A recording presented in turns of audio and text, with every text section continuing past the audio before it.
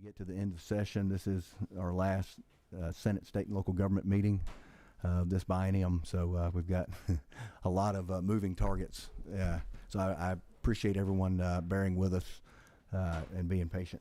Senator Sessler, would you open us up in a prayer? Thank you, Mr. Chairman. Let's pray.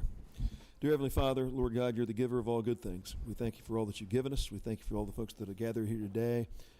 Pray that each of us would be honest, forthright, and keep our eyes on you.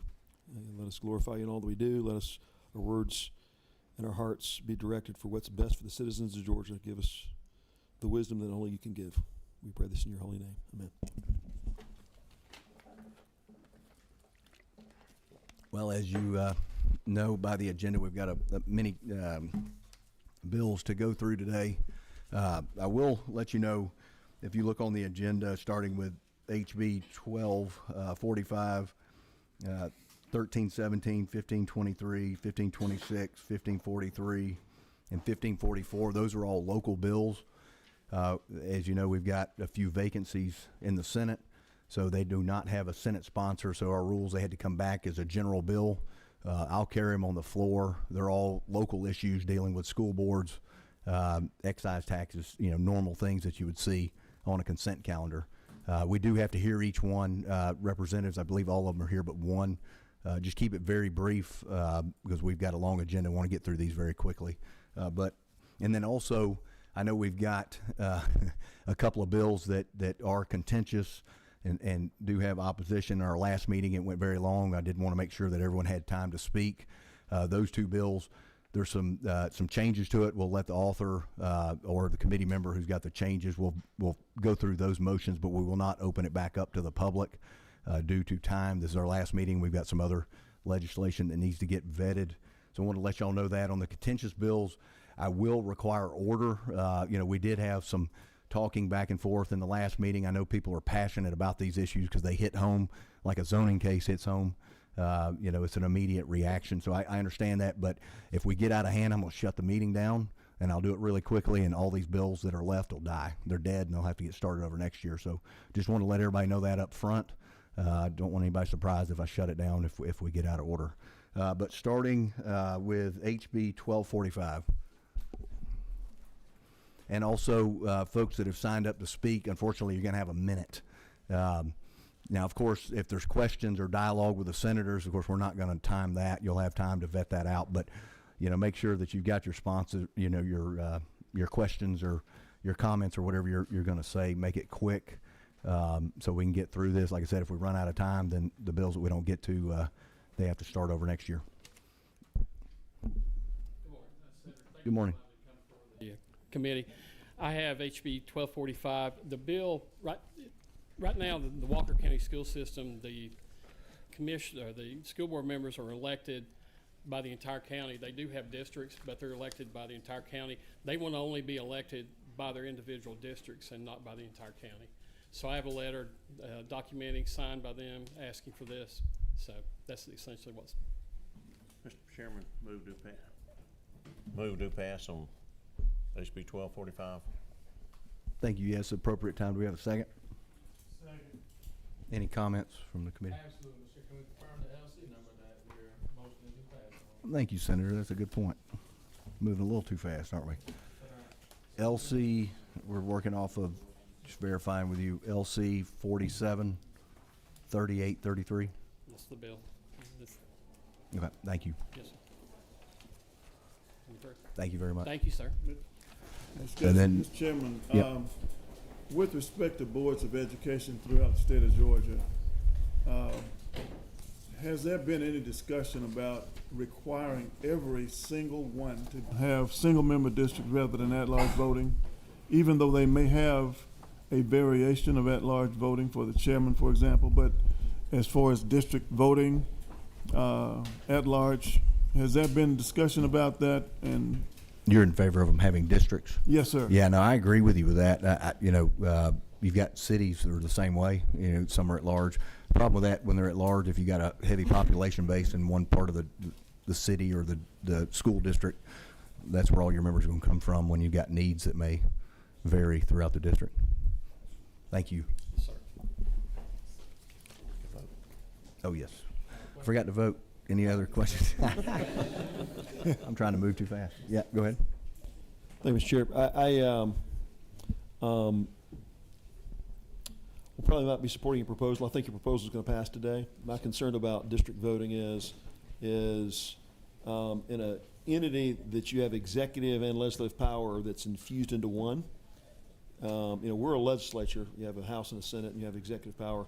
When one vote determines everything, you may have your one elected official that represents you, but in a board of 5 or 7 people, the power to unelect and to undo what you asked for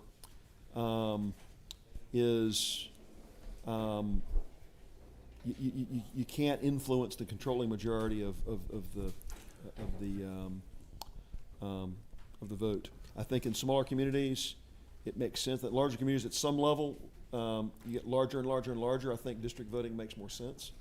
But I do think folks, I would just caution us to think about, my representative was with me, but there's nothing I can do to control the other votes, and one vote happens and it's dispositive, it's done, one and done. So I think for smaller communities, it's at-large voting's better. It's just my philosophy. I'm sure you'll get your bill, but I just wanted to say that. Thank you, on that. Senator. Yeah, Thank just want to remind the committee members, this is local legislation. Y'all pressed green on something similar to this probably 3 or 4 times this year. These are the locals. Locals, their issues locally are unique to their area. We've got 5 bills that we're going to get through after we get through these locals. I'd like to move along if we can. Thank you. All in favor, say aye. Any opposed?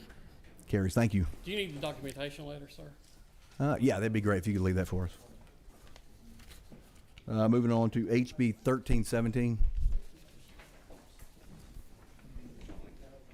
Mr. Chairman, at the appropriate time, I'll ask do pass on LC 473939, HB 1317. That'd be appropriate. We got a second? Any discussion? What does the bill do, Mr. Chairman? It's local legislation. It's a hotel motel tax requested by the city of Fort Oglethorpe, approved unanimously from the city of Fort Oglethorpe. Yeah, and I'll remind the committee members, unfortunately, I have to review all of these bills. I've reviewed them. These are, I know, as you start reading them, you're like, wait a minute, this could be, we're talking about a tax or we're talking about this or that, but this is local. The locals are needing it. They've requested it, and I've vetted these. You would have been pressing green on a consent calendar if we'd had a senator sitting in the district. All in favor? Raise your hand. All right, say aye. Yeah, that works. Thank you. What's that? Yeah, this is because there's no senator. Yeah, there's vacancies. Yep, that's all it is. Next up, we've got House Bill 1523. Oh, so yeah, and this has to do with a public facilities facility for Sumter County. That House member's not here. I'll be carrying all these on the Senate floor. Entertain a motion or Do pass on Thank you. LC 474164. Thank you. Do we have a second? Any discussion? All in favor say aye. Any opposed say neat. Thank you. It passes. Thank you. Moving on to House Bill 1526. Representative Green. Not here, is he? Okay.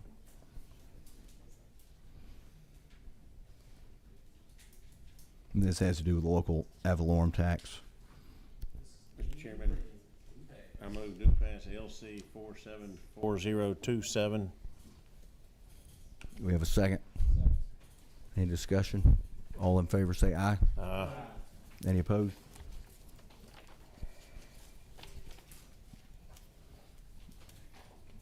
That bill passes. Moving on to 1543, LC 474192. Motion do pass. We have a second. Any discussion? All in favor say aye. Best Any bill you ever opposed? passed. Your bill passed unanimously. One more. Moving on to House Bill 1544. Another ad valorem Motion do tax. pass LC 474198. Do I have a second?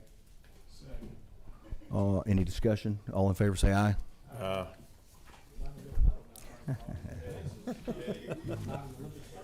As a past logo chair, I understand what the chairman's trying to get done. That one was Moore. He was the senator for that district, and we're yet to be determined on the new one.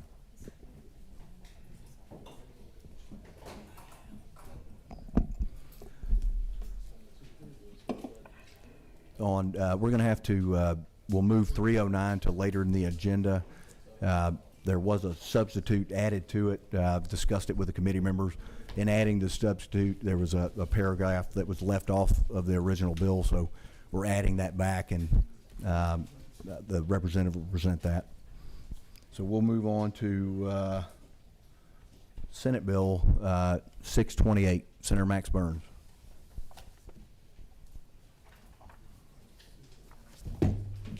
Thank you, Mr. Chairman. The committee heard Senate Bill 628 on Tuesday. This is the bill to make a minor revision of the charter in Augusta, Richmond County at the request of the County Commission in support of the Charter Review Committee. I have 3 members of the Charter Committee here with us today from Augusta.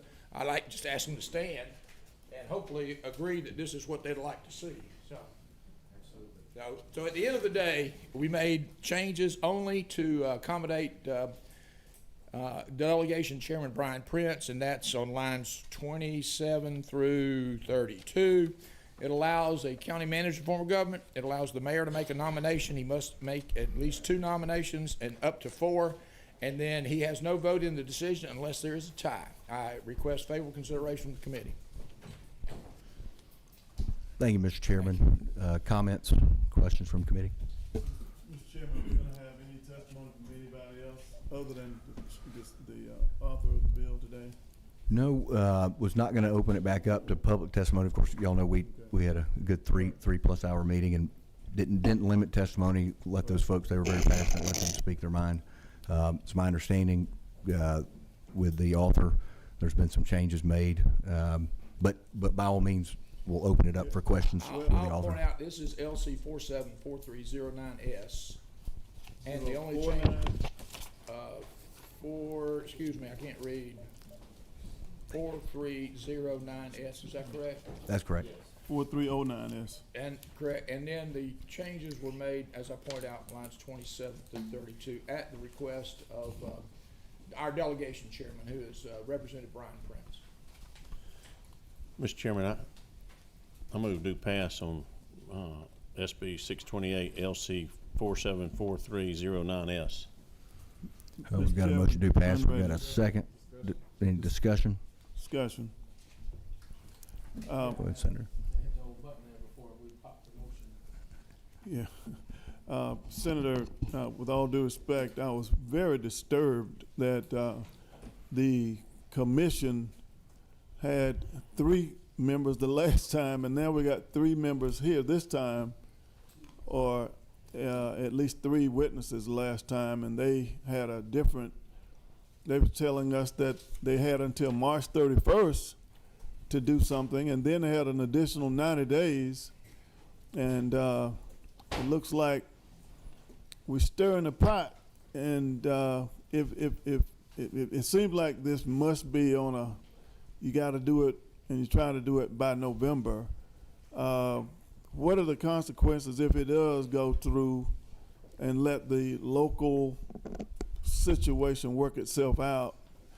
And I do note, you know, those people traveled from Augusta this week, and then we got somebody else traveling from Augusta, and I can just see that the community seemingly is unduly being divided over something that maybe could be worked out. Am I correct about the March 31st date that I heard on the testimony earlier this week, and that you could have an additional 90 days? Is that a fair statement? Well, and one thing I would just not directed at you, Senator, but we're dealing with a local issue. I know it's a general bill, but in the local bills, you know, we trust our senators. You know, they're plugged into their local areas. They know the issues that are going on, and I've had issues in my county. It's been over a decade ago where some things had to get cleaned up, and you know, sometimes you know, the state level has to come in to assist, and this looks like one of those times. But he has, you know, made a compromise with the locals, you know, some of them that were objecting to it, and I believe, you know, letting this sit on the table and go into next year, you know, from what I understand of the issue, it may make it worse, not help it. Sorry, Senator, go ahead. In response to the senator, just a brief response. I appreciate your concerns, but I point out that last time there was only one member of the Charter Review Committee here speaking. And they really were opposed to this particular request. And today we have 3 members of the Charter Review Committee who's here all supporting this request. This is essentially a unanimous request by the Charter Review Committee and a majority request by the County Commission. So we are simply responding to the request of the community. And the reason for us to take action is to allow the voters of Richmond, Augusta, Richmond County to vote on whether or not this is acceptable. So we're not doing anything other than allowing them to make their wishes known in a referendum. And I, again, appreciate favorable consideration. Thank you. Any, Senator Howard? Thank you, Mr. Chair. Chairman Burns, thank you for bringing this back up. I do appreciate you taking the consideration of members of the delegations, the feedback into, you know, taking that into consideration. Am I understanding correctly that there's still a lot of unreadiness with several members of the delegation with this current, even with the substitute, even with the changes, there's still unreadiness as far as supporting the bill, although there is appreciation that language has been adopted. Am I understanding that properly? It is correct that we have not yet reached full consensus. I would suggest to you that members of the delegation do not object to this particular request. Their concern really relates to the process, and I would suggest that we cannot continue to not take action. And again, I request favorable consideration. And one last, if I may, Mr. Chair. Would I be accurate in understanding that several members of the your delegation believe that the process is underway? There has been progress. It's not perfect, but they believe that the process should be allowed to continue before the state gets involved. Would that? I understand that's not your point of view, but am I correct that several members of the delegation want the local process to continue before the state gets involved? I would suggest that the process will continue, and they're nearing that completion. But we're up against a hard deadline, and it's called sine die.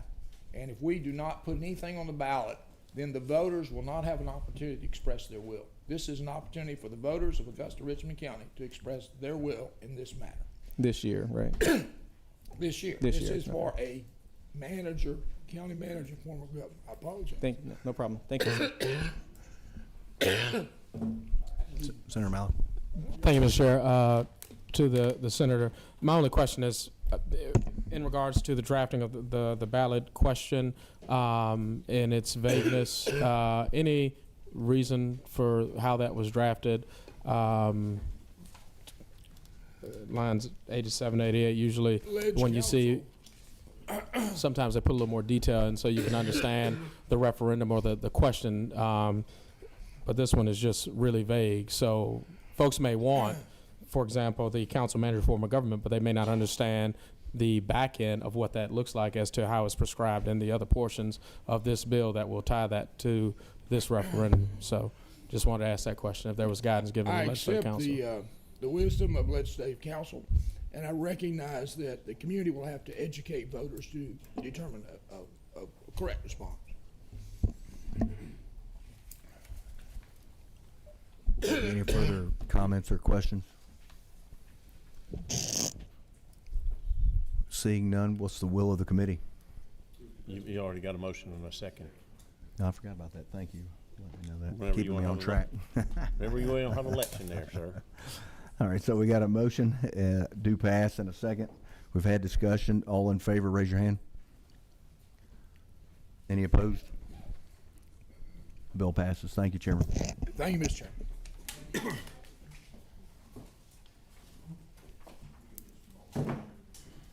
Now moving back to House bills, we've got House Bill 646.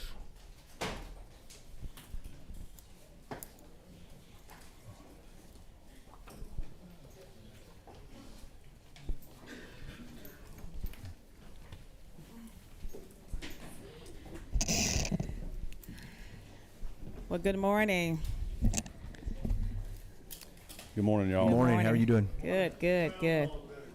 Mr. Chairman, I want to let the committee know, and on behalf of my friend and colleague, Yes. today is a very rough day for she and Chairman Lumsden.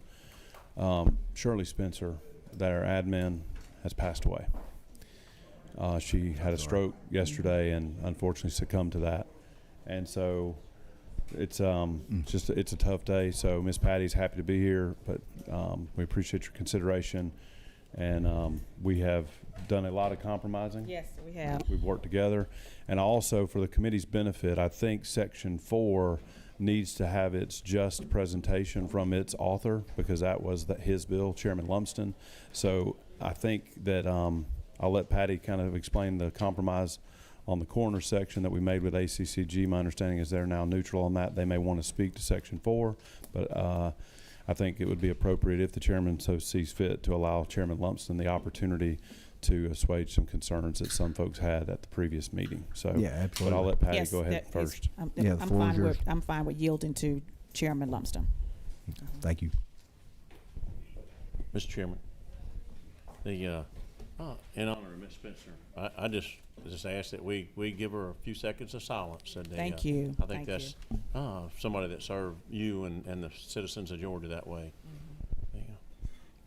Thank you, Senator. Very appropriate. Yeah, if everyone would, if you'll bow your heads with us in a moment of silence. Thank you.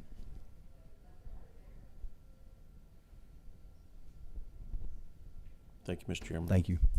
Thank you. She actually served for Chairman Lumsden for 10 years, and my firm will be in charge of her services. Well, please let us know of the arrangements. I certainly will. So sorry Thank for you. your loss, son. Thank you. Very sweet lady, and someone that had been my right hand for about 10 years. She was Oh, wow. She was top notch. 10 years, all a the way decade. Wow. around. Feeling her loss heavily. Thank you. I am so sorry for your loss as well. All right, moving on to the bill at hand, House Bill 646. We're working off of LC 474310S. That's correct. Please proceed. You Yeah. can. You want me to Floor is yours. explain my portion of this? Yes. Yeah, that'd be this great. bill? Thank you. All right. This was originally House Bill 868. This is a bill that comes as a request from the Constitutional Officers Association, and it addresses a retirement benefit for the 4 constitutional officers serving at the local level, those being the sheriff, clerk of courts, tax commissioners, and probate judge. These offices, as you probably know, were created by the state legislature, and their salaries and responsibilities are likewise determined by an act of the state legislature. The salaries and benefits, however, are the responsibility of the local government and vary from county to county based on population. These are elected officers, and they must stand for election every 4 years. The bill addresses an issue some of these long-serving officers face when they have served at least 16 years and reached the age of 55. Many have served much longer than that. For them, this is more than public service. It's been their livelihood and their career. This bill would make it possible for these constitutional officers, once they have served 16 years and reached the age of 55, to retire and keep their health insurance till they reach the age of 65 and go on Medicare. Currently, if they retire before age 65, they lose their health insurance and must get health insurance through the marketplace. The true cost of health insurance in the marketplace runs between $12,000 and $15,000 annually, depending on whether they have individual coverage or family coverage. Most of these officers will continue to serve because the cost of health insurance keeps them from being able to retire. While it is true that they must run for office every 4 years, it is highly unlikely that they will lose their office unless they do something that really turns voters against them. This bill can give some of these long-serving officers an option to retire. However, many who qualify will not choose to do so because they still need to build more years into their retirement plans. To understand what this bill does, you must consider the practical implications. Every time one of these constitutional officers is reelected, he or she receives a 5% increase in their salary. A constitutional officer who has served 16 years is making 20% more than a newly elected officer would make. If they have served 20 years, they would be making 25% more. This bill would require the county to apply the difference between what the newly elected constitutional officer makes and what the retiring constitutional officer makes toward the true cost of health insurance provided by the county for the retiring constitutional officer. You may argue that the long-serving constitutional officer retiring would be a savings to the county. Back to the practical implication. Without this option, the long-serving constitutional officer would not retire, and upon re-election would receive another 5% increase, costing the county even more. This is a revenue-neutral option, and in a number of counties it would represent a savings to the county budget. Yes, this is a mandate, but it's not an unfunded mandate. I believe that a revenue-neutral option for the long-serving constitutional officer that is able to retire makes for good public policy, and we, the legislature, I would remind you, set those policies. Mr. Chairman, that's the bill. Be glad to answer any questions. Any comments or questions from committee?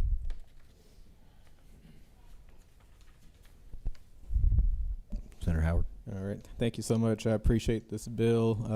Definitely addressing a very urgent issue.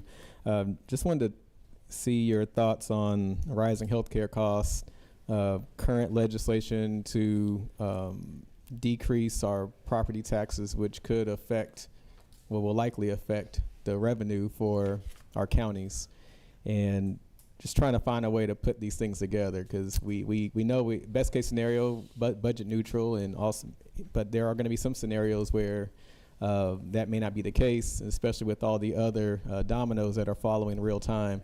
I just had a concern about that 10-year period, and I didn't know if you were open to a discussion about shortening that 10-year period and maybe making it 5 or 7.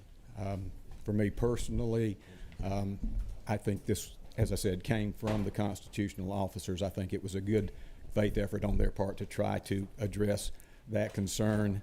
The more narrow that you make it, the less likely there will be people to take advantage of it. And I would just point out that based on its current construction, statewide, you're going to have very few people on the whole that were going to find themselves in this position at this particular moment. Going forward, there may be a few, but I would say statewide, at any given point in time, you may have 10 or 15 constitutional officers in various counties of the 159 counties that may qualify for it. So I would believe in its current construction. Really, it's been thought through. I think this makes the most sense. As far as the other issue that you raised relative to insurance, I am chairman of insurance in the House, and you have a bill before you that has been the result of our study committee concerning the actions of the conduct of insurance in our state and how it affects premiums and how it affects our policyholders. So I would urge you to move that. I think it's good policy. Yeah. It's been an issue that's been well studied, but I don't connect these two. Yes, this is really about county government and their actions. Insurance is about impacting our policyholders and the public at large more than it is about the concern at the local government level. Okay. Thank you. Senator Williams. Thank you, Mr. Chairman. Chairman Lumsden, thank you very much. You say it's cost neutral, but any of us that run a business, if I have someone that retires and I go ahead and he comes off the payroll, but I've got to continue covering him with insurance and his spouse and possibly child, and then I hire someone to take that person's place, then I've got to insure them also. So it's not cost neutral. I would argue in a practical sense, sir, it is, because if that person leaves, he may leave because of the incentive. But if he doesn't have that incentive, he's not going to leave. What's it going to cost the county then? He's going to continue to stay in his position, and the next time he's elected, it's going to cost the county 5% more. But what does hospital insurance and health insurance cost? As I said, in the private market, it costs anywhere from $12,000 to $15,000 based on whether it's an individual or a family coverage. Right. But I would point out that your overall package, even including your health insurance, you're still, as I said, 20 to 25% cost differential between what that new person is making and what the person that is has been serving will continue to make. So all those factors cost in, and we had a number of counties that came to make presentations relative to that, and many of them were actually seeing a significant savings because the larger the county, the higher the salary, the greater the savings for the county. Okay. I have a county that's in trouble financially, undergoing a forensic audit right now, and they're not, they've told me they can't handle anymore. They're in financial straits right now. So, this is, and I know you understand, you represent your constituents, I represent mine. And whenever I convey to them what's going on, then they tell me absolutely not, we can't afford it, we can't do it. We'll just have to keep doing like we're doing.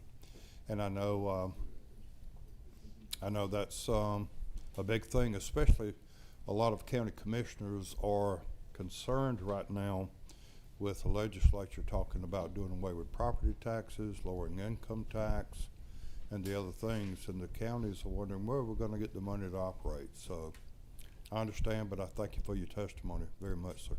Sir.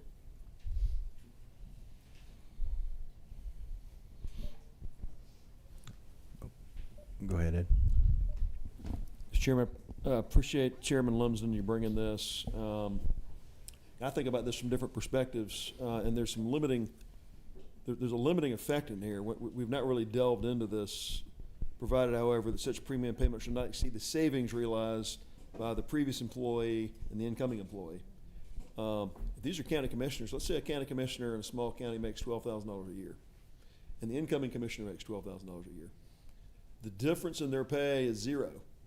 That means this doesn't cost a penny for that. It's not like we're bankrolling things. It's only when you've got this differential, you have someone going out and someone coming in at a lower pay scale, that this actually has space to operate. So when you think about the limiting effect of this, and I don't know that it's even good policy to put the limiting effect you've put in this bill. I'd support this without this provided, however, because I think this is a good service to provide to people. But that limiting effect really, again, for county commissioners where the pay doesn't change, isn't it true this costs nothing? I would point out to you that the original bill only addressed the 4 constitutional officers. Yeah. The county commissioners were added in as a committee request. Yeah. I'm perfectly fine if you take the county commissioners out. Yeah, but my point is, I don't know the only way this would cost 1 penny for a county commissioner is if county commissioner pay went down. Is that not true? For county commissioners, as I said, for part-time county commissioners, the higher the salary, the greater the savings, but because these are part-time and their salaries are not like comparable to the full-time constitutional officers, I really didn't see that the addition of the county commissioners in terms of, for practical purposes, worked.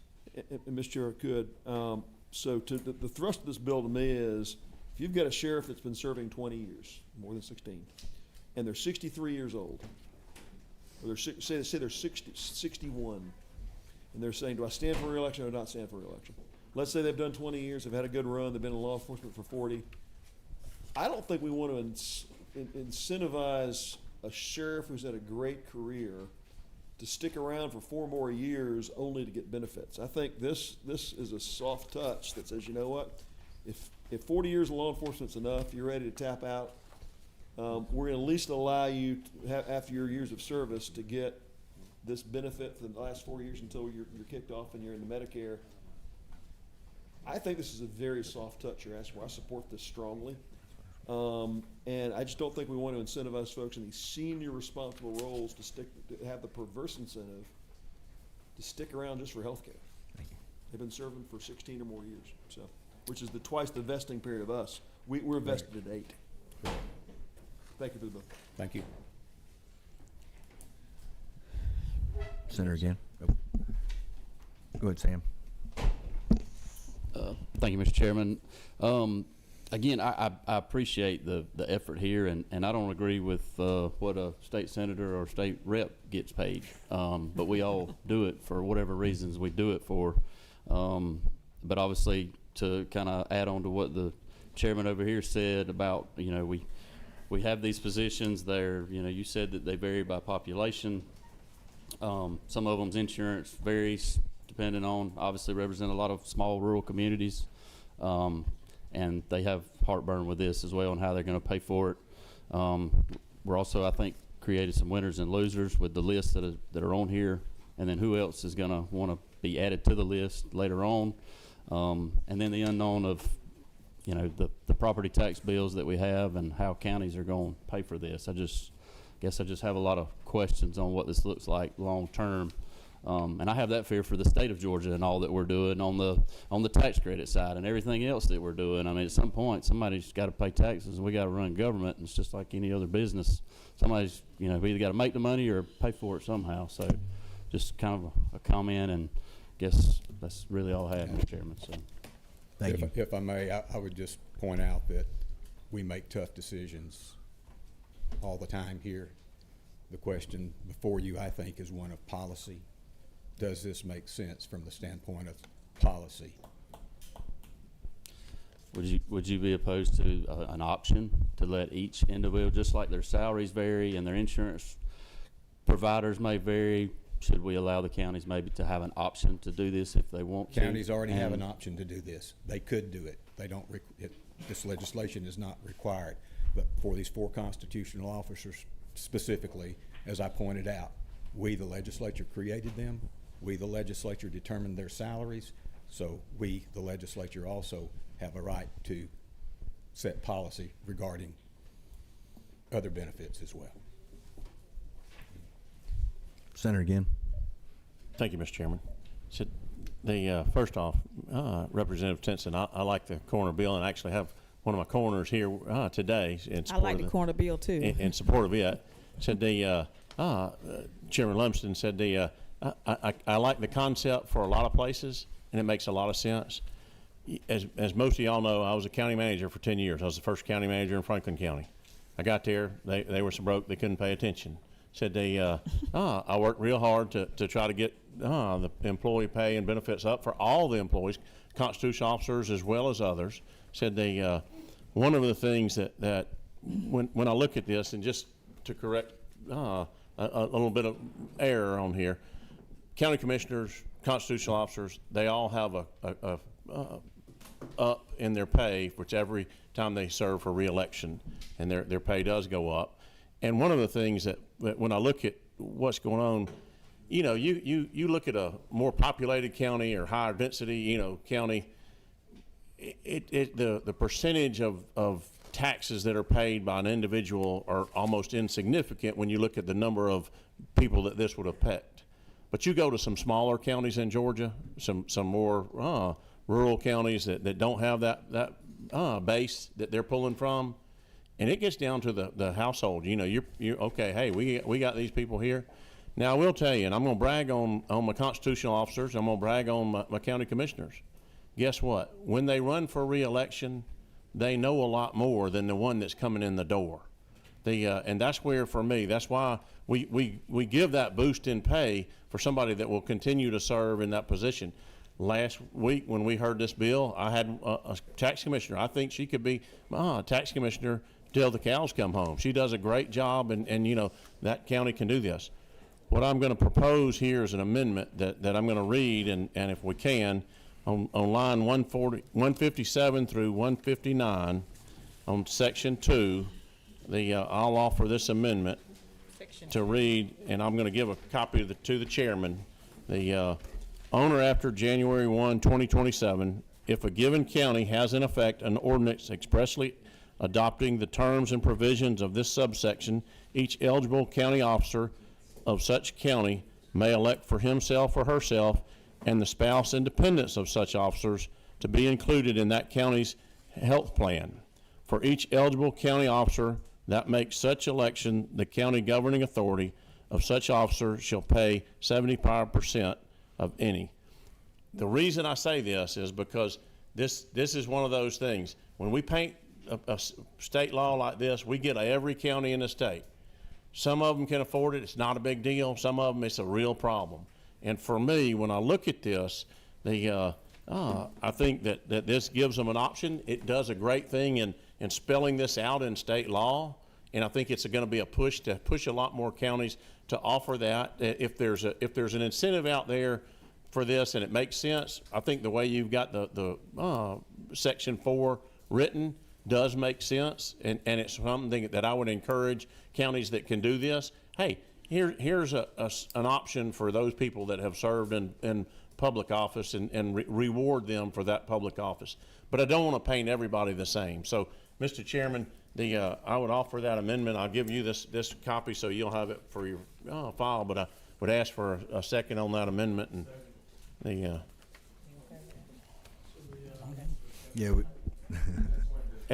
Yeah, we're getting cart before the horse.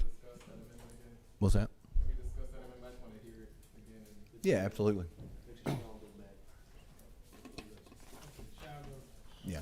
Yeah. Yeah, there you go. That's what I want. Yeah, that's I just what we'll do. At the right time, I want to make sure we're. Yeah, we're getting the cart before the horse. Thank you. Yep. Any further questions, Senator Sessler? Hey, Mr. Chairman, in deference to the senator from 47th, I think it guts the bill. Because today the posture we're in is it's a may. This takes it to a shall. I mean, I'm sorry, the bill is proposed as a shall. Your amendment makes it a may. The current status of the law is a may. There's no need to do this if it becomes a may. If it's gonna be a may, take the whole code section out and move on. I think because I will tell you honestly, the language on 161 to 166 that limits this actually moves it backwards. It would have a perverse effect on the effect of what the gentleman's trying to create. I mean, Mr. Chairman, I just think we ought to decide if Section 4 stays in or not. Because as it stands today, all these things can happen as a may at county discretion. The cleaner thing would be to remove this altogether from this bill and let the coroner bill move on its own, unless we think the policy of Section 4 is good, which means we leave it in. I think this creates a chaotic effect. Go ahead, Senator. And that's the author's opinion on that. Mr. Chairman, the reason that I think that Representative Lumsden has brought this forward is the constitutional officers are looking after the constitutional officers. The commissioners can look after the county commissioners. But I think because it's a financial position, and the county commissioners have to set the millage rate in each of their counties. They're the ones that are responsible for that. And that's where, for me, by putting it into effect, I think it's a good thing to do. I do think that the language that is spelled out here is a good start, and I think by keeping that language alive in the bill gives every county a good place to start. Hey, here's what we're going to do. If they want to, and I agree with the senator from the 37th said that if they want to do better than that, they always can. But this gives them a great place to start, and it's one of the things that, hey, I'm a big proponent for local control and local government, and that's where, for me, I think this amendment still allows flexibility from one county to the next, but it gives them a good starting point and helps my constitutional officers that have that ability to move forward to do that. And I'd ask for your vote and consideration on the amendment. And I want to pass. I don't want to see my coroners. I want to see that bill pass as well. So I think it's a good compromise to move the bill forward and still leave that language alive. And we're going to let the author answer Senator Sessler's question. I understand your argument. I would simply say that this is something that counties can already do. They may do this. by putting the language in place, I think that you've proposed, I do think that it perhaps communicates and sets a framework that counties could follow. But as I said, they're already in a position of being able to do this. But for the most part, they are not doing that. So, true what Senator Setzler said, by changing it from shall to may, it does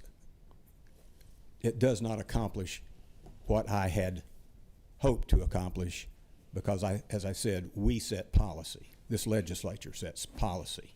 And I think what I proposed is a good policy, but if in the wisdom of this committee you want to do something different, obviously that is your prerogative.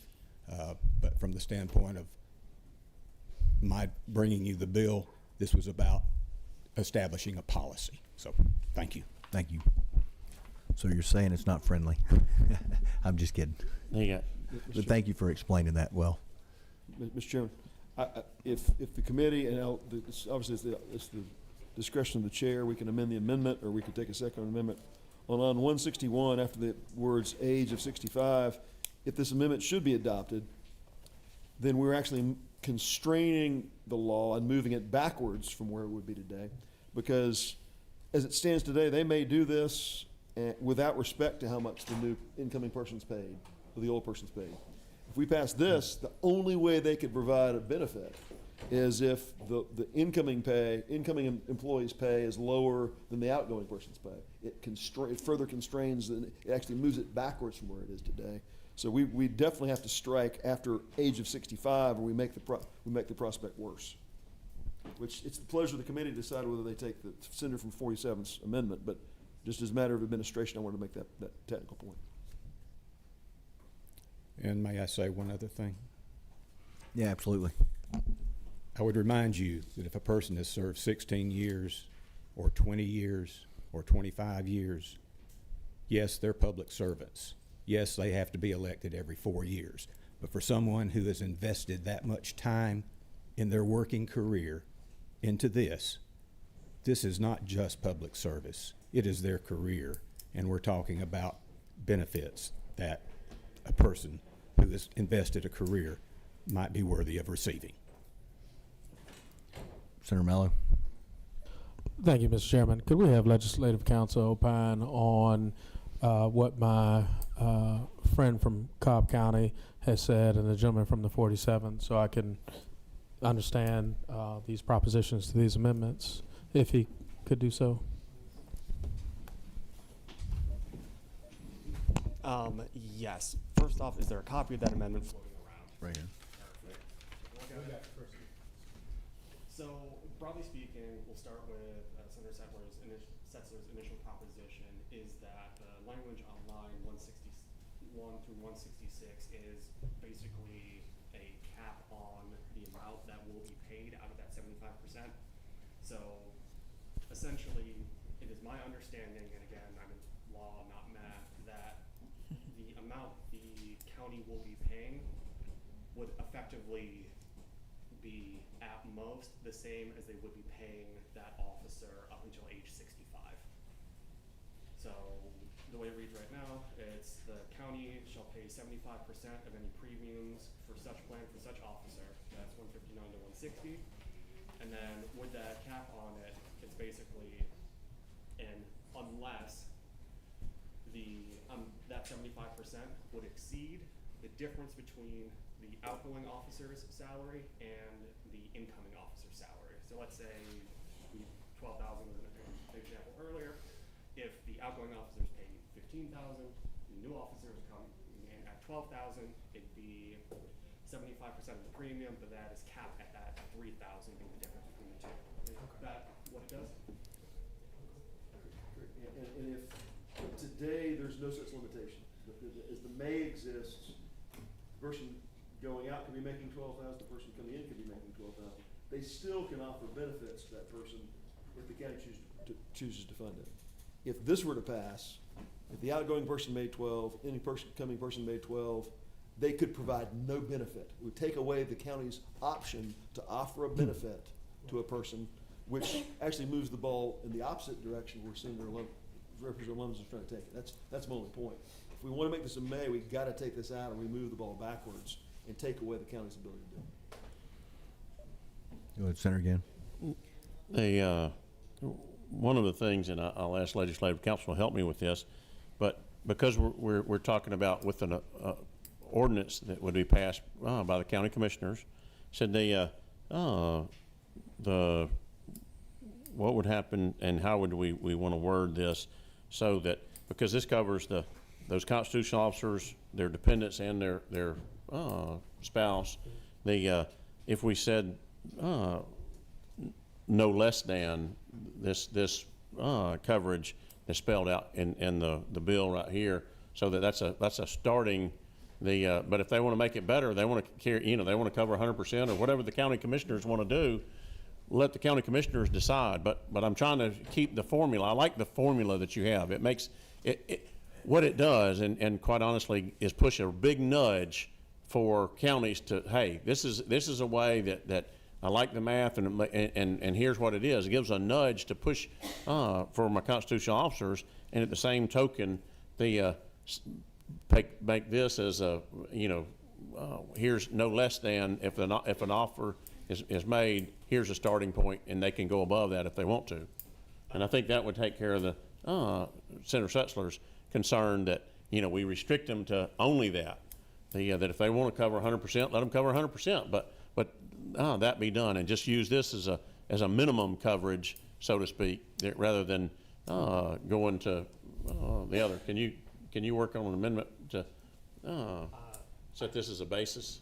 I can. My question as a follow-up with that would you like to keep the language from 161 to 66, that cap language in there as well? That's what I'm saying, is make that a starting point for an ordinance that they would pass, that they, if they're going to pick up coverage for those people that are outgoing, because some counties may pick them up already. I don't know, but to me, otherwise, if you strike that, then it's totally, you don't have in statute, you don't have a good starting point for county commissioners to bring that forward. And to me, I'm trying to keep the language, which I like your idea, in the bill, so that it starts the discussion as a nudge for those counties that can afford it. So in that case, if you want to keep the May provision, so we'll go with the initial amendment as a proposition.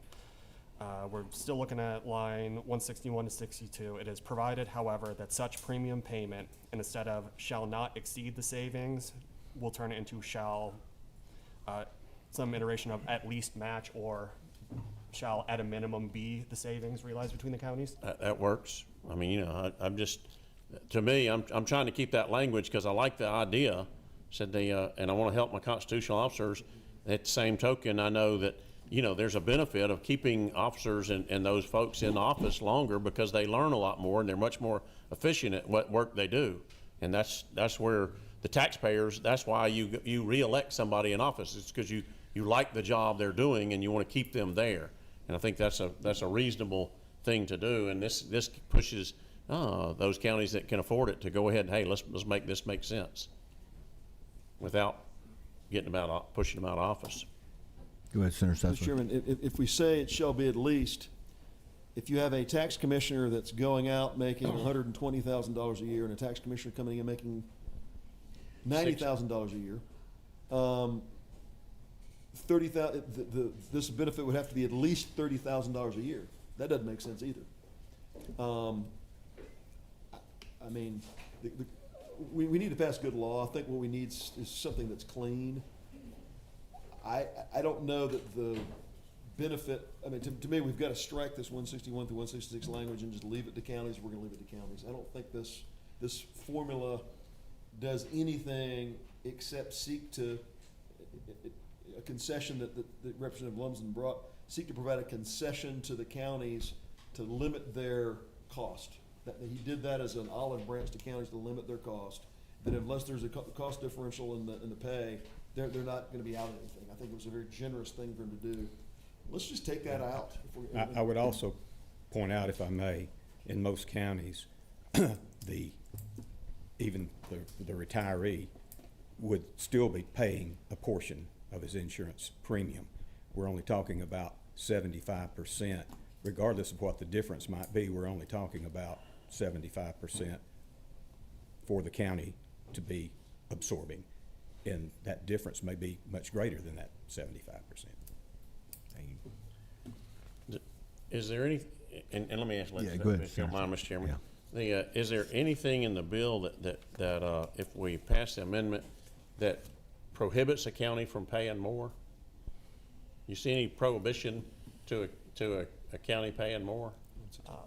If they wanted to cover 100% of the cost or whatever the cost here, that's, I guess, the first question I'm gonna ask is, where's the prohibition to them picking up more cost if they want to? If you look at line 159, the sentence, the governing authority of such officer shall pay 75%. So it'd be put in general law, they would elect to under that instance. So if we change that shall to a may pay or whatever they determine, I mean, you know, I'm just, is that the easiest way to fix that? So if there is that, and then to Senator Setzler's as well, the other prohibition would be that provided, however, which would put a cap on it. So it would be, if you make it optional toward that amendment, and if need be to hack out language, if it is the will of the committee, very happy to recess to actually get the language locked in. But at the moment, if you wanted to say at least, it would be governing authority shall pay at least 75%, and then you remove that provided, however. Okay. Do you need time to perfect that? I would say yes, just to make sure I get the language locked in, so. Okay. At least as nearly as possible. Yes. All the words we use to get close back. Yes. So I wouldn't need time We to pick up another bill and then come back to this? Awesome. Yeah, we'll stand in, not the committee, but yeah, we'll come back to your bill before we vote. So we want to make sure we get that language corrected. Yep, go ahead. If I may, since we're gonna need to come back, would it be okay if Representative Will Wade sit in my space? Oh, absolutely. Yeah, I've discussed this bill with him Yeah, I numerous just times. have some things that came up that requires my immediate Yeah, attention. no, we're gonna vote on it before we adjourn today. Okay. But yeah, you're Yeah, fine. yeah. Yes, ma'am, you're I have totally something fine. that came up Yeah, that no, I- we've vetted the bill. We understand the changes. Yes. Now, so yeah, we'll see what the will of the committee is. Absolutely. Thank you, Mr. No, Chairman. for Thank your you, time. members of the committee. Again, I'm so sorry for y'all's loss. I Yes, can't that's what I imagine. need to go take care of. Yeah, I understand. Before Representative Simpson Yeah, leaves, go ahead, Senator. if we took out number 4 altogether, would you be upset? This section 4, would you be upset? No, I wouldn't be upset. I'd be disappointed, but I Okay. wouldn't be upset. But I will be disappointed. Okay. And so you wouldn't want to disappoint this. Right. I wouldn't want to ever disappoint you. Yeah. Thank you. Thank you. Order chair. Thank you.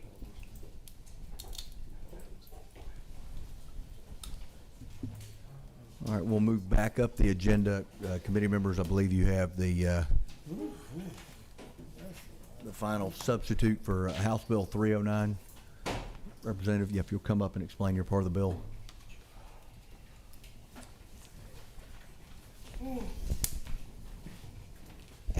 Thank you, Mr. Chairman, members of the committee. I'm working on LC 395127S. I will start with section 5, if that's all right. We're going to end up bouncing around just a little bit. So section 5 is the same that we talked about last time we were here. If a county wants to create a police department, the commissioners vote on it and it goes to a citizens vote. If the county no longer wants that same police department under current law, the commissioners vote on it and it's gone. So this would go back to a citizens vote. So the way you create it would be the same way you get rid of it. The other part in this that I would like to explain would be section 7. Section 7 essentially is pretty simplistic. If a builder, developer, whoever gets a permit for a project, a moratorium of that type project cannot be retroactively put in place to stop the project once it's been approved.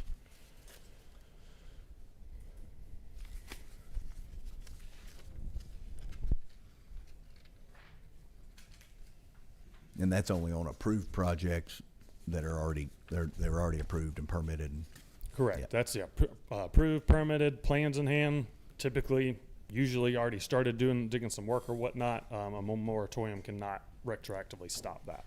And once then they're approved. this doesn't put any timetables on moratoriums for municipalities. They can still do what's under Absolutely. current statute. Local can still do and put them Yeah, in changes as they none of that. please. Okay. Absolutely.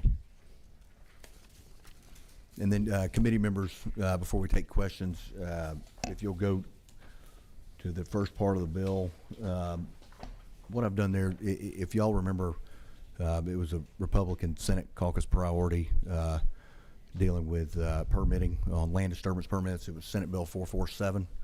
I've attached the language in 309 with the author's permission. It mirrors what is sitting in rules in the House right now.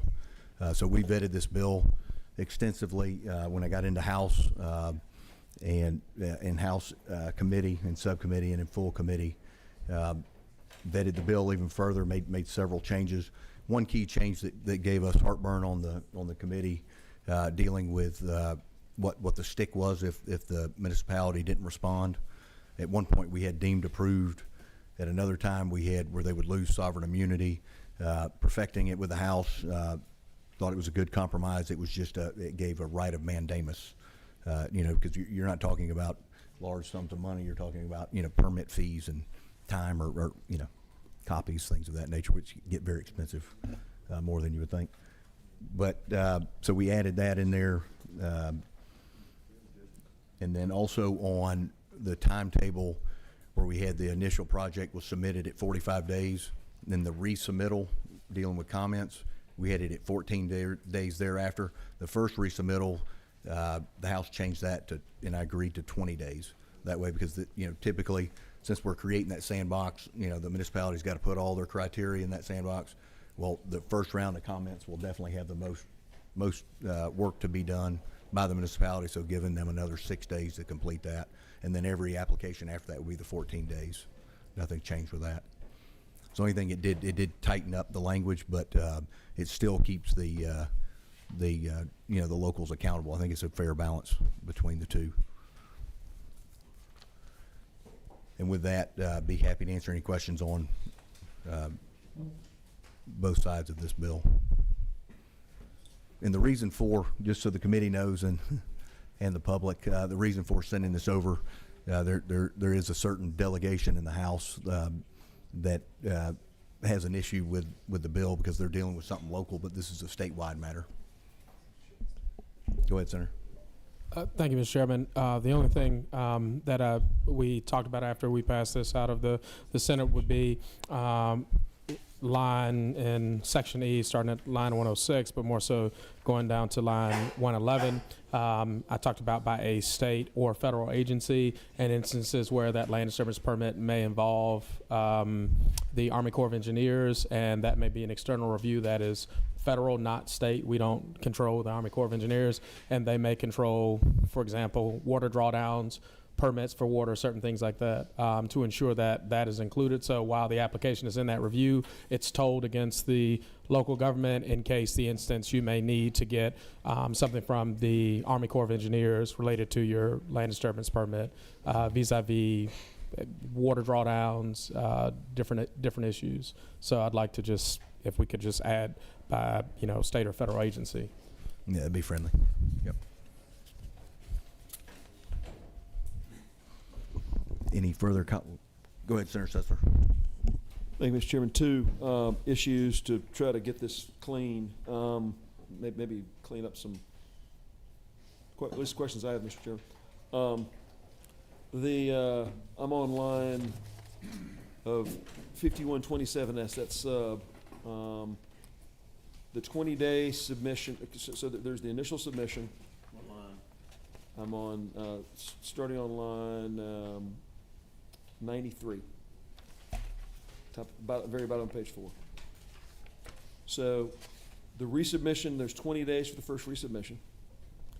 And then on line 94, there's 14 days for any subsequent resubmission, if there's a third or fourth or any subsequent, okay? My only concern is, and listen, I feel the pain in my personal business of resubmission for permits. It's the design professional that gets hammered again and again and again with, fix this, this is fixed, now fix this, now fix that. I feel that. It's a real thing. I think the balance here, though, is if I think to deny the government to be able to raise a material question that could have, life safety, or code issues. I think for any subsequent resubmission, like the sort of the third bite of the apple, I think they should not be able to add any comments. My concern is if we don't allow the government to add any new comments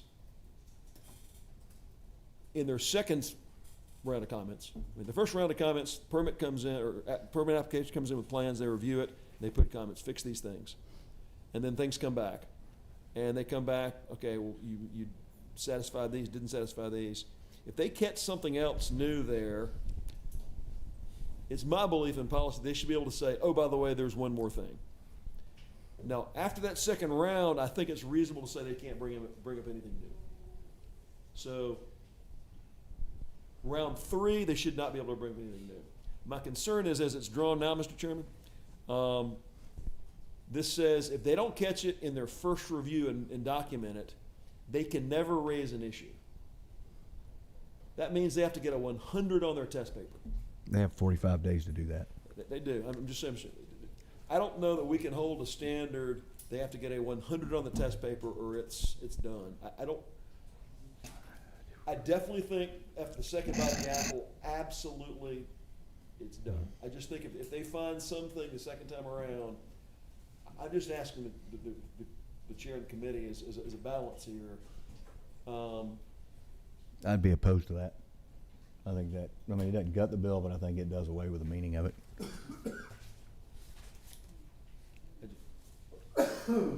Second issue, Mr. Chairman, I raise is back on the gentleman's lines 255 through 256.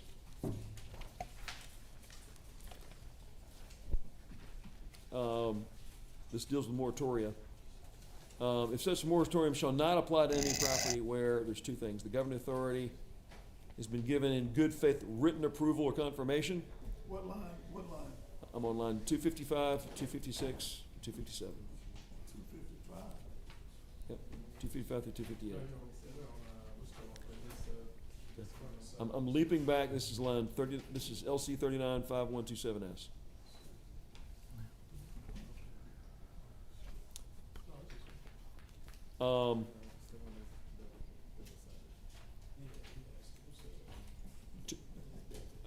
Mr. Chairman, this is going to be a question for the author. It's ultimately, I'm trying to get our members with us. Okay, on line 255 through 258. I understand the moratorium shall not apply on things that have a permit. That's lines 257, 58. If they've issued a permit to proceed, I completely get that. My question is, what does it mean for a governing authority to have issued a written approval or confirmation of an identified development? That seems pretty loose to me.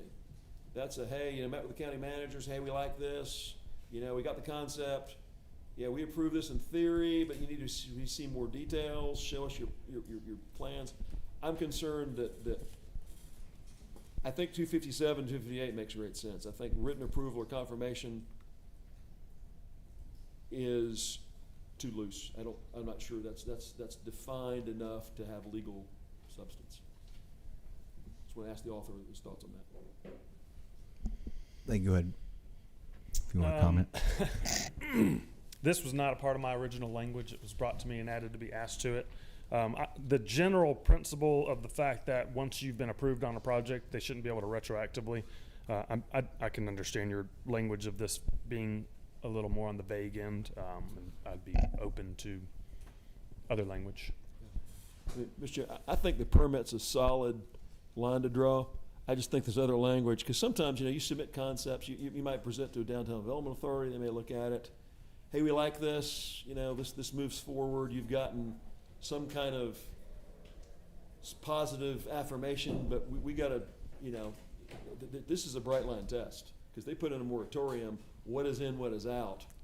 And I think if you got a permit, you're clear. If you've just been talking to people and submitted the concept and it's still kind of back and forth, I mean, if the gentleman's friendly to that, I would just move to strike the I've got the specific language, but that written approval or confirmation, that's pretty undefined. That was my only concern. Yeah, the only thing I'd like to ask Ledge Council, because written approval, when a zoning is finalized is when it's 30 days, the chairman signs it and you got 30-day appeal period, and that's your written approvals. I don't know if, I'd like to ask Ledge Council on their opinion on if they feel like this is too loose or if this is capturing approved projects.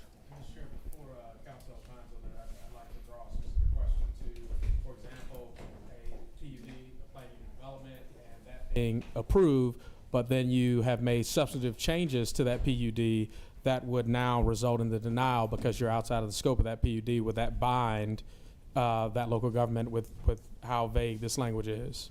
Yeah, we've got Macy McFall. If you come up, I think she can provide more clarity for the committee.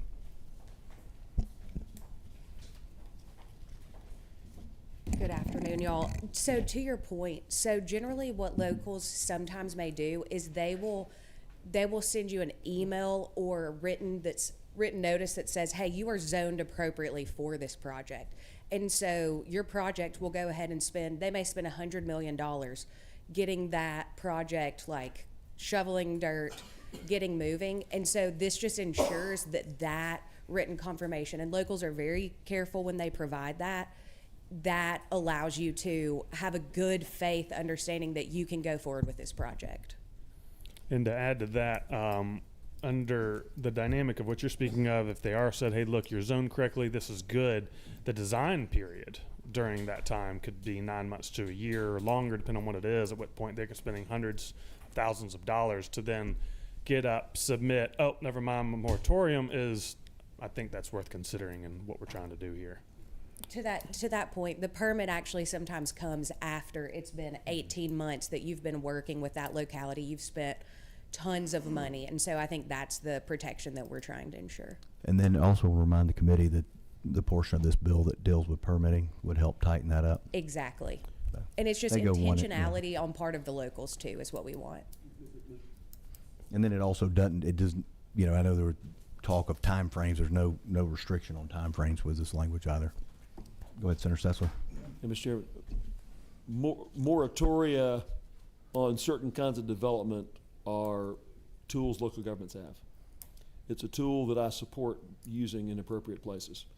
I just think there's got to be clarity in what that means. I mean, I think if it's a formal approval of zoning classification, I know there's, to me, there needs to be a bright line test on this, because this is going to be heavily litigated. A whole lot of money's on the line. I just think we need a bright line test if it means, I know you got written approval. Written approval of existing zoning, written formal adoption of a new zoning classification, something that's an act that is a snapshot in time. Because what's going to happen is people say, well, I went by and met with the development. They said, yeah, you're zoned for this, you're good. But maybe there are elements of it that sort of changed. There was within the general zoning, but there were some other changes to the plan that aren't exactly consistent. Well, did that constitute approval or not? We spent money in design, but now they don't like the design. So do we get around their ability to stop this? It's just, I can imagine there being some real. And then too, I wasn't fully paying attention. Sorry, I was reading. Can't do two things at once. On 257, wouldn't that take care of what Senator Sessler's worried about with the local governments issuing permits? I mean, they're saying that's got to have a permit issued and not related to the moratorium. Correct. And I think to your point, we want the localities to have, so they will take this and they can have a local ordinance on what written confirmation is. And so I think that gives them the flexibility as well. We still want them to have local control to make those decisions. Yeah, Senator Mallow. In the city of Savannah, for example, in Chatham County, we have hotels that are built and constructed, and that might be development by right. But however, you have the Metropolitan Planning Commission who can send you an email and say, by right, you can absolutely build that. However, does that constitute approval? That's not the city of Savannah who issues the permits. That's not the mayor and council. And so I just have hesitation because we have several layers of review, Historical Preservation Committee, HPC, MPC, before you can get to that point, and it may not move. Before you get to council, you got to go through MPC, you got to go through HPC. However, we found in instances where City of Savannah said absolutely, but did not know that that building was historic in nature. And since it is, now it goes through a different process, because when this was submitted, you did not say that this was this structure, it was historic, it was non-contributing, whatever. And then they find out that it is, somebody missed that. Would they then be bound to move forward? I just have No. issues because of its vagueness. No, it would be all on the local government authority that has the power to issue this permit. So they still keep that full authority. It's not some other, a planning commission staffer who says, yeah, this looks good to go. That would not cover it under the law. So it would have to be, you got something from the mayor and council or chairman and board of commissioners, not something from a city staff person. Exactly. Yeah, it would be the the permitting authority. That's all that is contemplated. Senator Howard. Thank you so much. My comment and question is really about the senator from the 37's first point. And I know you mentioned that you wouldn't feel comfortable with that, but I wanted to see, was there anything unfactual about his observation from his first point about how this bill reads as it is? When it comes to that second review. Do you want to know what? Factual? Was there anything unfactual about how he, what he shared with his first point that he made? Because I know you mentioned that you had, you were uncomfortable making any of those changes that he recommended, but his recommendations were based on his observation of the language. Was there anything unfactual about what he said? It just helps Well, it me wasn't to challenging the factual, Yeah. what if he was stating something true or false. What it was there again, the municipality on the first try, they have 45. We voted this out already, guys. No, I remember, but anyways, you got 45 days. You got a month and a half to review the darn thing. You're talking about somebody that's a professional that knows what they're doing. That's plenty of time to do that. And they've got a sandbox that they've already got. In the bill, you're going to have to lay out everything that they're going to be commenting on. They got a month and a half to do it. I would hope that within that time frame that they would have time to review it accurately. I wouldn't see why they wouldn't. I can review plans within a couple hours, but I've done it for 25 years. But I think 45 days sets that out. We've got municipalities that are acting bad, and we've got to put those guardrails up. Savannah does it in 10 days. Yeah. And I know you are, but I'm just pointing to a good actor. Barrow County that I represent, they operate within a couple of months, going through the land disturbance I think the permit. time was not a problem. It's really about what you gathered in that time frame, right? When you go back in and you're reassessing, sometimes it can be a different pair of eyes. Seeing it in person, it changes things. And so I just wanted to double check. And again, just for clarity, he just made some good points, and I wanted to kind of get a sense of No, it's a hesitation. valid point. Yeah. We've vetted, and I've vetted the heck out of it in the house. But what I would say would be that you've got professionals and they've got a time frame, and they need to do it within that time frame, and that 45 days is plenty enough time to do that. And we've got to hold them accountable because they're delaying projects, and we're talking about affordability here, from property taxes to income tax to housing that people can't afford. First-time home buyers average is 40 plus years old to buy a house. This right here will help affordability. Is it the one shot silver bullet? No, but it is a step in the right direction. And I know your caucus and my caucus, affordability is our number one issue, and among many others. But this will do good to help that. And like I said, 45 days is plenty enough time to review a plat and That's come up with helpful. comments. But Thank you so for much. it was a valid question, though. Thank you. Yep. Sorry, go ahead. Mr. Chairman, I don't want to delay anything else. I don't want surely to delay somebody's construction project, but I move to pass LC 395127S. We got a motion and a second. All in favor, raise your hand. Amendment, Mr. Chairman. All in favor, raise your hand. Well, he can make his amendment, and then Oh, wait, no, we've got your amendment we've got to make. I apologize. I need to slow down. All right, we need to go back to comments. So do pass motion, the motion to amend. Yep, thank you. Policy 395127S, on line 111. The motion to amend is by inserting on line 111 after state the word or federal agency.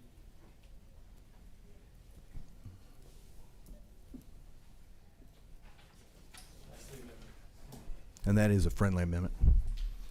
Thank you all for catching me. I was getting ahead of myself there. second. We got a motion and a second on that amendment. Thank you, Mr. Chair, and a second amendment would be to also on line 106, by inserting Or federal. utilize a federal or state agency, so that 106 and 111 are congruent, as advised by legislative council. Thank you. That's my amendment. Yep. Please. Second. Thank you. And we got a motion and a second to pass on the amendment. All in favor? Any opposed? Now we'll take up the underlying bill. I've got a question on line 7, one offer an amendment to this section 7 piece, Mr. Chairman. And I'm subject. This is a really big policy, and I want to make sure that we're talking about a specific development. And I think if we were to add on line 50, I'm prepared to offer this as an amendment. I want to be deferent to the chairman's bill. In good faith, official written approval. Written approval, I got an email saying, yeah, good. To me, if it's an official action, it's an official approval, there's got to be a discreteness to the action, or otherwise there's got to be a moment in time. And it's got to be for a specific development. If you get an email from 7 years ago that says this project's able to be used for multifamily development, and then 7 years later, so I've got this, they told me 7 years ago that this is available for multifamily development, and now all of a sudden that voids the ability to bring a moratorium in place. It's not with respect to a project, but with respect to a zoning categorization. This eliminates the ability to do moratoria. And I do not want to gut our local government's ability to do moratoria. I think it's an important tool.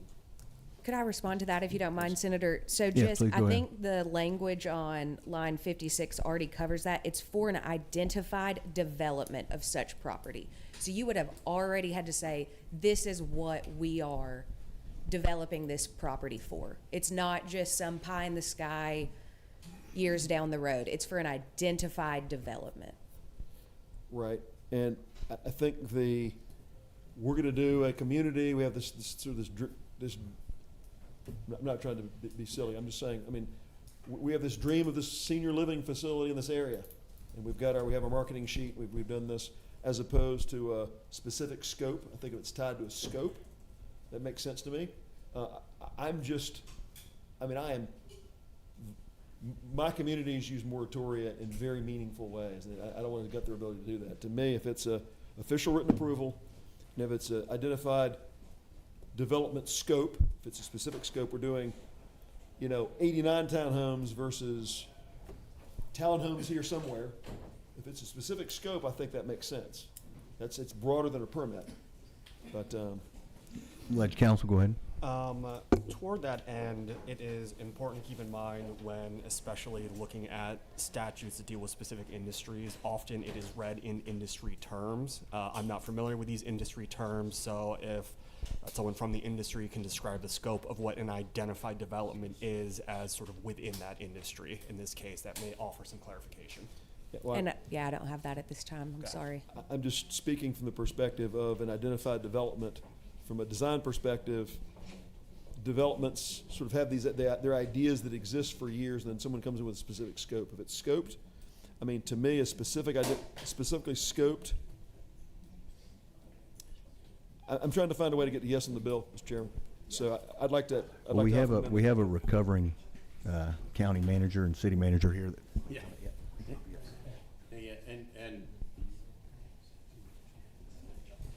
Yeah, and just so you, nobody can give that authority away. You know, if there's a staff member that erroneously gives information out that it's not approved, that is easily stopped. The only people that can give the authority is the governing authority, and so you don't have to worry about, you know, well somebody flippantly said something, that goes back to the governing authority, whatever that may be, for the city or county or whoever.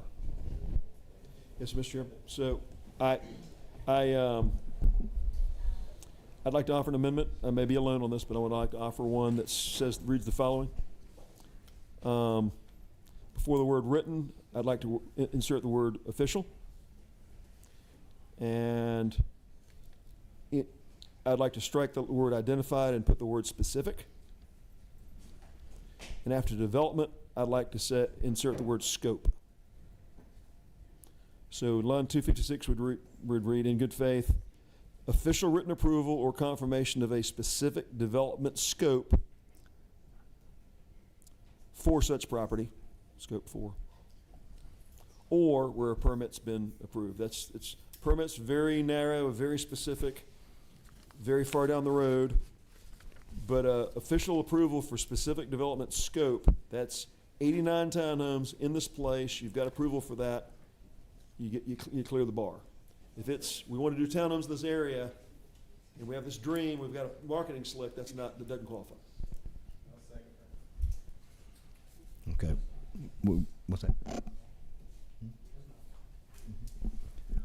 So we got a motion and a second, and we got comments? I know we got some comments coming. A question to the author of the amendment and the second. When you say specific and you say identified, that's pretty much, I think, a quarter reason that basically going to be the same thing. And even when you say an official, if I get something in writing from a staffer, it's going to be official. It is official.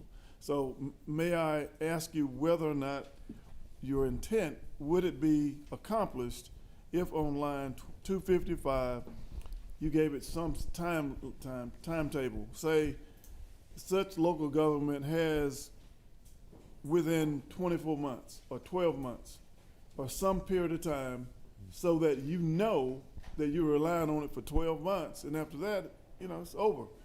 Or 24 months if you really want to go out there. I know you said 7 years. That's what is ridiculous if you're doing a development of a specific or identified area, because things changed in that period of time. So would your objective be accomplished by on line 255 saying such local government has within X months, X number of months, given in good faith written approval? Because if it's written, it is official when it's coming from whoever from that locality. The problem with that is part with the other part of the bill where we're trying to get those time frames, given reasonable time frames for permits. Right. That's so you can whatever. Well, no, I mean, we're in certain municipalities it takes years to get a permit. So you put a time frame of 24 months, it may take 3 years, and certain metro or certain counties. This is more friendly to folks Atlanta. who oppose moratoria than your language is. Okay. I want there to be officialness to it. I don't want to be just an email that they're waiving, Right. and I think specific scope. That's fair to me.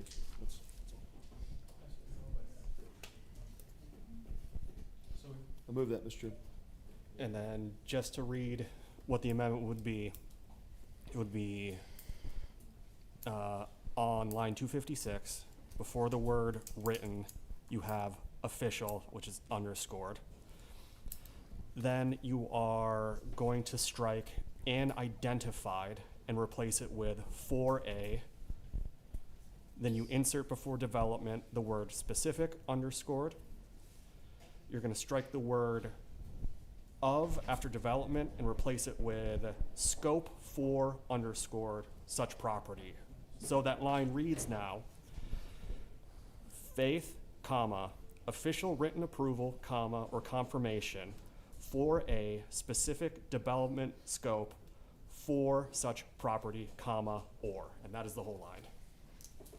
Does that capture the amendment? Yes, sir. Okay. You got a motion and a second? Yeah, we got a motion and a second for approval of the Second Amendment. All in favor, raise your hand.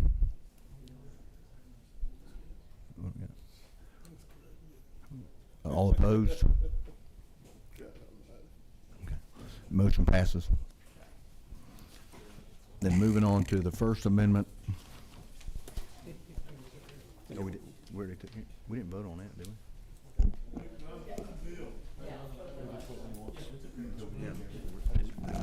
Appreciate y'all keeping me straight.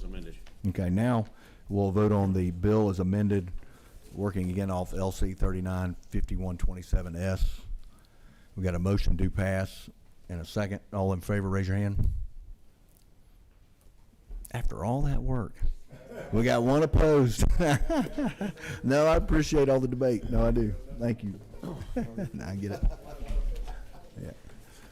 Your bill passes. Thank you, sir. If you want to go back to this, we're ready to do 646 if you're ready. You got 646, yeah. Okay. I'm gonna do it quick. So it is this portion plus that strike plus subsection. One and clear, it's not limiting.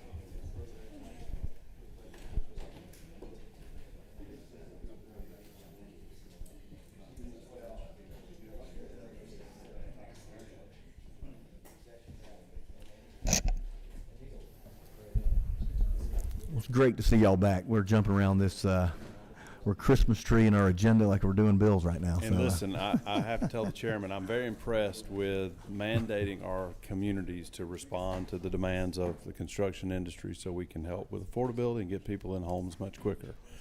So yeah, no, thank you for saying that. And I do want to, I didn't commend the committee, but thank you all for vetting the bill. I know we didn't agree on everything, but that was good legislation. It's going to help with affordability for housing. Go ahead, Mr. Chairman. So again, we're here to bring House Bill 646. Thank you guys for understanding Representative Stinson's situation.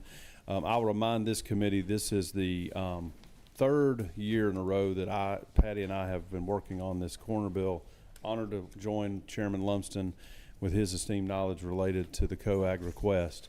I think that ACCG has indicated that they're basically neutral on the corner portion of the bill. I think they had their same concerns that I think that Senator from 37th and the 47th were discussing for a potential amendment. I'll let Chairman Lumsden speak to if the amendment is considered favorable once that's been determined.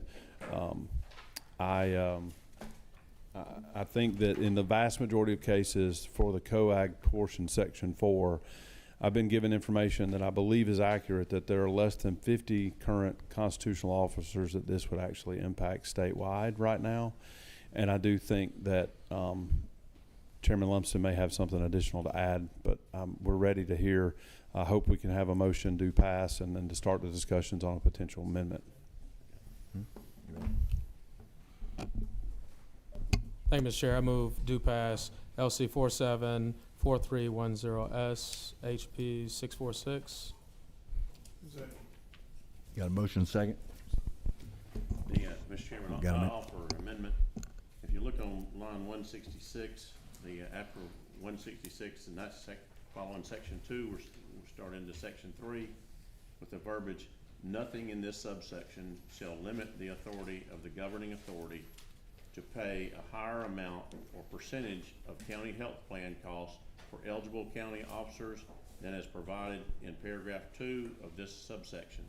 Basically, I like the language that Chairman Lumsden has in the bill. It's a great thing and gives a good thing there, but it doesn't limit them to that. If they want to go above that, they can. And to me, I'd offer that as an amendment. And I think it addresses the senator from the 37th concern on, hey, we don't want to limit their ability, but at the same token, I love the language that you've got here. I think it makes a lot of sense. Thank you. Go ahead, Senator Sessler. To the author, did you strike the language on 161 through 166 after the word age of 65? No, sir. I wasn't making any change to that section. And the reason being is because this is just taking the limits off of what they can do. The county governing authority can do whatever they want to in that.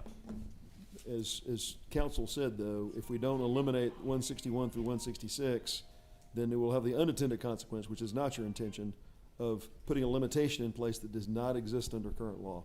It will further constrain them. Let me read this to you again.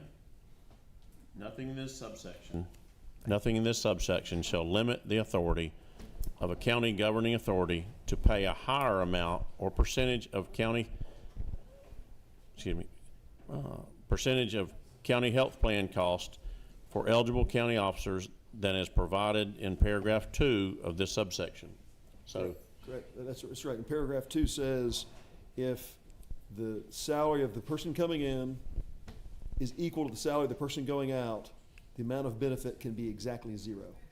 It eliminates their ability by law to give them this benefit. That's exactly what 161 through 166 says. That's why we defer to council, and council confirmed that.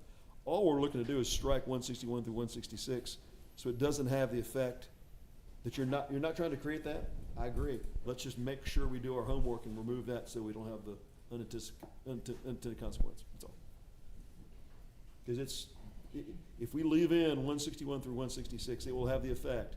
The maximum benefit allowable, and this is part of paragraph 2, will be 0 if the pay of the incoming person is equal to the pay of the outgoing person.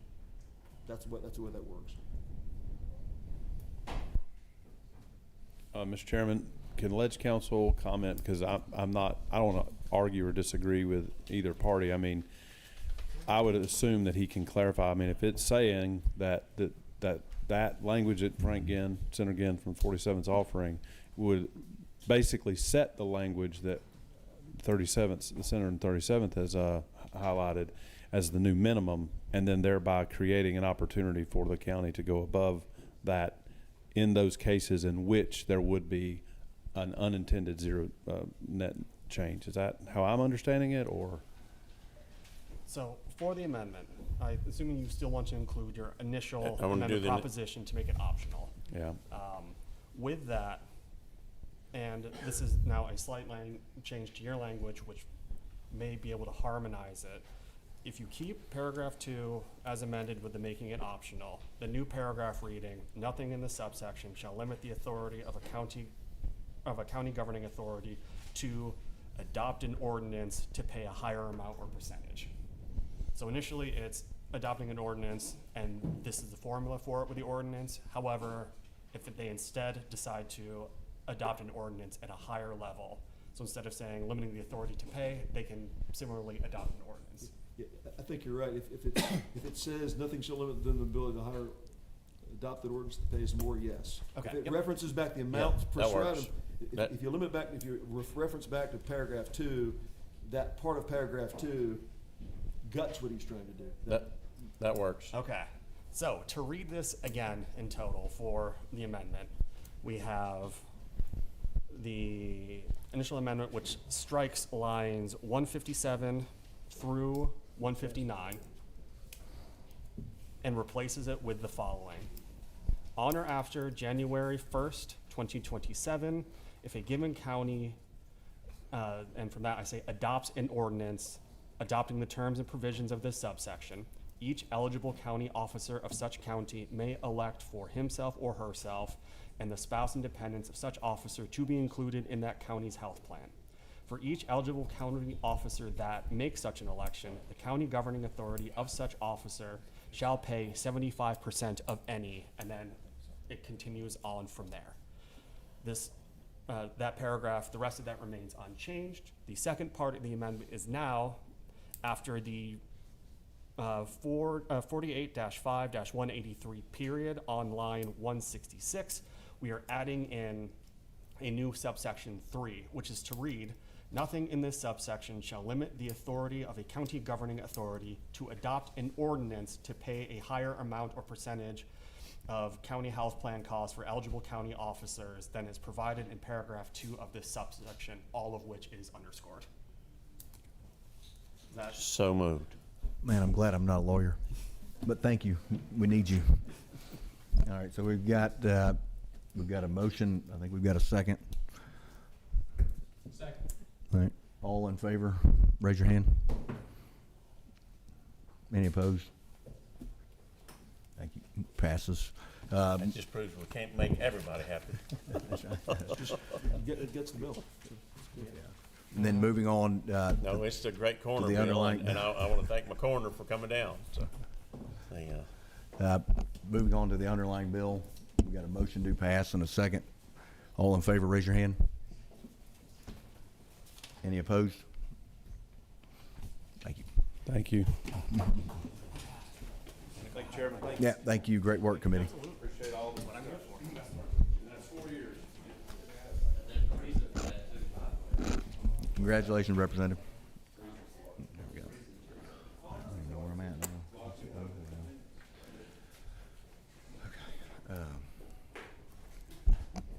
So we've got some leadership in the room. We've got Leader Anna Vitarte.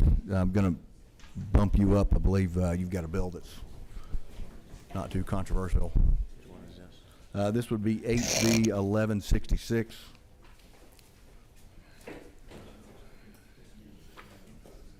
Good afternoon, colleagues. Yeah, so I'm Senate Bill 1166. The LC number I am working off of is 620519S. That's correct. Okay.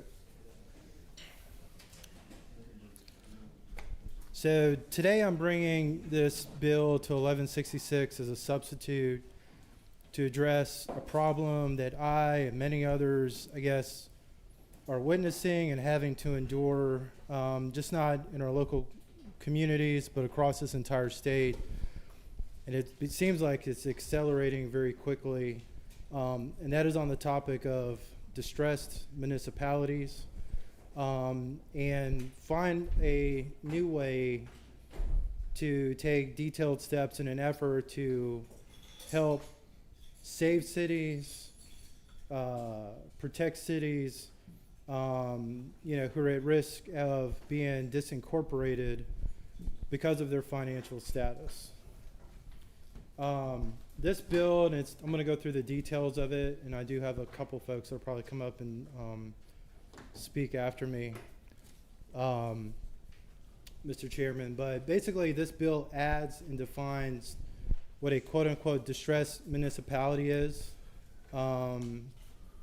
In the code section, this term, distressed municipality, means a municipal corporation in the state or an authority controlled directly or indirectly by such municipal corporation which failed to meet one of the minimum standards specified for an active municipality pursuant under code section 3637.1 or has met at least two of the qualifying or following criteria.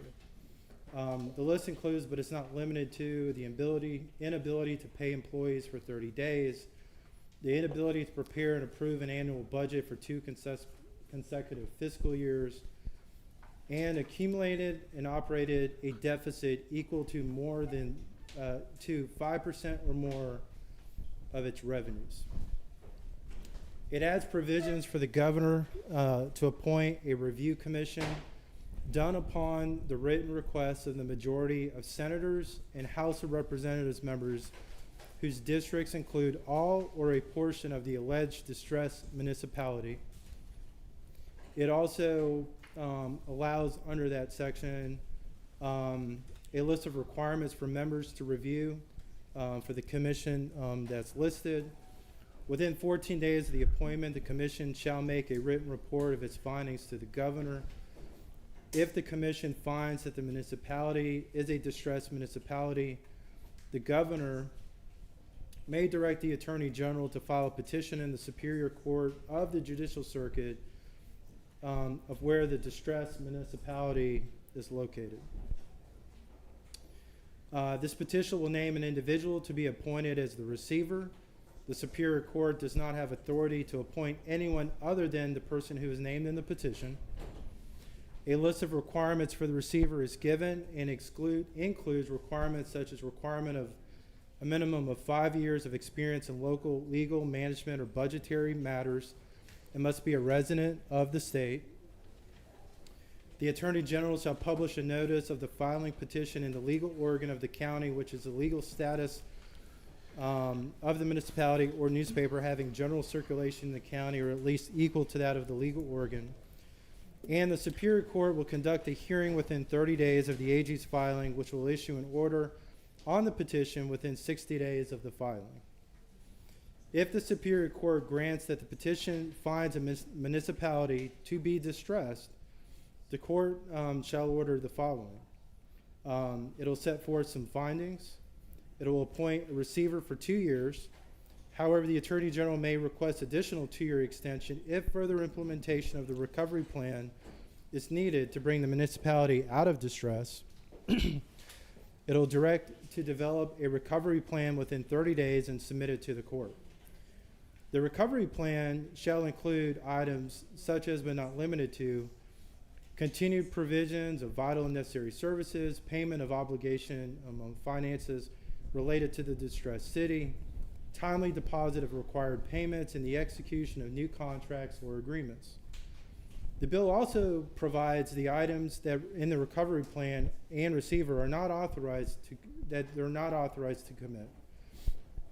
It includes things but not limited to the adoption of a taxation beyond what is authorized by law or the Constitution. So, for example, the receiver can't go in and just tax the people with a new bond or a new property tax or something else just to basically cover debt.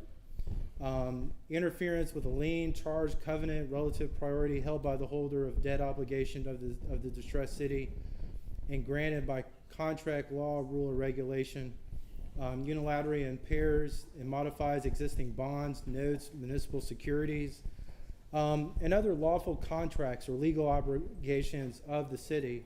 And so when you think about a city's operations and you think about, restructuring contracts to try and save money, create more efficiencies, the receiver would have an opportunity to do that.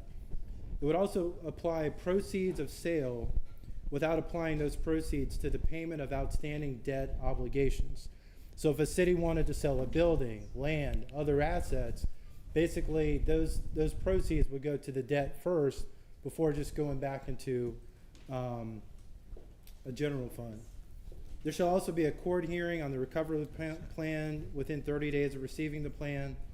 The court shall confirm the plan within 60 days of receipt of the plan unless there is a clear, convincing evidence that the plan is inadequate to alleviate the fiscal emergency.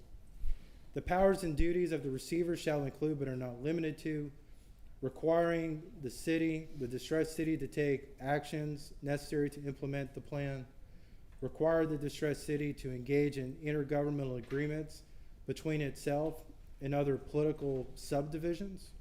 And that's an opportunity also to save money if a city, again, whether it's maybe borrowing county facilities to provide a service or things like that. They would submit quarterly reports to the governing body. The CEO, if we're talking about a consolidated government of some sort, and the Attorney General. would recommend that the city be disincorporated if that was found to be an option, or recommend that the AG and the court, that municipality be removed from receivership. Any elected official or appointed official of the city, municipality, may petition the court to enjoin any action of the receiver that is contrary to this code section. The bill includes a provision giving the governor power to direct the Department of Administrative Services to authorize an emergency procurement and utilize statewide contracts and pre-qualified vendors to secure staffing or professional services. And also, the Department of Administrative Services shall establish and maintain a master statewide contract roster for local government turnaround specialists. And this is, I would consider maybe one of the bigger, most important parts of the bill. And they would do that in consultation and collaboration with the state auditor. The state auditor is here today and can talk about it from his perspective, just the bigger challenges that we're seeing.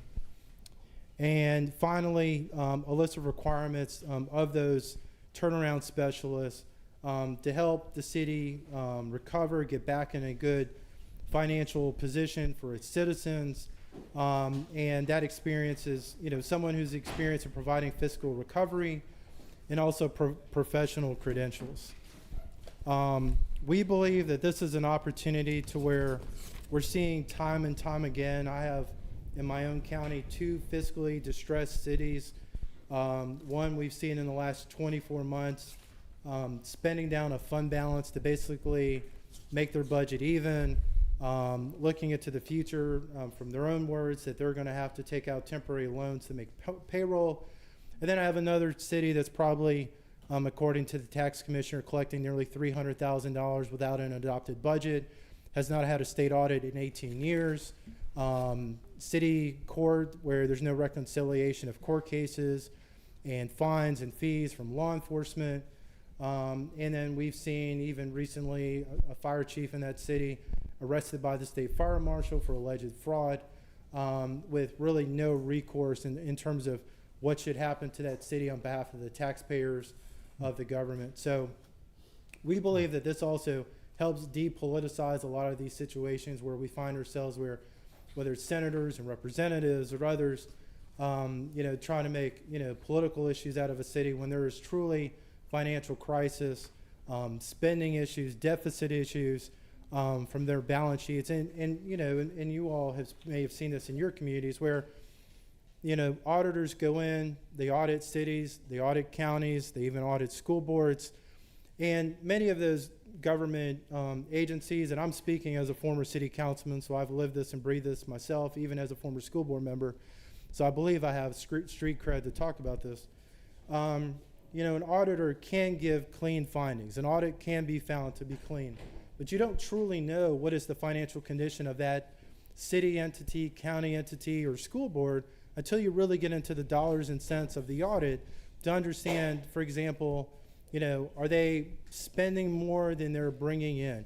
What is the trend of that fund balance? What is their emergency fund when there's a natural disaster, there's a crisis, the local city, county water system breaks, and then they have no recourse to basically, bring water into a community to basically provide essential services. Or if we've seen a natural disaster, a school have to close, and that collaboration of a city and county with the school district to provide that services so the school can stay open just because they don't have enough fund balance to basically keep the local government going. So we believe this is a very fair, transparent approach that allows the state to help these cities that are in distress, and I think give them some leverage to where the city has input. There's an independent person or body with a receivership in the state of Georgia as a backstop, and as we all know, the state of Georgia under the Constitution basically is given the power invested in all these city charters across the state to be in existence. But at the end of the day, this is about the taxpayer. This is about citizens having tools to save their own cities and find a positive way to move forward. Because we're seeing more and more of that, whether it's shortfalls because of COVID money, shortfalls just because of pure, just improper fiscal management, or as we've seen in some cities, maybe them not having the right experts at the table to give them that advice to make sound, prudent, fiscally solvent decisions on behalf of their citizens in terms of how they're doing business, and also how they should structure contracts to where there is a return on investment for every dollar spent. Whereas in one of my cities, I see that we don't know what the dollar is because there is no city budget, or in another case where for every dollar they're spending, the cost of that dollar is $1.38. And for many of you that are in business for yourselves, if you're running 38 cents over every dollar in your business, you're probably going to go out of business at some point, because that's not a sustainable way to do money, and that's not a good return on investment. I would always think, break even, or obviously we want to spend less than that dollar for the taxpayer. So, Mr. Chairman, I'll turn it back to the committee if there's questions. I know the state auditor, Greg Griffin, is here for comments, and I think the Georgia Municipal Association would also have comments related to this bill. Thank you, Mr. Leader. Comments, questions from committee? Yes, sir. On line 302, you say any elected or appointed official of a distressed municipality, and what line again? I'm sorry. 302. 302. Okay. 302. If it is a distressed municipality, evidently there's some dysfunctionality going on, and the electeds or the appointeds are probably being very derelict in their duties. Yes, sir. So I am asking you, as the author of the legislation, whether or not, as a friendly amendment, would it be a friendly amendment to say, or an interested, or a party in interest? Because if I can show a court that I have an interest in whatever this receiver is doing, I can have standing to bring it at least before the court. But if in fact you only have the elected or appointed derelict officials who have standing to object to whatever the receiver is doing, I would think there will be some real limitations. So I'm just saying it at least gives standing to a party in interest. If I can show the court I do have an interest in this, I should be able to bring it before the court. But right now, the way you have it written, it seems like one of these derelict elected or appointed officials is the only one that can stop the receiver from doing what the receiver should or should not be doing. Right. Yeah. I mean, Sarah, it's a good comment. I don't have a great answer for that. Maybe some of the folks behind me that are going to come up and speak and speak to that. But I think that's a fair, question, because as I said earlier, when we get into these situations and, we're truly trying to address a financial crisis, but then people want to make it political. And when we get into elected officials, especially local elected officials, a lot of them like to make it political. There may be another party or somebody that maybe can, bring some, cooler heads, or to your point, maybe actually have, a best interest that maybe others don't have. But I'll let the committee maybe debate that and talk about that. And then the state auditor and maybe GMA has some comments related to what what we're seeing across the entire state of how maybe that would apply. But thank you, Senator Mann. Thank you. We got several more questions, but I do want to remind the committee at the beginning of session, I may have done it last year, the easy button, the staples, you push the easy button. Yeah. I couldn't find one, but Mr. Leader, if you want to change the charter, dissolve it, we can just knock them out. I'm just kidding. I got 2 of those already. We'll see what happens. No, go ahead. All right, next up, Senator Sessler. Thank you, Mr. Chairman. I've got just a couple of technical questions, and you may, by the way, I support the bill. Love what you're doing. Important stuff. Thank you, Senator. Now, I am going to ask the other folks coming up about the what happens to bonds that have been engaged. That's fair. That's a more technical question. On line 167, the 5% or more operating deficit.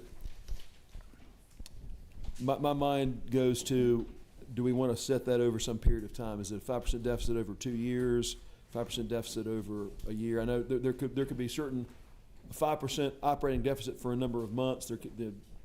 The sales tax could go down. You could have, COVID could happen. There could be some little blip that maybe we're at a state whether it's 2 years or 12 months. I'm not prejudged that, but we would seem to want to designate that over a period of time. Yeah, I mean, I didn't mean to interrupt you, Senator Setzer. I mean, I do think that's a fair comment. In some of the situations I'm dealing with now in Paulding County, you know, I don't know if there's this belief that, you know, cities can all of a sudden become equal and balanced overnight. You know, if you go back 1 or 2 years and you're showing this trend, you know, of millions of dollars, you know, going in deficit, it's going to probably take months, if not years, to truly balance that out without having to take short-term loans to make payment for employees, short-term loans or cash transfers, you know, to kind of avoid having to prop up a city service.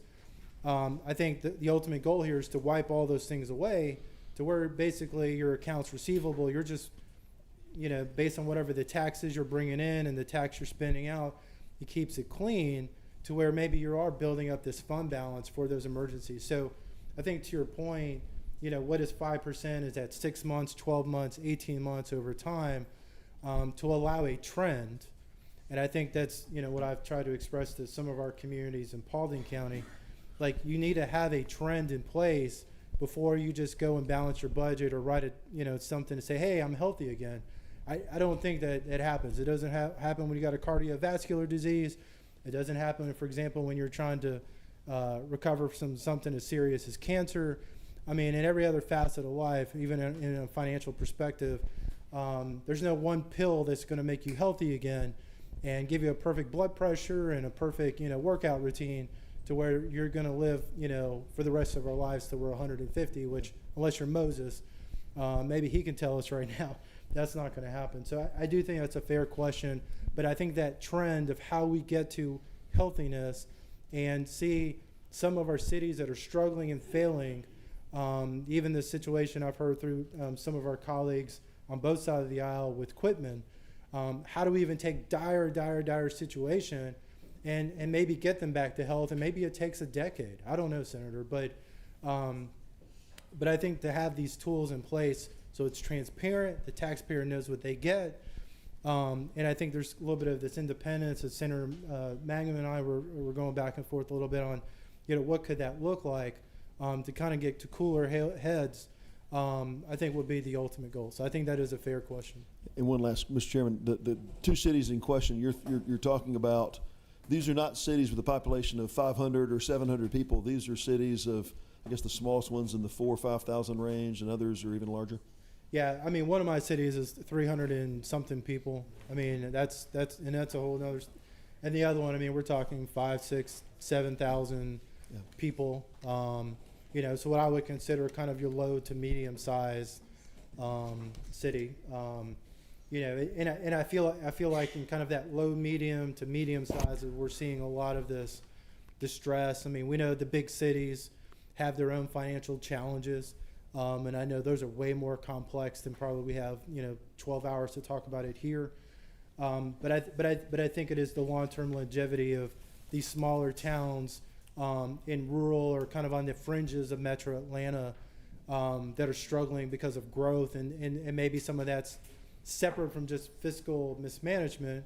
Maybe it's because of infrastructure costs and other things that they just literally can't absorb. But I do think they should go through some sort of process having this conversation about whether maybe they should exist. I mean, I think that's a real conversation that we should not be afraid of in terms of, you know, what is the best role of government if they can't afford to exist. And I think people who just want to push back on that and say, well, that's a political thing, then we're doing a disservice to the people who are actually barely making ends meet, going to work every single day to pay for their rent, pay for their food, pay for their gas, pay for their kid to go to school, and then, you know, levy more taxes to basically this, you know, continuous black hole that's never going to make it better. And I just think it's unfair to those citizens in these communities. So I think to have some, you know, some tools in the toolbox would help. Senator Mallow. Absolutely. Thank you, Mr. Chair. To my friend, the Majority Leader, just a couple questions. In this very committee, just earlier this year, we heard bills to limit the city's ability for property owners to annex into those cities, which would create additional revenue through property taxes for those cities. And so it appears to me if we want those cities to provide the services they provide and property owners want to annex in, now this will require, that bill required approval from the county commission. And so it seems as if we're tying the hands of the local government when they have the tools to do it. And my second question would be, I don't know if Paulding County has a development authority, but should the development authority come in and abate taxes and put a new deal in the city that is in question here, and they cannot collect property taxes from it, but they still have to deliver services, police, fire, sanitation, all those things. So then we're effectively then tying their hands again through a development authority. Should that be the causation? And then my last question would be, when I read this bill and I talk about the ways that, we talk about the receivership going forward in line 216, talking about a recovery plan and et cetera, how do cities, small cities like this, recover when they may be at the other end of things happening to them that they may not necessarily control? And so as the auditor is here, maybe he can also speak to what that may look like, talking about general obligation debt, tax anticipation notes, and et cetera. Should they be, taking on debt to expand and provide services to annex in to meet this growing demand of growth, but they're waiting on property taxes to come in?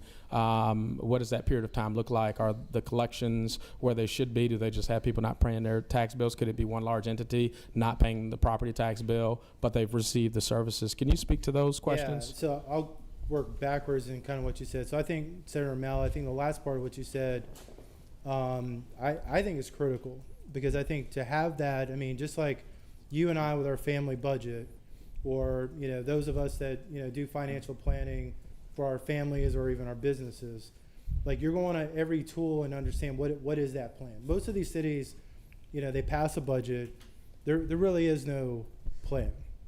And I think when you get into that situation to where you can potentially restructure contracts, or maybe to your point, you have a challenge where maybe the taxes, whether I'm collecting them on, I don't know, SPLOST, loss, whatever, is not really reconciling where I'm at. I think it allows for the receivership and the independent folks to basically try and reconcile, I think, with that city, what are the options and what are the steps. But then I think it forces the electeds to have that conversation, where in some cities right now, that conversation won't happen. So I think that brings fairness, I think, to the table, if I'm hearing you right, of kind of what should those expectations be when you kind of build this plan with this independent receiver. I think, when we talk about, industrial building authorities taking out abatements for taxes, I think that could be in some cases a dangerous slippery slope. I don't know that a building authority like in Paulding County is put in existence to basically pay property taxes.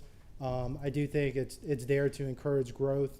Just like I know you work with your development authorities in Southeast Georgia, so there's opportunities there.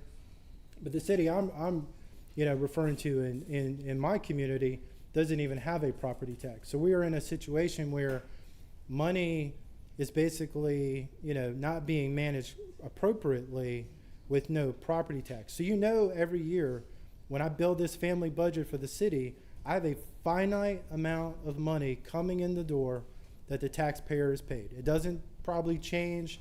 Their revenue is mostly based off of sales tax. So obviously, if the economy's hard, sales tax is probably going to be down a little bit. If the economy is booming, sales tax is going to be a little bit up.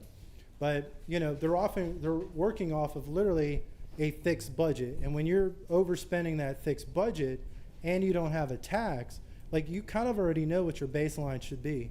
My personal feeling and the community's personal feeling is that I would rather you get your budget tight and against what you're balanced against and what you're bringing in. And I think to where Senator Setzler was going, show a trend that you can manage that money. You know, it's kind of like, you know, if you're an Alcoholic Anonymous and you're trying to get off of alcohol and you don't stick to the plan, but I keep giving you, Senator Mallow, a bottle of liquor to keep drinking, to keep spending, you're never gonna straighten out your life. And I think that's where, you know, it's critical to demonstrate, you know, kind of the restraint and how to stick to that plan before, you know, maybe other tools are put in place to levy a new property tax, or maybe the Industrial Building Authority, rebating taxes of some sort. I think at some place in time that maybe that's an okay tool. But I think to say, you know, Senator Mallow, I'm gonna levy a $300 property tax on you because I've not made good financial decisions. I think you and I would say that's probably not a fair deal if, you know, you're already making ends meet, buying groceries and paying for diapers and paying for childcare. I think that makes it harder on the local, and then you create this, you know, storm that you never get out of. I mean, but I think your comments are well taken, and I think they're very measured.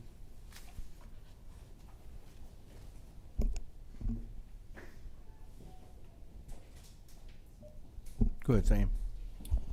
Thank you, Mr. Chairman. Just a comment, you mentioned the city of Quitman, and obviously I represent the city of Quitman, and I'm dealing with some of these issues. So I appreciate an effort to try to catch this before it gets as bad as the city of Quitman with 9 audits, and we have no idea where they stand financially. We have their water infrastructure, their sewer infrastructure, their everything, the LMIG funds. They've been missing out on all of those resources that other communities in our state have been receiving. And, you know, we don't know at what point that, you know, something bad is going to happen there. And the current model that we have of if you don't do your audit, you just don't get any state and federal funds, evidently doesn't work very well. So we've got to have a tool where we can step in and try to get a hold of these problems before they get as bad as what they are. And Senator Watson, I want to be very clear for our ears and audience listening outside this building. This is not about taking city land. This is not about the county government trying to enrich itself. I mean, you know, I think this is about financial stewardship, especially in a time right now everybody's struggling. And we constantly hear government should live within its means. We constantly hear that, you know, government is spending too much. And I think even between the majority party and the minority parties, we debate, you know, what is the best, you know, pathway to address affordability, whatever that is. I think one thing we all agree is that if you let government just explode and there is no recourse and there is no handle on that, you know, the farmers in your community pay and the teachers in my community, you know, pay for it. I think is, you know, even between my house and Senator Howard's house, between Paulding and Cobb County, it's the exact same situation. If we don't have some sort of constraints or measure controls on what government is spending, at the end of the day, you know, we're all going to fail. And I think that's what, you know, we need to give some of our people the tools to help put things in place and save some of these communities. Because right now it is either kind of get your act together or, you know, maybe why should you exist? And as Senator, you know, Magnum talked about, you know, we do have local elected officials that, you know, they talk a good game like I'm going to fix it, but then we find ourselves right back in the same boat a year later. And then, you know, the perpetual no audits or whatever. So it's a challenge. Thank you for the bill. Thank you. Senator Howard. Appreciate that, Mr. Chair. Thank you, Leader.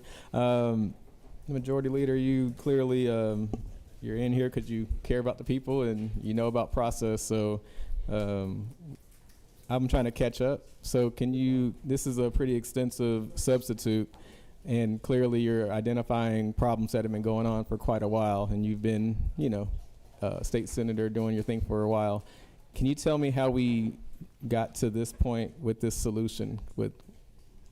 I think that's a I guess my first question. Yeah, that's a great question. I mean, I think it's Like that timeline. Can you walk me through kind of over the last few Yeah. months how we got to this bill yeah, sub I mean, I today? think going back, I mean, even over the last few years, you know, a lot of cities either not doing audits. I had a city that did not do audits for 6+ years.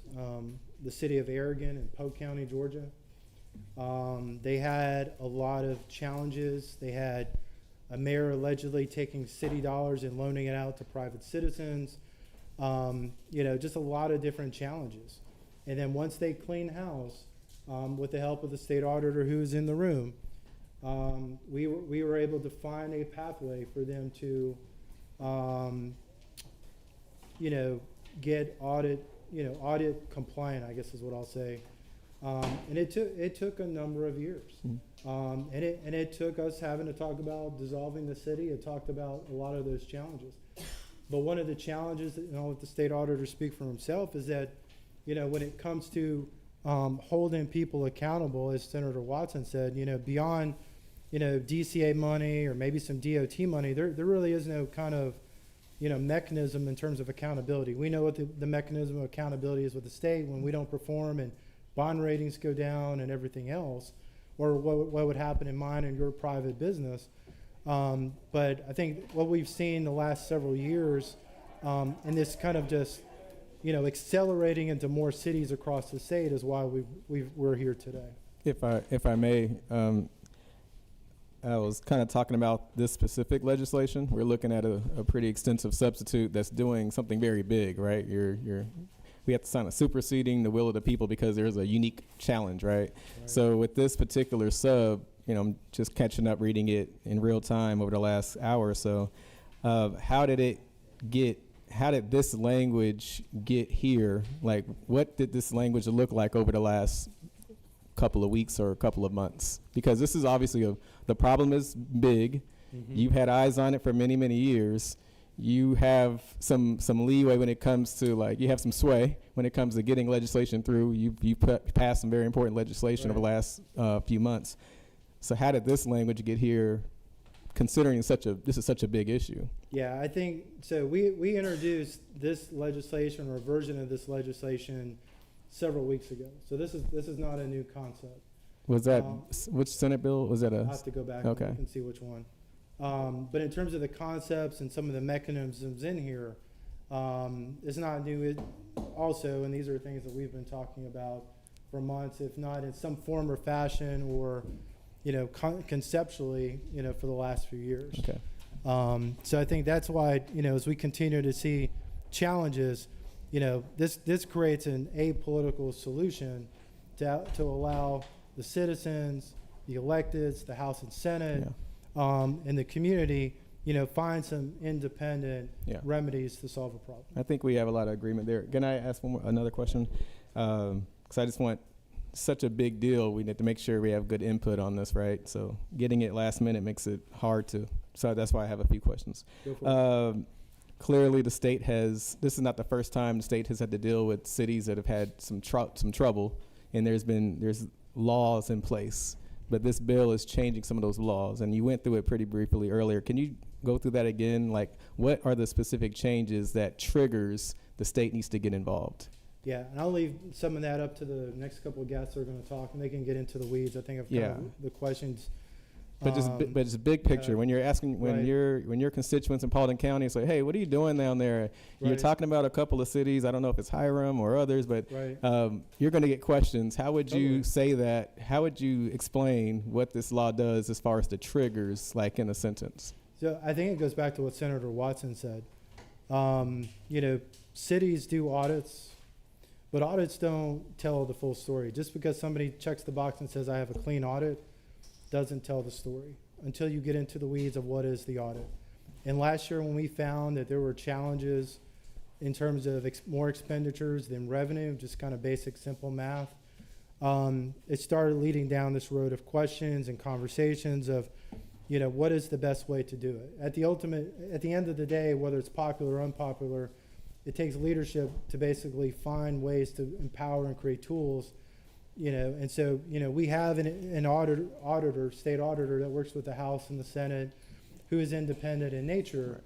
But if we don't give the auditor tools like we do in the private sector to go through and review budgets and documents and how decisions were made related to those expenses and revenues, and maybe even in some dire situations, which is not in this bill today to be very clear, maybe investigative powers, like some audits have, like we do in the private sector or other parts of industry.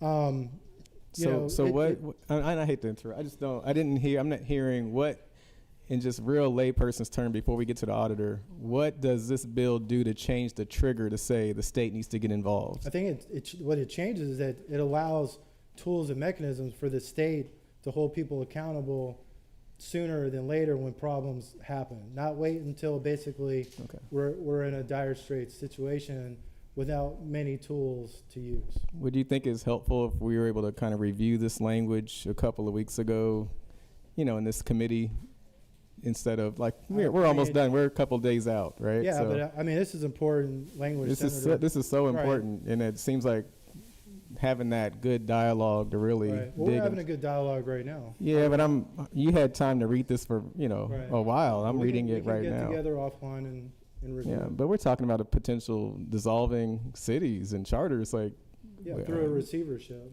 right? Having an independent person. You have a head start on the bill. You have a head start on the bill. I'm still working my way through it. So that's what I'm trying to walk through. Are we going to get it? Will the auditor be able to kind of walk us through section by section? The state auditor's here to answer questions. But will he be able to walk us through? I just walked us through it. I mean, if we want me to start reading pages, I can do that. You're going fast. You're faster than me. You're smarter than I am. I don't know if I'm smarter than you, but with this issue, try to make use of the time. Yeah. And I appreciate the questions. Yeah. So the part that we're striking, can you explain what this new legislation would be? Can you be specific on like what exactly are we striking and how are we replacing that? Do you have a reference to what we're striking? Yeah, I'm looking at 44 through most of 44 through 74. Well, 77.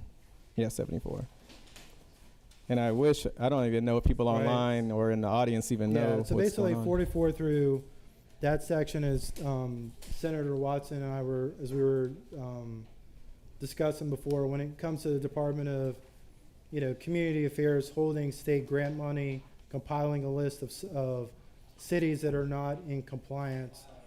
Basically, this is what that section is striking. So basically, instead of creating a list and a city goes on a list and they're not eligible for grant money, basically this bill actually now has teeth in the law to say that instead of just putting you on a list and we're going to watch you and maybe you never get grant money one day, we're actually going to hold you accountable and address the issue. That's all those sections. That's all those stricken sections. And for the 112 through 123, tell me about why that was necessary to strike. It's basically more of the same related to DCA. Okay. And so section 2, is this all new language? New to compared to what? Compared to anything that was in statute before. I mean, if it's struck in the substitute, it's gone. In this Mr. Leader, we got a. Yep. You want to phone a friend in the audience? They made. Yeah, they can come on up. Country lawyer. What's up, man? How are you? Good. Rushi Patel with GMA. I think I can handle some of these questions here. So if you look at Section 1 of the bill, Section 1 of the bill is current law, but this was a law that was passed 30 years ago, the mid-1990s, to get rid of a bunch of cities that just didn't exist. They existed in name, but they weren't doing anything. Okay. And so all the strikes you see in Section 1 are related to provisions of that law that were tied in time to 1994, 1995, and 1996. And they're kind of just cleanup at this point because they don't really make any sense to be in the law like if you look at line 112, it says at the session of the General Assembly held in the year 1996. Well, right, that was confusing. 30 years ago. Okay, so that makes sense. That's why that's being struck. So Section 1 is really just cleanup. Got it. Section 2 is the new language. Okay. And Senator Anna Vitarde had a bill a few weeks ago, probably over a month ago. I think it was Senate Bill 390 or 599. That was very similar to what Section 2 is. I think the But significant. that never came here, right? We didn't see that here. 599. We I didn't don't see remember that what language. committee Okay. that was in. Okay. But I think the significant difference between that bill and what you see here is that that bill had a lot of the responsibilities put on DCA, and this is more similar to current processes in the law for when local officials commit crimes, quite frankly. And so this is just copying and pasting a lot of that. Okay. And so what you have here is a really good middle ground. I think the senator explained this really well. Is right now the current law is that you either get rid of a charter and say bye-bye to the city, and then you create problems of who's providing police service, who's providing fire service, who's doing all that there, or you let the city continue to run in a dysfunctional way. And so what this is doing is creating a tool for a middle path to get effectively getting like a super city manager in place for a couple of years to straighten that ship. And that's effectively what this language in Section 2 does. So does it acknowledge if there is a city already like in a process to get on its feet or get in a better standing? Does this language allow for a process to be complete before the state gets involved? We just had another bill where the state's getting involved while a local process is underway, and that was Richmond, Augusta. Now here in Paulding County, I just don't know if does this language allow for that before we say, nope, we think it's urgent, like now urgent, not 6 months or a year from now urgent. So is there allowance for local government to do what to get on its feet by the people elected by the people of that city? And so that's a good question. And so what I would say to that is, the current state of the matter is that you could have I've seen a lot of cities where they've been dysfunctional, and then you have new folks come in that are very competent, but they're having to deal with 15, 20 years of incompetence, and that's unfortunately something that does happen. But I'm more speaking about like if they're in a plan. Yeah, right? They're a local plan. There's some kind of plan. They've hired a consultant. They're working the plan to get in a better position. Does this language allow them to complete that plan? Yeah, and so what I would say about that is like the way that this is drafted is it leaves it to the local delegation to have that relationship with the local officials. Without, if you take that away right now, you're in a worse situation, I think, because they could have a local plan, and the local delegation could say, you might have a plan, but I've been dealing with this for 20 years, so I'm just going to yank the charter. Yeah. This allows for that same conversation. Y'all are giving examples that I think are really fair, but I'm still reading it right now. Does the new state law that you're proposing identify how long somebody has been in trouble? Because I didn't see that yet. Because all the examples you're giving is people have been it's been a mess for a really long time. So does the state law account for the mess being a mess for a long time, so now the state has to go in? And I just didn't hear that part. Yeah, so, that's a good question. And so if you look at, I think it's, And thank you, Mr. Chair, for allowing me to go through these, yeah. So starting at the beginning of Section 2, at line 142, basically, there's basically two ways that you end up in this position of potentially having a receiver appointed. One is if you fail to meet one of the minimum standards in the current existing law. And those standards are failing to provide at least 3 services, failing to have at least 6 meetings of, open meetings through the year, or failing to have elections. If you fail to do one of those, that could put you in receivership. And that's no change. That's already been. Those standards are in the law for inactive municipalities for basically yanking a charter. Got it. And then you have the additions on lines 147 to 167. And this gets to the question I had for the leader, right? Yeah, and so 147 and 167 are very much tied to the finances of the city. The state of Georgia is very unique in the union is that the state of Georgia is the only state that has a statute that prohibits municipal bankruptcies. And that's a good thing. Our cities are supposed to have balanced budgets, and our cities are supposed to do annual budgets, and they're supposed to do audits frequently. And unfortunately, we have 536 members, and unfortunately, we do have some members that fail to do that sort of thing. So what you see on lines 147 to 167 is language that is very much tied to making sure the city gets their ship in order on their finances. Okay.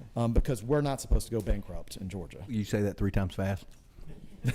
Get their ship in order. Sorry, we've been here 3 hours. I can't help myself. Yeah. So with that, line 166, the municipalities accumulated or operated in a deficit equal to 5% or more of its revenues. Mhm. Is this for a certain amount of years, or? And that's a great question. I 'Cause that think seems Senator like a- Setzler raised that question Yeah, as I'm well. just And trying I to- think that's a valid and good question. And I think that So it's like, so for a city can be doing everything right, but if they have a year or two where they're 5% off, that's enough to trigger this whole mechanism that we're talking about. yeah, and I think the way that is. I just want to make sure I'm reading that right. You know, it's a great question. I think the thing it ties back to in my mind is that cities in Georgia are supposed to have annual balanced budgets. You're right. And so that should probably be like an annual, this is your past year budget. Are you 5% over on what you're supposed to have? Is that a problem on an annual? But it's clear. I get your point that it should so probably state like that. by itself, this thing can trigger this whole thing that we're getting like a couple days before a session is about to be done. It just seems, I don't know, like I think we should be very careful before we start jumping into local matters. And all the examples that you all have given, which I completely agree with, it's been a mess for a long time.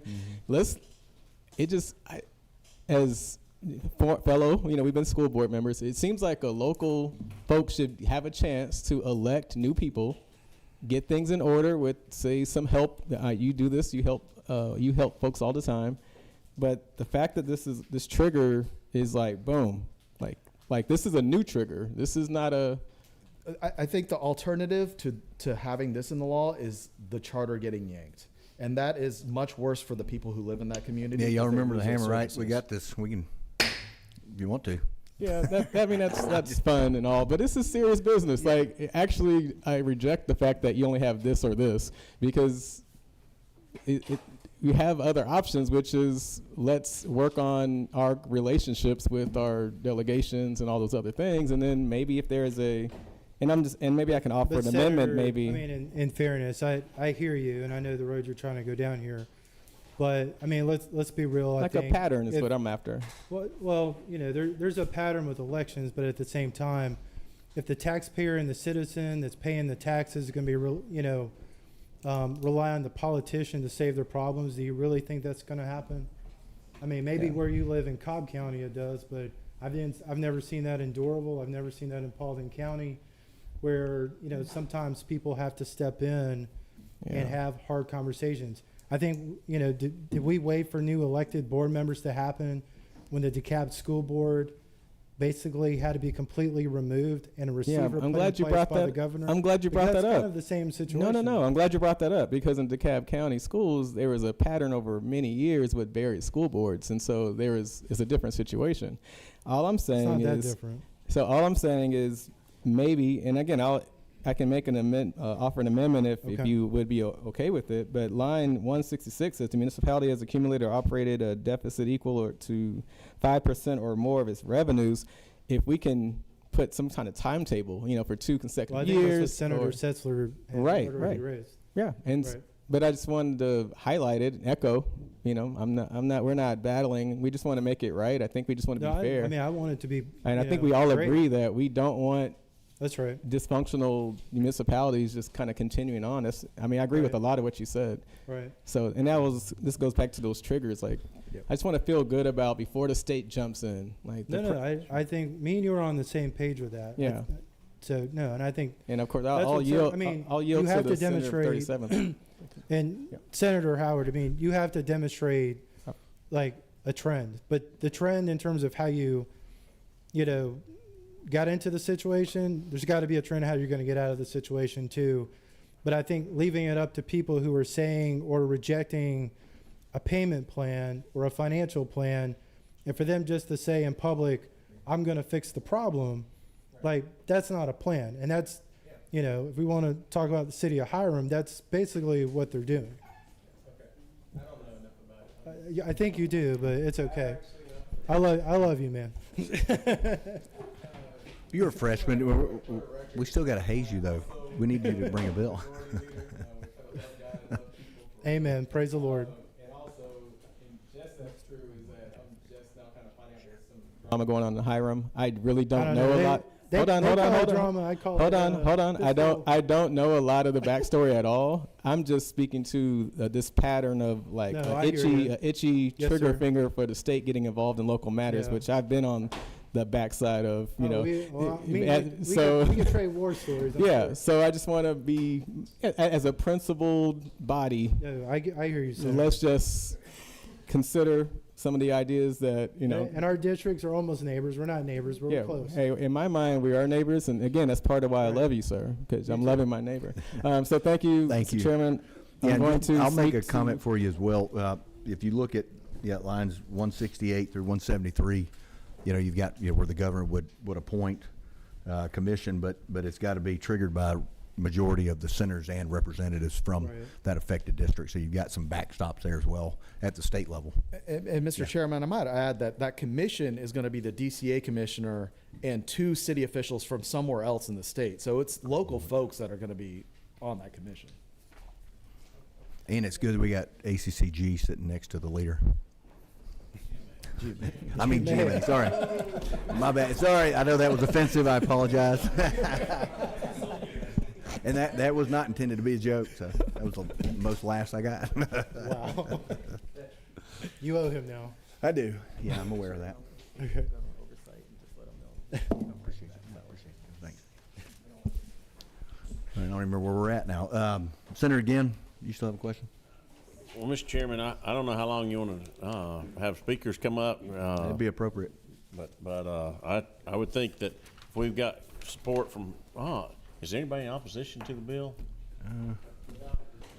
No, they're all for it. I mean, if he wants to share something. I'm going to move that we move do pass LC 620519S, House Bill 1166 forward and do pass. We got a motion and a second. That Snickers ain't If going everybody too wants to far. bow their head and pray that we have no questions. All in favor, raise your hand. Oh, He naturally. has a. Yeah, go ahead, Cessler. On on line 167, actually lines 166, 167, you've got paragraph 9, the municipalities accumulated and operated a deficit equal to 5% or more of its revenue. And I would add in as an amendment, for 2 consecutive fiscal years without adequate cash reserves, period. And I said the cash reserves thing, there could be some cities that have been very judicious and built cash reserves and able to able to kind of withstand that. We could let adequate cash reserves, I think, be determined if there's a judicial fight over this. But I think that's a conventional enough term. But my amendment would be for 2 consecutive fiscal years without adequate cash reserves. That'd be my first amendment. Yeah, good amendment. Got a second for the amendment? Got a motion and a second. Any discussion? All in favor, raise your hand. Got one more, Mr. Any opposed? That passes. You got one more minute. One more All right, small second one. amendment. I would defer to the author on this. On line 156, it's talking about the municipality contracted governing authority that if there's 12 months of not paying, have failed to reach a written agreement with such contractor. I would insert after a written agreement or judicial disposition. If they went to court and a judge ordered that, hey, whatever, maybe the contractor didn't like the terms the city offered, but if the judge says it's good, it should be good, would that be an amenable agreement to. I think so, Senator. Yeah, I think that's appropriate. So I would just add after written agreement or judicial disposition on line 156. Got a motion on the amendment. Got a second. Any discussion? All in favor, raise your hand. Any opposed? Amendment passes. Now we'll go on to the underlying bill. That was for the amendment, yeah.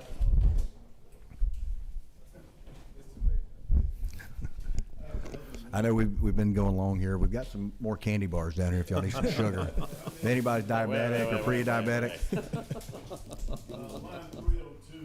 If you can go to the bathroom, but limit it to 2 bathroom breaks. Okay. Any elected or appointed official or a party in interest of a distressed municipality. Is that, Say that line number again. line 302?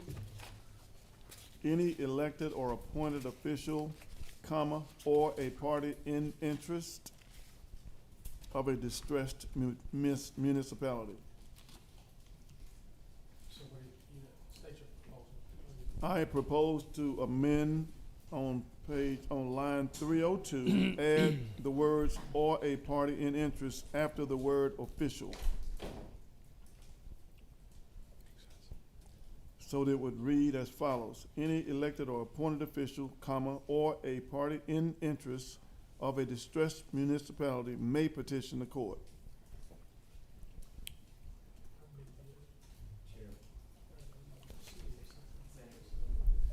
As a quick question for that, just to make sure, I'm not exactly sure how we do or phrase interested parties in the code, but if it is, we more often use an interested party instead of a party in interest, would you be amenable to that?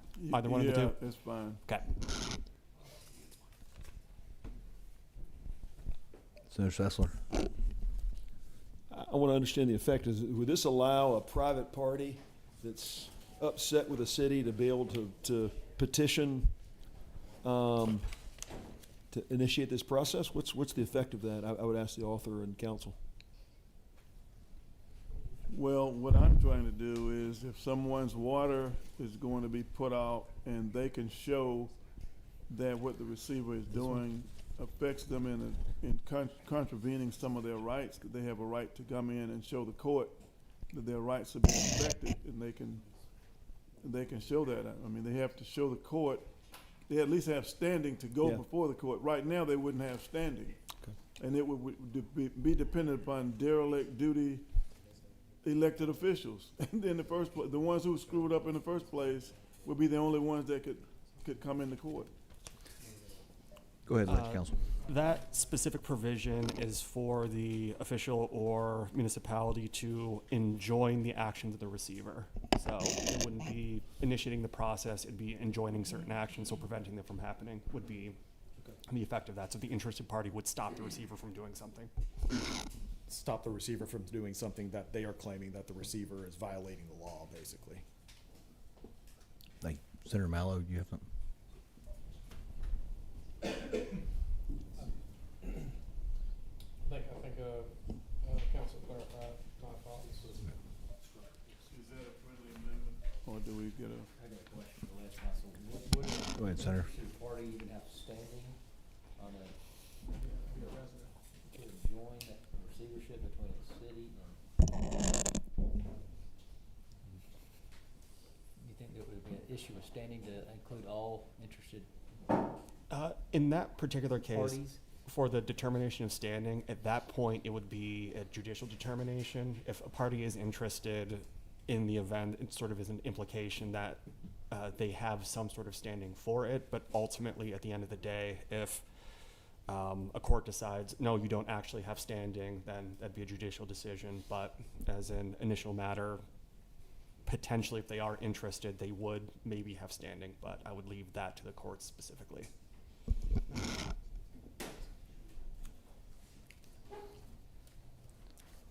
Fair enough. All right, back to voting on the underlying bill. Wait. No. Yeah. Sorry, Was back to there the a amendment. friendly amendment? Was that acceptable? Yeah, I mean, I think that's gonna end up being adjudicated to the court, whether somebody wants to challenge the receiver, I mean. But it gives me day in court. Yeah, Yeah. they at least have standing. That's right. Thank you.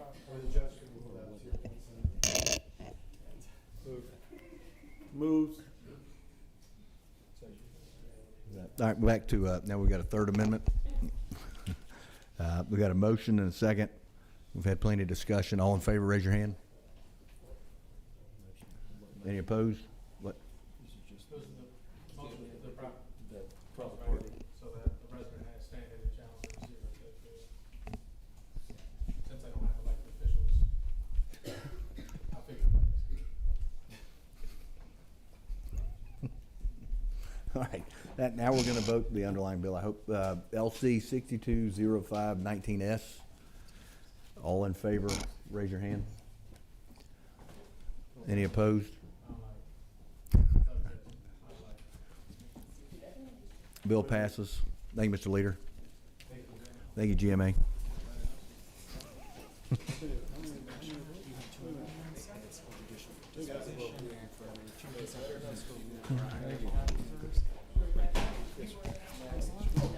Now we're on to the last bill on the agenda, but not least by any means. Representative Gaines, we're working on House Bill 295.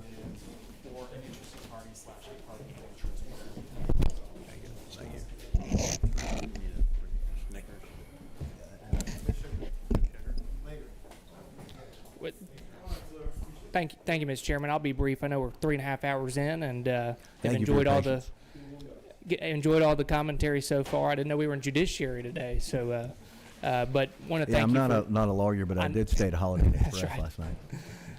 But I'll be very brief in my presentation. House Bill 295 is a bill that is about two simple principles, which is public safety in our communities and accountability for taxpayers. If a local jurisdiction refuses to enforce the law, whether that means declining to enforce state or local laws related to homelessness, public safety, or illegal immigration, then property owners in those communities deserve a remedy. This bill applies when a local government adopts a policy of declining to enforce laws against illegal public camping, loitering, obstructing public thoroughfares, panhandling, drug possession, shoplifting, or public intoxication, urination on private property. It also applies when a local government fails to uphold Georgia's prohibition on sanctuary policies or refuses to cooperate with federal immigration authorities as required under law. I'll tell you the number of times where I hear from folks in my community that go to their business downtown. Senator Gann, I know, represents Athens. I know he gets these same calls when they go to their business only to find someone camping directly in front of their door, or the business owners who have to spray down their front area before their door because there's so much defecation in front of the business. Property owners who have to install additional lighting, fencing, or private security out of their own pocket just to protect what they've built their whole, worked their whole lives to build. And then they get the property tax bill to fund the local government that just failed them. And that's what this bill is all about, is correcting that. Because when policies drive down property values or force owners to incur documented mitigation expenses, they should not be left holding the bill. House Bill 295 ensures that documented expenses, or in cases where there's a reduction in property value, the owner can file a claim up to the amount of ad valorem taxes paid the prior year. Georgia has invested very heavily in helping homelessness individuals, including in the most recent amended budget of $45 million specific targeted program, in addition to the investments we made over time, as well as billions of dollars into mental health programs, which I've strongly supported. We fund substance abuse recovery programs. We partner with nonprofits and faith-based organizations. But compassion does not mean refusing to enforce the law.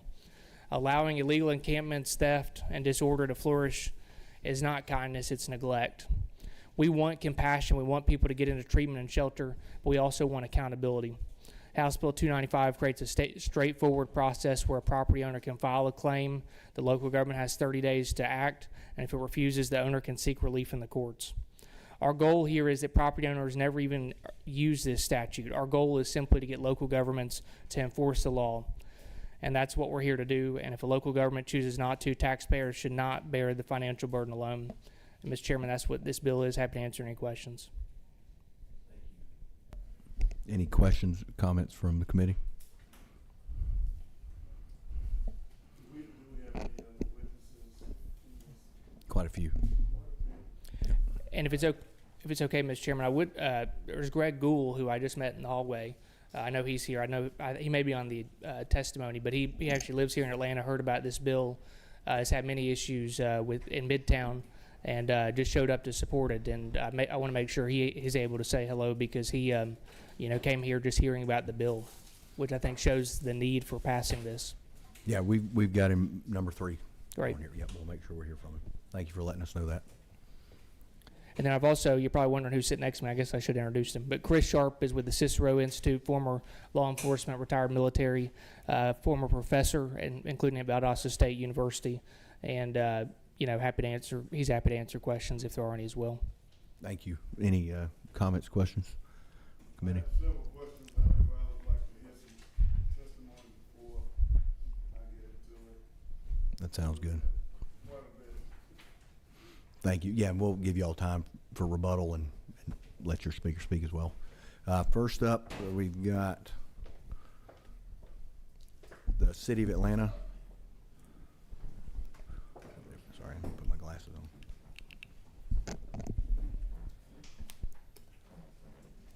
Mohammed, how are you doing, sir? Good to see you. I am not Mohammed Bali. This is the You're not? Okay. he had to leave. Where would you like to go? Yeah, I guess you can come over here to witness 1 or 2, whichever you like.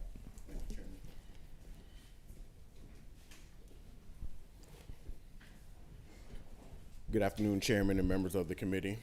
My name is Justin Kernan. I'm the Director of Intergovernmental Affairs for the Office of the Mayor of Atlanta, and I just wanted to take a few moments and speak about some of the other impacts of this particular legislation. First of all, we're going to talk about the fiscal impact to this. This bill could possibly create an enormous amount of lawsuits exposing cities across Georgia, especially the city of Atlanta, to unprecedented and unpredictable financial damages. This could also create a cottage industry for trial lawyers. I think there were a couple of bills that we went through in the past that tried to address some of these, but now we're creating a specific industry for trial lawyers.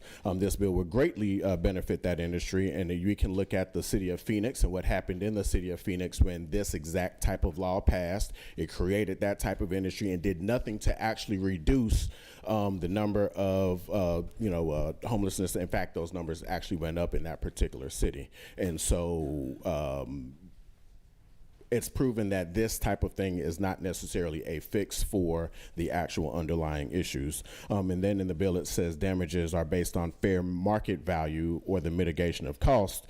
And those measures are highly subjective and largely controlled by the property owner themselves and not the city. And then also in this bill, compensation is capped at least 2 years of ad valorem taxes paid. This essentially turns the city's general fund into a refund pool for any property owner that is dissatisfied with law enforcement's outcomes when it comes to these particular matters. And then this bill also includes a twist in how some of these matters are actually procedurally taken care of. Unlike in typical litigation, now in this bill, the city would bear the burden of proof to demonstrate its actions were unlawful and that the claim is unreasonable. So now we're flipping the burden of proof. And there's low risk to plaintiffs that come. Property owners face almost no risk, and while a recent amendment to the bill allows for the city to recover fees, but after one unsuccessful claim, which is down from previously when you could it was 2. And so the owners are still entitled to attorney fees if they prevail, creating a one-way street for litigation. And then the bill also can actually has very ambiguous terms like policy, pattern, or practice. None of those things are in current state law, so it's going to be very difficult to determine. And then this bill also ignores the will of local constituents who elect a local elect local officials specifically to manage these largely complex city issues. As we all know, there's no one-size-fits-all problem for a lot of these approaches, and so now we're creating a penalty for everyone. And then we also have to think about the fact that some of these we would be penalizing municipalities for certain things that are out of their control. And so when you look at some matters of people being released from jails and things of that nature, so if you have someone that is arrested and they go to, let's say, Fulton County lets them out on bail. Now this person is back on the street.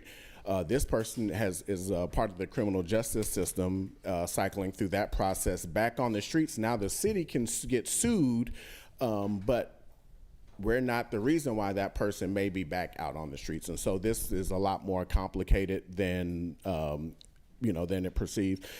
We all are in agreement that there are a lot of things that have to be done on this topic. We just don't feel that this is the right approach. Thank you for your testimony. Thank you. I've heard with this bill coming up, I've heard from other cities where they've had, I won't say busing, but where homeless are moved from one place to another and they end up in a city. Absolutely. And okay. Absolutely, that happens when we look at not only just homelessness, but when we look at our warming centers on nights that it's cold. When we check in the names and the list of some of our warming centers, we have sometimes less than 30% of the people in those warming centers originated in the city of Atlanta.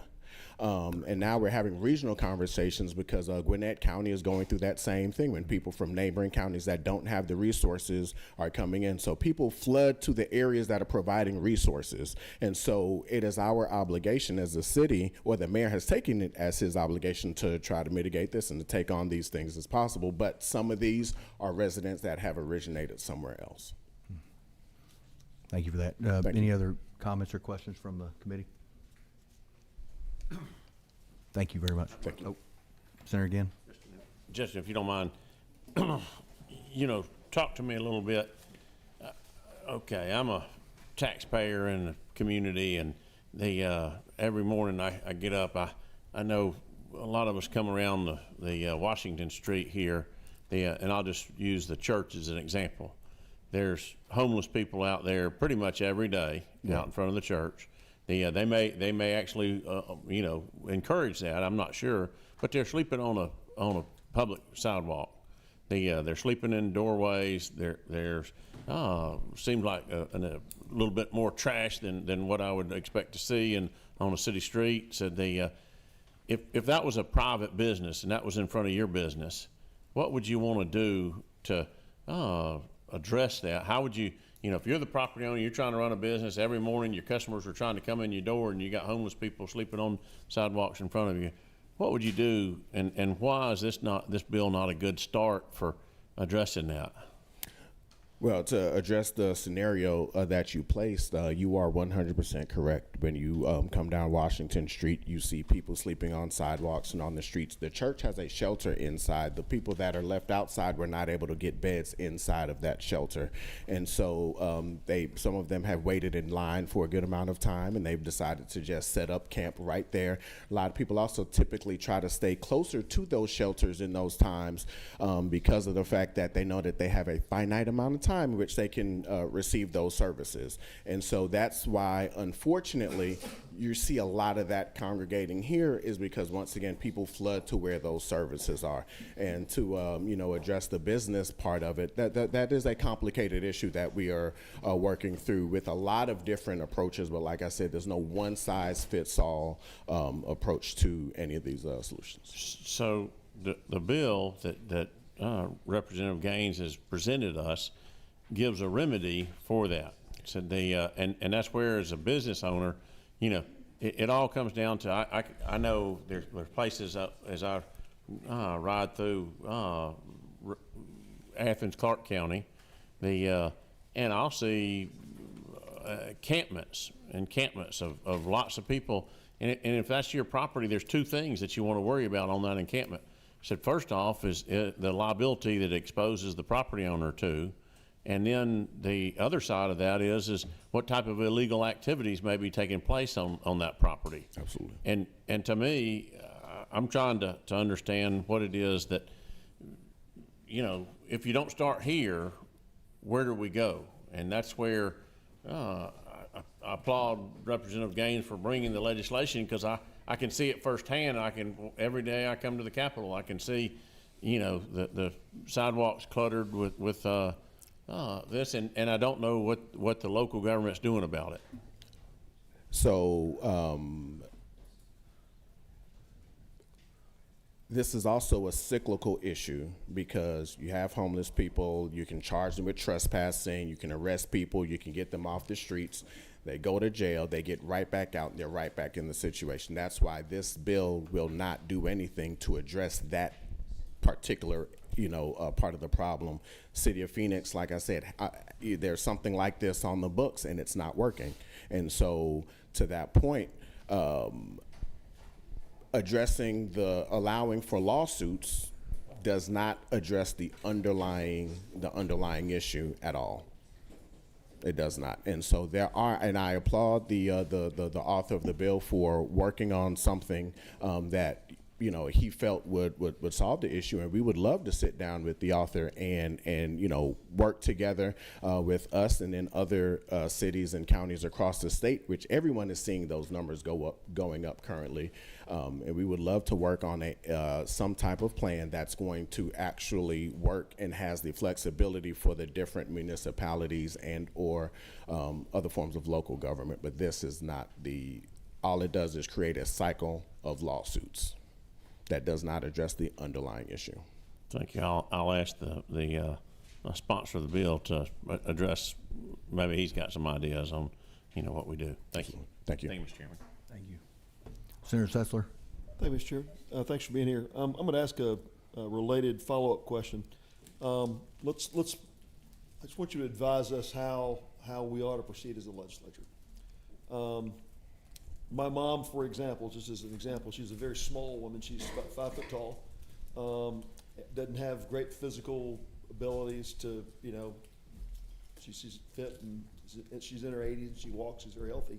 But if she owns a flower shop, or she owns a frame shop, or she owns a coffee shop in Atlanta, in Midtown, and she comes in the morning, gets in at 5:30 to get set up so she can start serving coffee at 5 a.m. And there's a large, intimidating, imposing male sleeping in the doorway of her coffee shop. What specifically is she to do at that moment? Call law enforcement. Call law enforcement. Okay.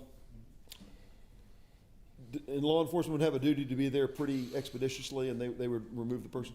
We have several different ways that we deal with those type of issues, including sometimes if there's someone that's having a mental health issue, which is another part of a conversation that we need to address as a General Assembly. But there are different things that would be dispatched to help with service, including finding services to provide said person. The city has also done we've building a lot of affordable housing and rapid housing and trying to get people off the streets. But this is a problem not only here. You go out throughout the states and you look under a lot of the DOT underpasses, and you're starting to see this. We traveled around the state this year, and in different communities all over the state, people are telling us we're seeing homeless people where we never saw them before. And so it's not of there is an issue. No one is denying the issue. What I'm saying for the purposes of this meeting today, lawsuits and litigious actions don't solve the underlying problem. No, the specific issue though is we've got a duty to provide governments the powers they need to play their role as governments. We also have obligations to individuals to protect their individual rights. Absolutely. And to your point, so when a sleight of build female business owner walks into her business and there's an imposing man sleeping in the doorway of her coffee shop, it's a law enforcement duty to get rid of them. If that happens the next day and the following day, such they get what is we could have this. I thank the chair for his indulgence. It's an issue of law enforcement. I think what you're describing is an issue that the state is also recognizing that we need help with, which is why, we're having conversations about additional mental health services. The state was looking at putting $50 million in the budget to help with some of these programs. That number also got cut. And so does the business owner have taxing power? Does the business owner have taxing power? Does the business owner have the power to levy ad valorem taxes to fund a security guard? No. Does the business owner have the ability to charge sales taxes? They'll have a taxing power. The taxing power belongs to local government. Absolutely. The taxing authority belongs to the local government. The police power belongs to local government. And you can't, unfortunately, this isn't an issue that you can just police your way out of. And so the issue is a lot more broader, and there are mental health components and all of these other things that tie into it. So this is a conversation that we need to have. The simple standard is that this particular bill does not do anything to address any of the issues. Mr. Chairman, conversations are, with all due, thank you for your thoughts. Conversations, Mr. Chairman, are things we have over time for long-term systemic problems. What we have here is we have acute problems that specific business owners have entered into 5 and 10-year leases. They've put their entire life savings on the line to start a business. They show up every day early in the morning to do their thing. And this contemplates not only litigiousness, this contemplates this idea that if they've got to incur costs to get a security guard to move away people who are urinating, defecating, or sleeping in front of their front door so they can have their business, that is a duty, it is a law enforcement duty, part of the police powers of a city. And if those police powers are then pushed over to the individual to step up and step in for and provide, there should be appropriate composition to do that. That's what this does. It's what's happening is through policies, isn't it true, that the police obligations of a local government who have the taxing power, they have the police power, and they have the obligation to solve this issue. It's being pushed over to private individuals, and there's no commensurate compensation for that. I will say that I will continue to contest that this issue is a lot more broad than what the gentleman is describing. Mr. Chairman, I would suggest it's exactly that specific, because it's not just a broad concept. This is a specific issue for specific people who are incurring specific costs that are not there. They don't even have the powers to really address them. They don't have the court power. They don't have the police power. They don't have taxing power. They're simply trying to do the basic, decent thing. And these are decent business owners. These are not people that are callous to the plight of homeless people. It's just they have a specific need. They need specific help for. And we as a General Assembly have obligations not just to local governments to empower them to do their jobs, which we give them the power to do, but we have obligations to individuals for their specific property rights and their liberty rights. And that's the balance we're trying to strike. Go ahead. You go ahead, Senator Mallett. Thank you. Sir, hearing the senator from the 37th and his position as it relates to the private property owner, for example, the city of Atlanta regulate if a church were to provide meals to someone who is homeless, which is adjacent to a coffee shop, and since said church provides meals to folks who are homeless, adjacent to said coffee shop, after the church has finished providing those meals, an individual decides to sleep in front of that business, what can the city of Atlanta do to stop a church from providing meals?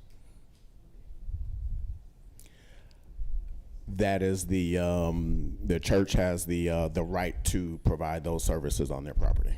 And so, for example, if it was not a church and there was another business that was next door and it was a bakery next to the coffee shop, and that bakery chose to provide free bagels to folks who may be unhoused or homeless, but it's next to that coffee shop business, what remedy does the city of Atlanta have to tell that private business you can't provide those bagels to people who are homeless because you're affecting the coffee shop next door? That business has the right to provide those services. So at what point does the city of Atlanta have the authority to effectuate some type of change among private entities that may be initiating the causation that the other business owner is experiencing? Those things are not things that are directly, that the city of Atlanta can directly impact. Thank you. And my last question would be, as it relates to, for example, on line 30, where it says a policy Pattern or practice means a pervasive, systemic, or organized standard operating procedure of a generalized nature, but shall not include accidental, isolated, or sporadic acts. For example, many cities in Georgia, when they have large festivals or groups of people, may tend to enact what's known as a festival ordinance, in which case it takes the city government from the usual standard operating procedures where they may have a large influx of people and move from enforcing certain actions because of the sheer number of people underwhelmed and overwhelmed with law enforcement resources. They tend to not administer all of the local ordinances as it relates to public intoxication or these other things through that festival ordinance. Now, it's not sporadic, it's not isolated, but it is a general operating procedure that when you enact a festival ordinance, you're saying we're just going to enforce the most violent of things because we just can't arrest everybody or issue enough citations because we don't have the manpower to do that. Does the city of Atlanta enact some sort of ordinance like that? The times in which it's necessary, those are done as well. Thank you. Thank you. Any other comments? Go ahead, Senator. I think the distinguished senator from Savannah just covered a couple of one or two of my points, but I'll go to a whole nother different array. As far as the number of homeless shelters, can you tell us what is the current status of the homeless shelters and what are the proposed plans for homeless shelters, and what impact, if any, do they have on persons who would subject the city for liability? I don't have the exact number of shelters that are within our city limits, but what I can tell you is we have more than everyone else.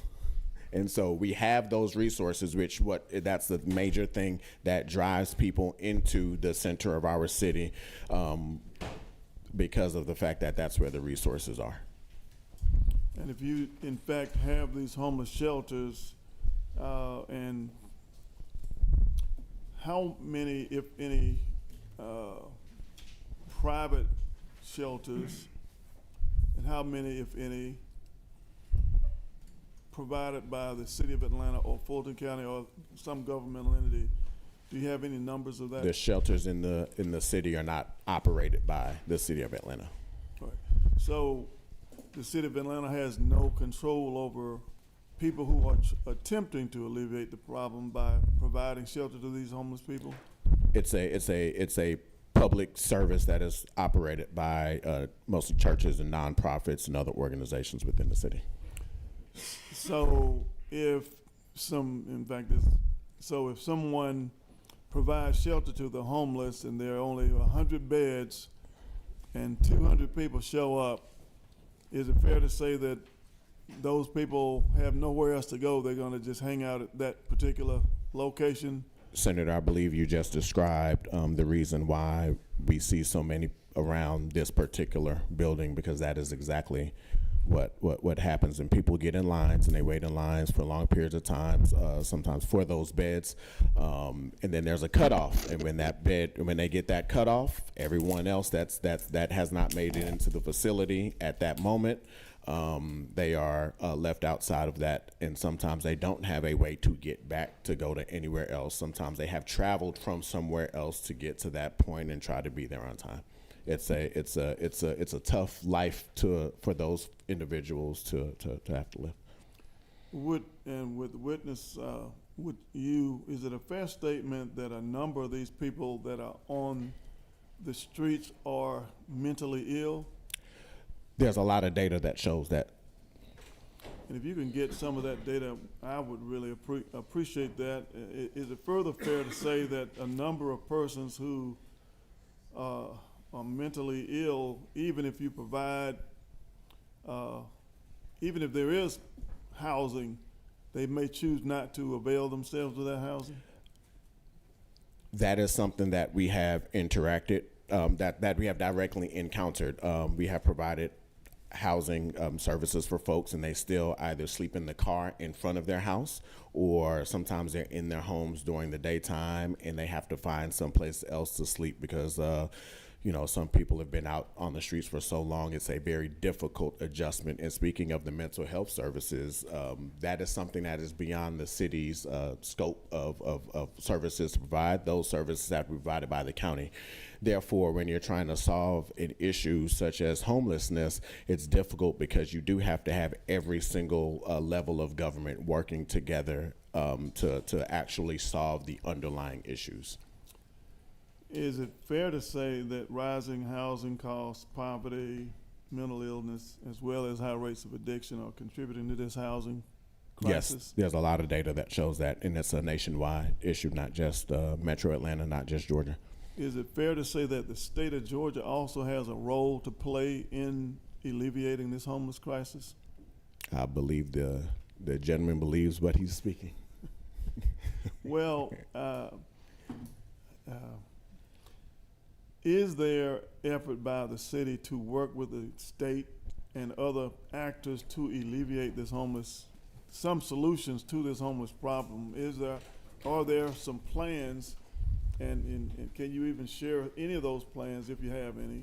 Or what are your suggested courses of action to help us with what is clearly a homeless crisis as we ride down, I come to the Capitol, under the bridges?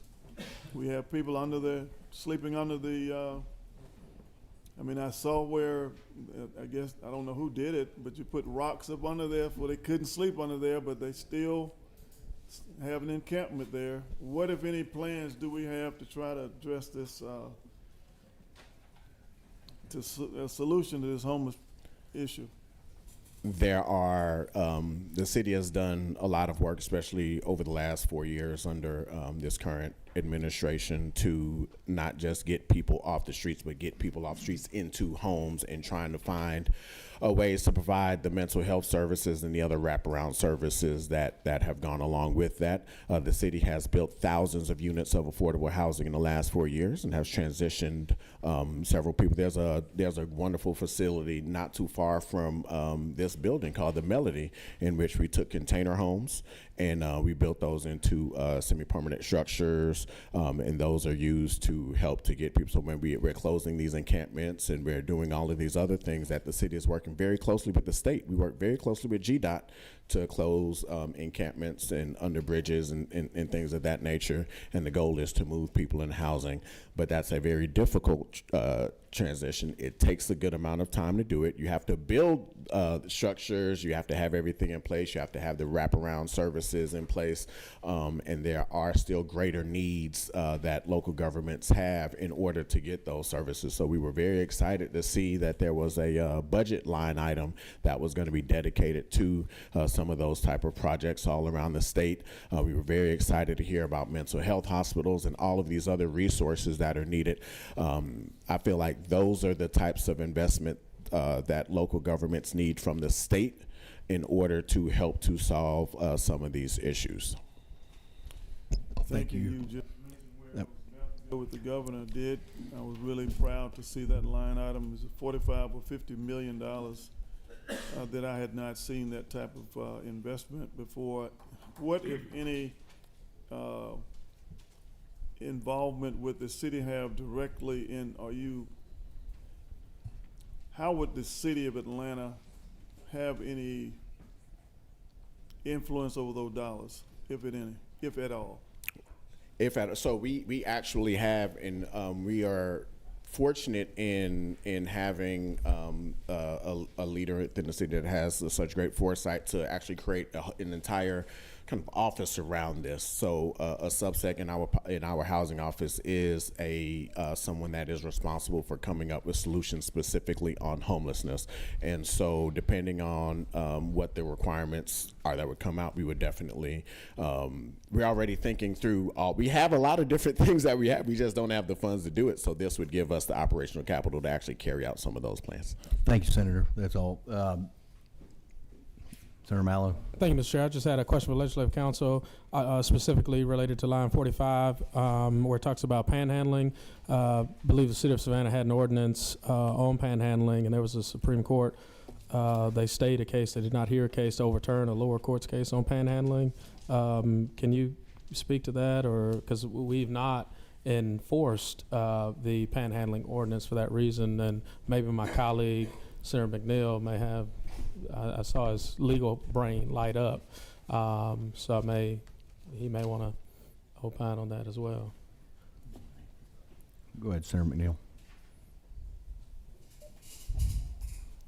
Go ahead, Ledge Counsel. I am aware of the case. I have not looked at it in years, so I'd have to look at the specifics for what it would say or does not say. But so yeah, at the moment, I will circle back to you. I believe that's allowed within zones. It's constitutional if it's allowed. In the city of Macon, for instance, they have created a panhandling zone, and that has been upheld. But and as far as banning it altogether, I think that was challenged successfully. But municipalities are allowed to create zones to allow it. And then I had a question for you with the city of Atlanta. Do y'all have any job programs as far as once you get them in housing, get them stabilized, as far as getting them a job so they can be self-sufficient?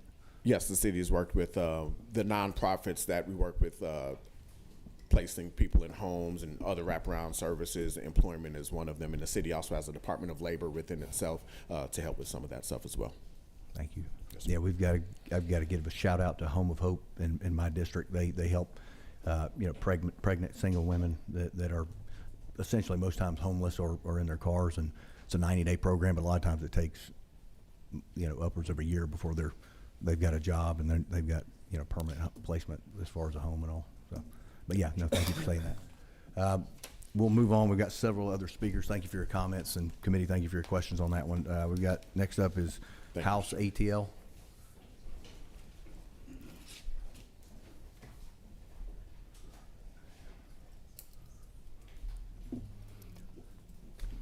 And I just want to remind the speakers, I know it's been a long meeting. Of course, comments back and forth don't count, but try to keep your statement to a minute. I'll be brief. Thank you. Thank you, Chair, for the opportunity to speak. So Natalie Kaiser, I lead a nonprofit called House ATL. We are a membership coalition. We have 450 members across Metro Atlanta. They include developers, banks, lenders, real estate agents, nonprofits, local governments, all participating together to work towards housing affordability in Metro Atlanta. So we oppose this bill.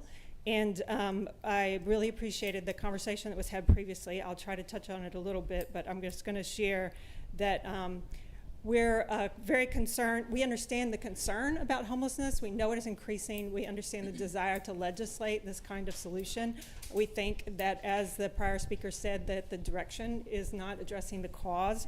The cause of homelessness is lack of housing, and there are things that we can do as a state to directly impact the housing supply. I do just want to note that the bill just prior to this would have been a step in the right direction towards increasing the housing supply, House Bill 1166. There was no cost to allowing people to build small dwelling units in their backyard, accessory dwelling units. There are many steps that the state can take like that will help increase housing supply. Additionally, I just want to note that the cost, as was noted, it's not only the cost of incarceration that will be a challenge for local governments to handle. That is not a solution. It's also the cost to the individual, and people are homeless on the street. When street outreach workers are trying to work with them, when they are arrested, they lose contact with that street outreach worker. They lose their ID, they lose their documents, they lose access to their medications. When they go to jail, there is trauma involved in that can exacerbate mental health issues. So it can actually put a person who may have been in the process of being helped by a nonprofit like some of our members into a cycle that pushes them into a more difficult situation than they were in previously. I also wanted to note there was another question about solutions. Another very good program that the state of Georgia has is called the Georgia Housing Voucher Program. The Georgia Housing Voucher Program is specifically for this purpose. It helps people who are chronically mentally ill and chronically homeless. Is there my 1 minute? Okay, so I just want to mention the Georgia Housing Voucher Program has been underfunded. You are doing an increase of 9 million this year potentially in the FY 2027 budget, but it is $18 million in the deficit, so it needs to be properly funded. Thank you. Thank you. Senator Sessler, you have a question? I was just going to ask her. Thank you for your advocacy for homeless people. As I've shared with folks before, I think just as we look at every homeless person as a human being, as a thou, a person that's worthy of the best, we also expect the best of them. We just as we treat them as people with dignity, we expect them to behave likewise. There's a covenant, there's a balance there. The housing insecurity you're talking about, we talk about families that may fall out of a job and may have a housing circumstance for a short period of time. How many folks, and I'm not being silly here, how many folks or families that are temporarily or maybe out of an apartment or a home, how many of the people that are urinating on the sides of businesses on Broad Street in Athens are families who are out of a home? No, that's correct. Those are usually individuals who've been homeless for a while, have experienced the trauma of the street, and are having challenges due to that. Often creates mental health issues. We think that mental illness is the cause of homelessness. It's rarely the cause. Mental illness is often, if you sleep on the streets for many nights, all of us will have anxiety and short-term thoughts. Correct, because the challenge we face here, isn't it true, that it's not people that are temporarily out of a place to live, thus housing could solve that. It's not even really shelters. I mean, shelters are very accommodating, but shelters also have to have rules. Very often people that are sleeping on the streets chronically have kind of fallen out of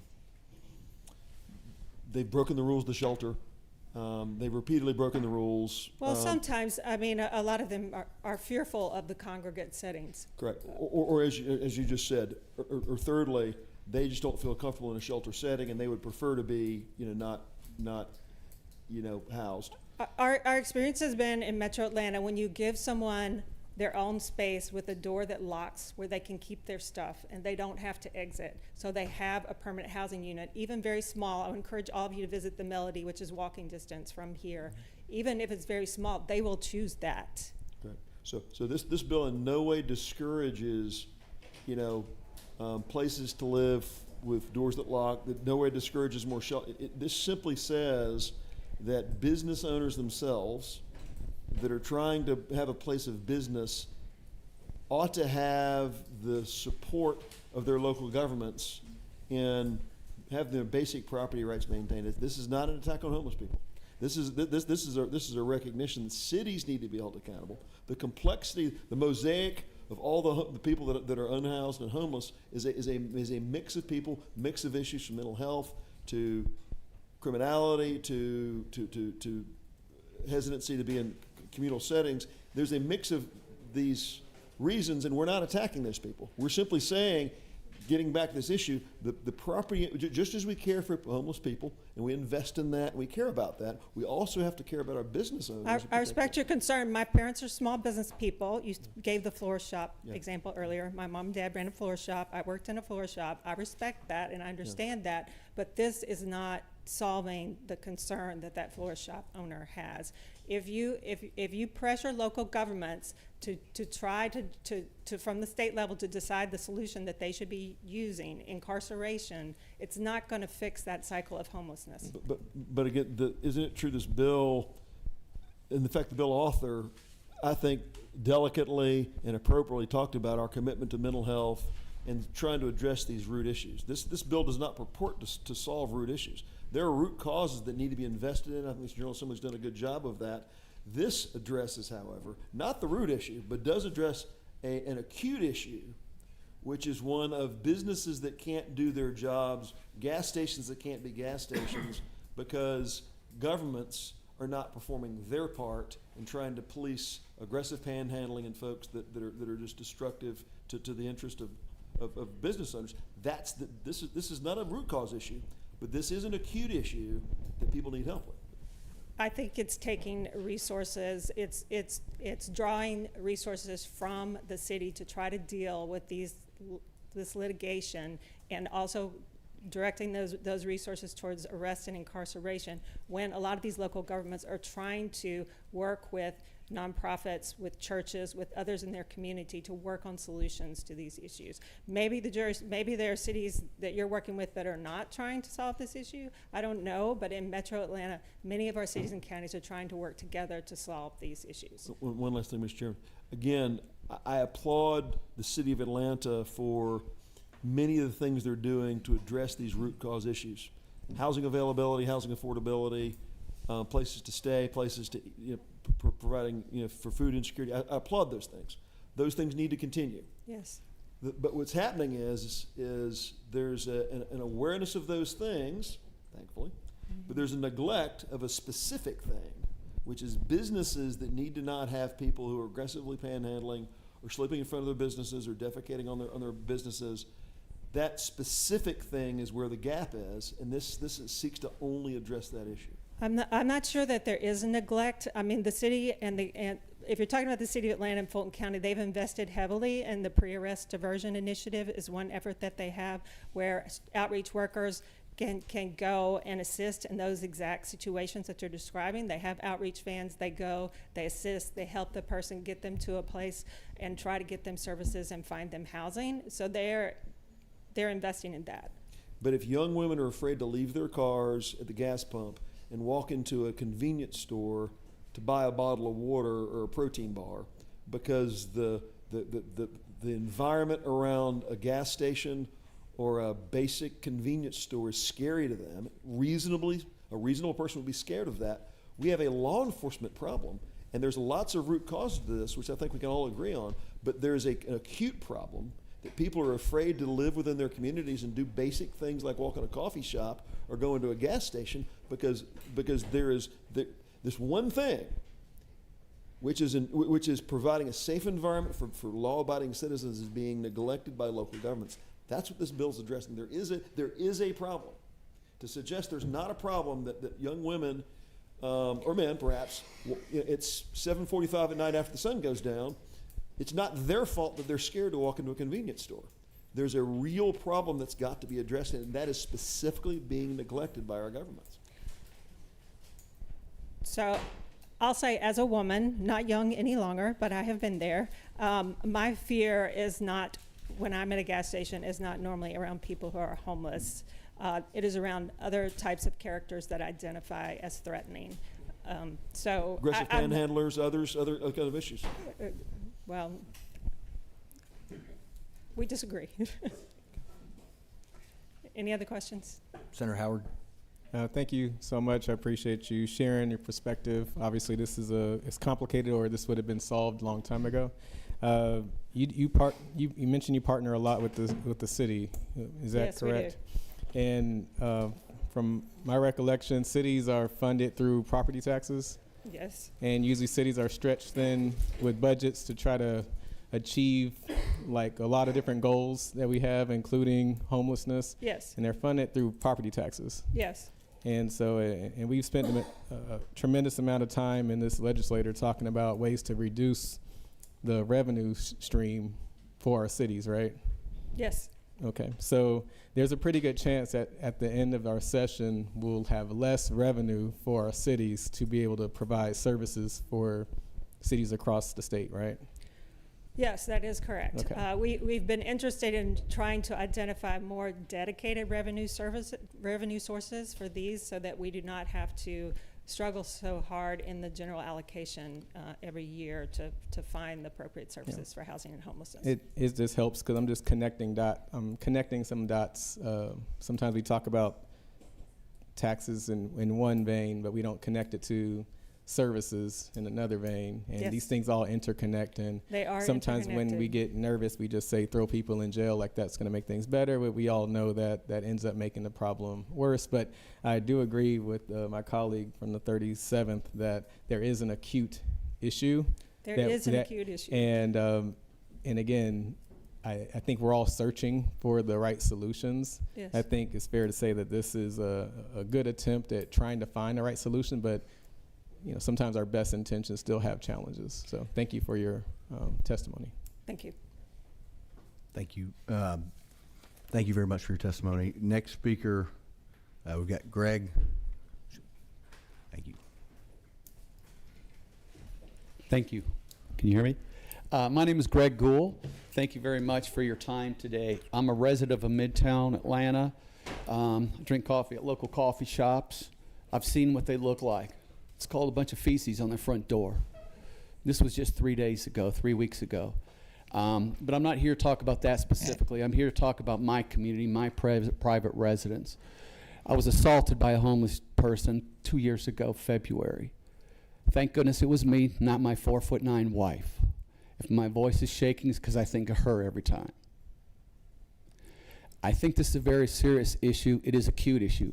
We can't solve homelessness today, but I can tell you what, I would like to be safe in my own neighborhood. I'm recently retired. I've invested over $300,000 in my home. That's past tense. My income earning is limited in the future. Hopefully I'll have a good future. So let me tell you about what I found in my building in Midtown. A couple of years ago, I decided to get some exercise walking down our stairwells. Homeless camp inside our building. Not one stairwell, not two stairwells, but three out of four. What did I find in there? Well, I found clothes. I found feces. I found urine. I found sex toys. I found crack pipes. I found marijuana. And I found all sorts of other things. Thankfully, we're addressing that issue. How are we addressing this? Because we now spend $100,000 a year to have people come through our private property to help clean up our private property from things that are happening elsewhere. For me, it's safety. For me, it's living every day. I do know our residents are thankful that we are taking efforts to keep our residents safe.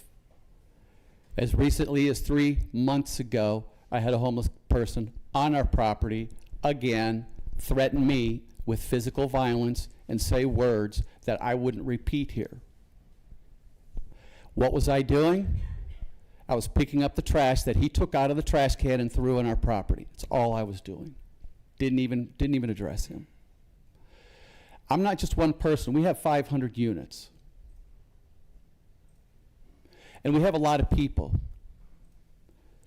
Things would be a little bit different if this guy decided to assault my wife, my friend's children, any one of our neighbors in my building. I get to live here too. I get to live here too. I shouldn't have to leave. I shouldn't have to worry about me walking outside. I love the city of Atlanta. That's why I chose to leave the suburbs, DeKalb County and Marietta, to move downtown in Midtown. And I love living in here, and I understand what comes with it. But that doesn't mean I get to be threatened when I go out. And that doesn't mean someone has to pick my life over someone else's life. This is not a choice for me between whether we support law enforcement or we support Greg Gould or we support our resident. It's not a matter of whether we support homeless people or don't support homeless people. This room is filled with many intelligent individuals. We can't solve the world's problems, but we certainly don't have to pick one group over another. We can support police and law enforcement. We can help the homeless people, and we can provide services which many organizations are doing. I put my money where my mouth is. I changed my will. If my wife and I die, 1/5 of it will go to the Atlanta Mission specifically because of this reason. I volunteer a lot of time for the safety of our community. I have a lot of empathy. I've called the police. I've called emergency medical services. I've cleaned up feces. I've given tips to our maintenance people that have to clean up this stuff. But they don't have to, actually. But I like to keep my community clean. I like to keep our community vibrant. And I like to keep our community safe. And not only do I pay taxes to get some assistance from the law enforcement, we're voluntarily now paying 6 figures a year just to keep our community clean. And that does not mean we do not like homeless people. Does not mean that at all. We do what we can do to help. And we do have a church right down the road. They threatened me too. They threatened my wife. Not the church, but their guests. And the reason why I refer to them as their guests, because I called them after this dude hanging out there after he got his meal. I called him back. Actually, I didn't call him. I walked right into the church. So I want to talk to somebody about this. I should be able to walk on the sidewalk, right? I should be able to. I can take care of myself, but maybe not everybody else can. So I called him, had a nice conversation, and he referred to his guests, and he referred to the mission bigger than me, bigger than all of us here. And I wanted to say, what do I do about the safety of my wife? What do I do about the safety of myself walking in my own neighborhood? So with that being said,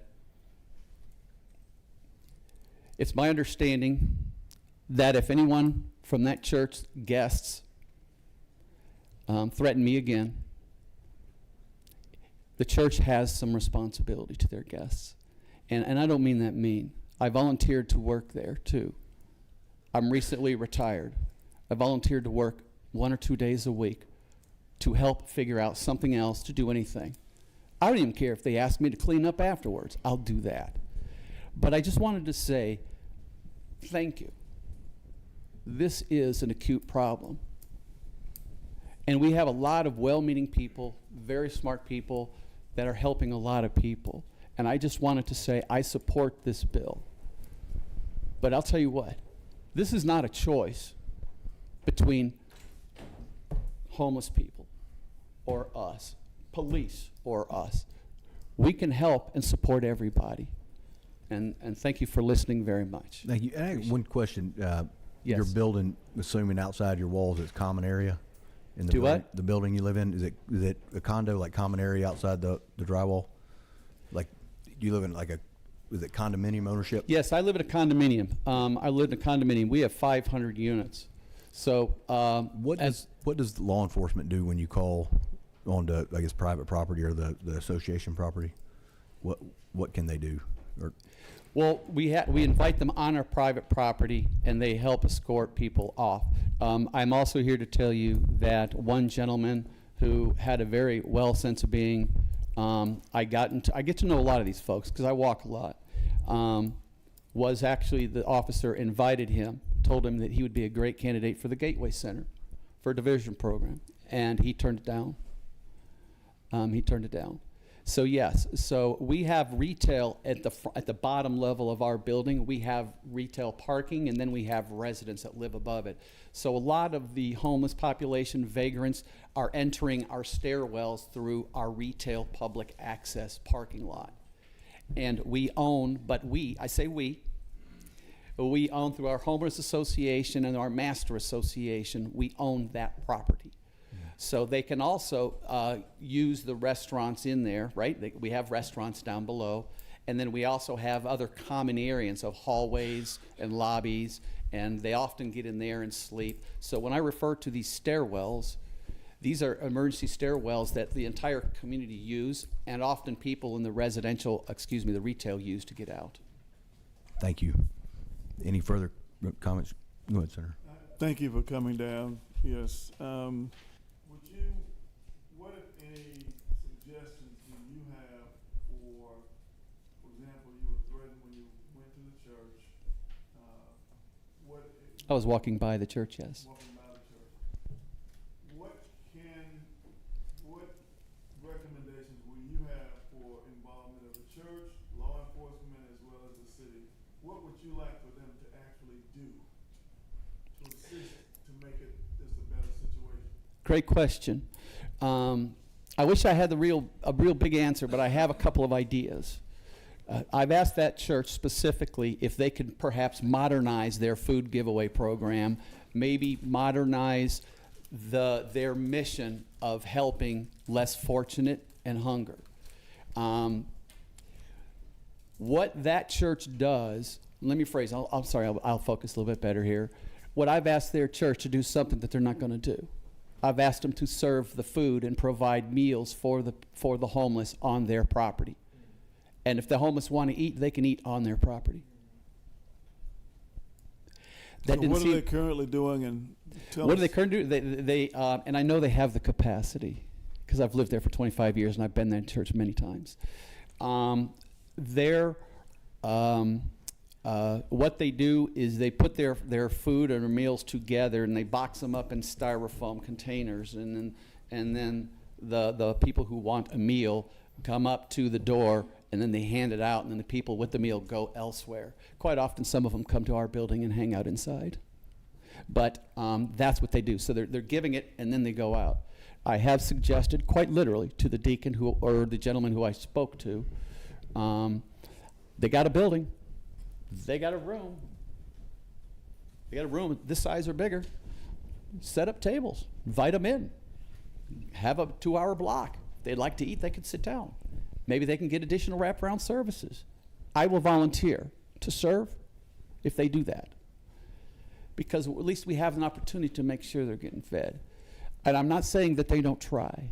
They do. They clean up better because it used to be much worse. And so I'm not saying things are worse. They're getting better, except now that FIFA's coming in, there's more and more things going up. As we try to solve these homeless issues in downtown Atlanta, many of them, I believe I heard recently 400 have now found homes thanks to these things. I like what the mayor's doing. But a lot of them are migrating elsewhere as we clean up. So where do they migrate? They migrate to other places, and the closest place where they can get to often is just about 1.5 miles away in Midtown. And there we have it. So I have suggested the church to do that on their things. I have offered to attend as many meetings as they want to come up with some solving. But he listened to me, very pleasant man, of course. But I don't know that, I don't know where it went with that one. Thank you, Senator Mallow. Thank you, Mr. Chairman. I have a question for Legislative Council, drawing attention to lines 41, Section B, declining to enforce existing laws, ordinances, other legislation prohibiting, and it lists out the following, and drawing attention to line 48, public intoxication or public urination while trespassing on private property, or how does local government enforce, for example, this gentleman's issue being that it is private property, how does local government enforce that, but by line 48 saying that this now creates causation against cities, what power does the city have in relation to that, because it's now creating the causation, but they can't tell a private property owner what to do on their property unless they've called and trespassed that individual?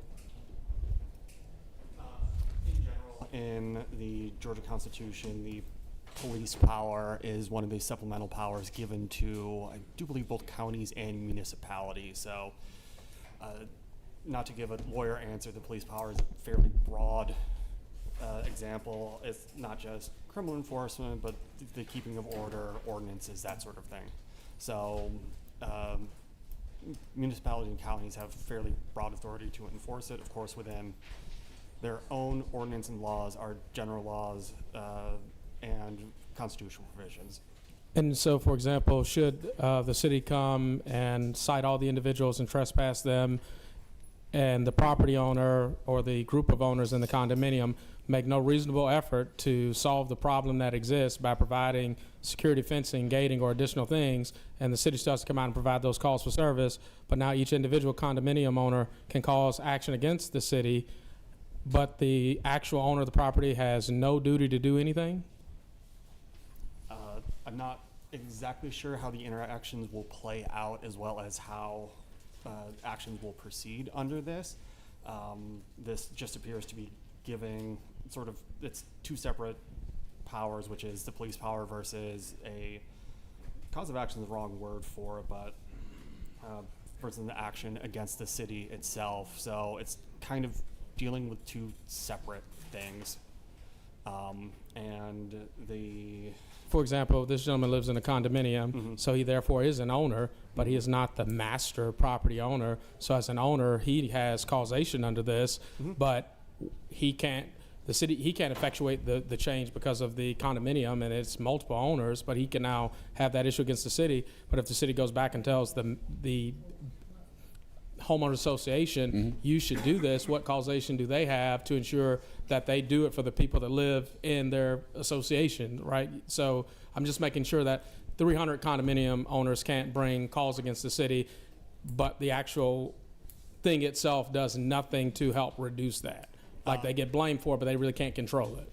The city in that instance, if say it's a part of a code enforcement or anything like that, that would be the mechanism they would use to help enforce it, as well as the bylaws of the association and sort of agreements within that. So there are some mechanisms there, and it goes back to their police power. If it's, again, within the ordinance, the laws, or whatever, they would have that authority to be able to tell private property owners, hey, you have to do X, Y, and Z. Senator Howard.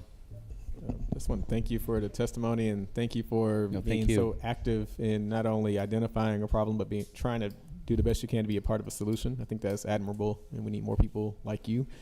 I do concern for the folks who are not like you, who might see dollar signs in the sense of how can I now, find a way to, bring a bunch of lawsuits and against the city.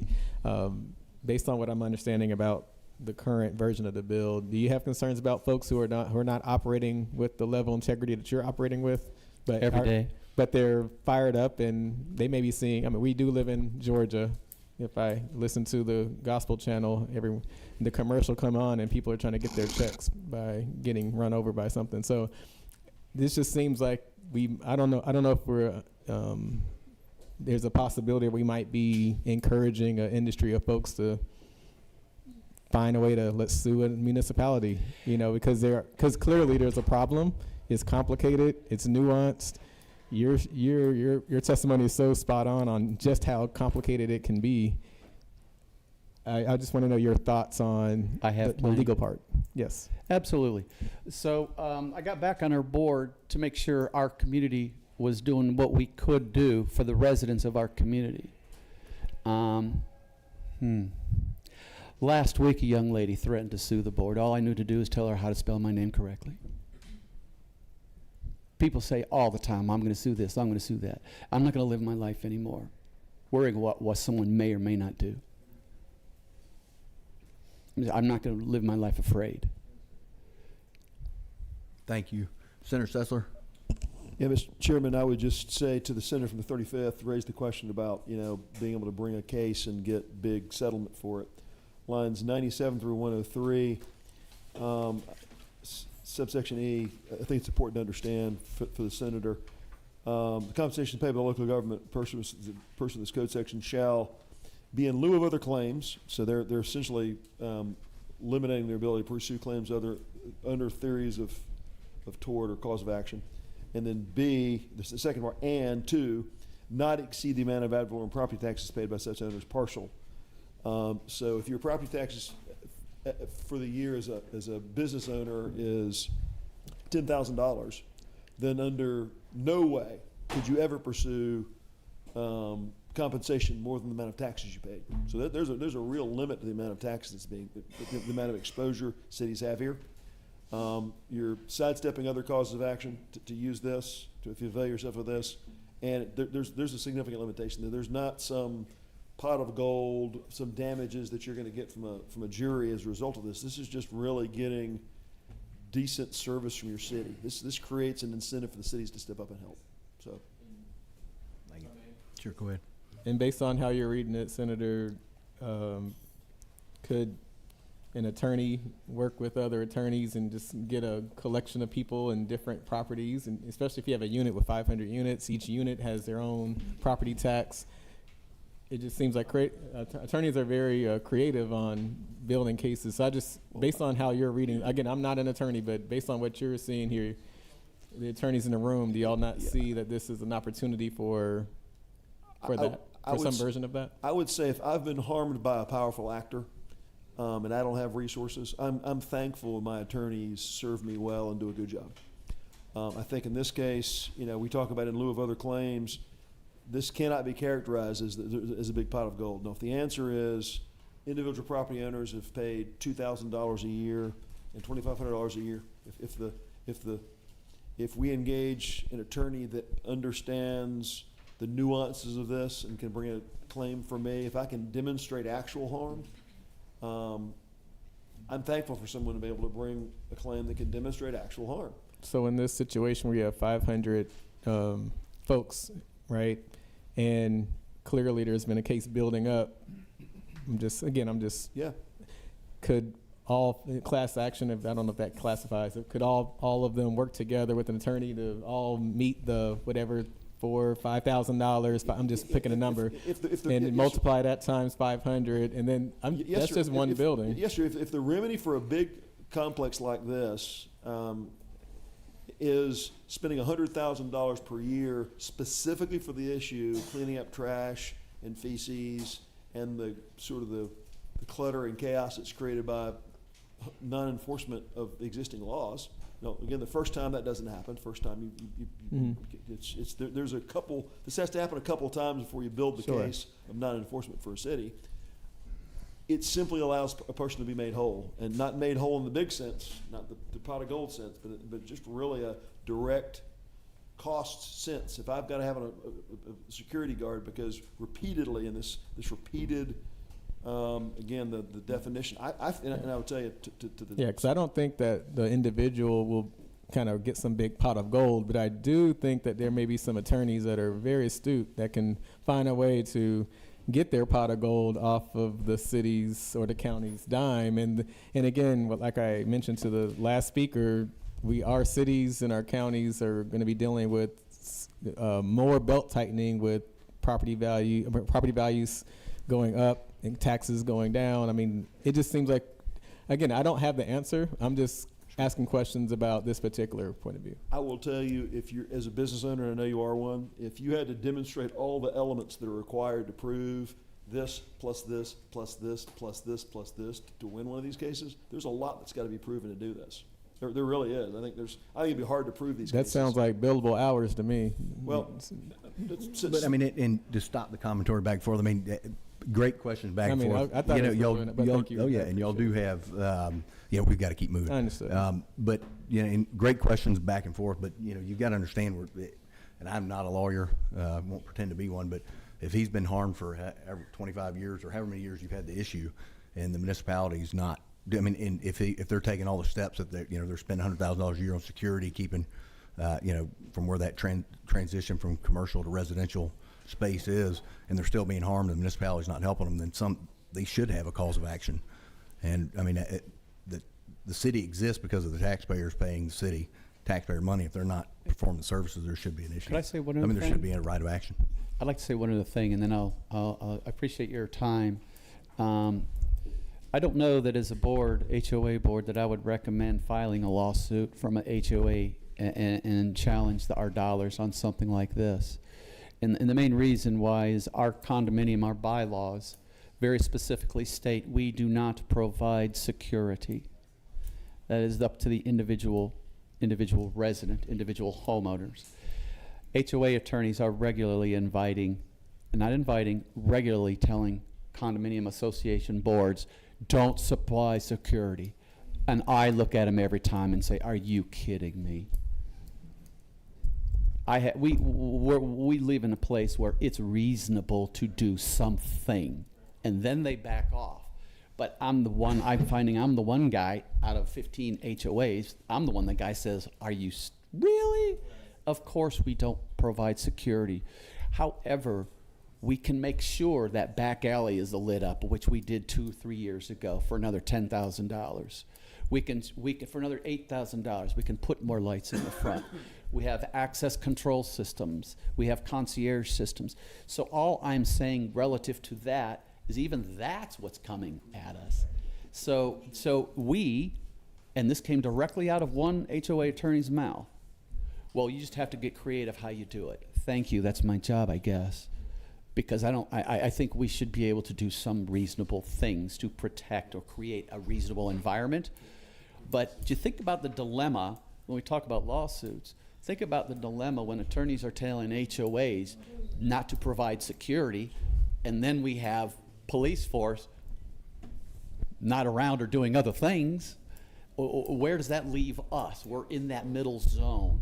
We've got a good bill for you. It's in the House if you want to encourage some House members. It creates a oversight, creates a board, kind of like the Real Estate Commission for HOAs. What's that? Which one is that? 406? You'll have to look it up. But Senate Bill 406? Yep, that's it.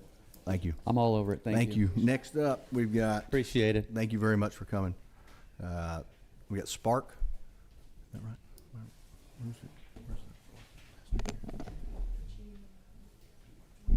Joy Monroe.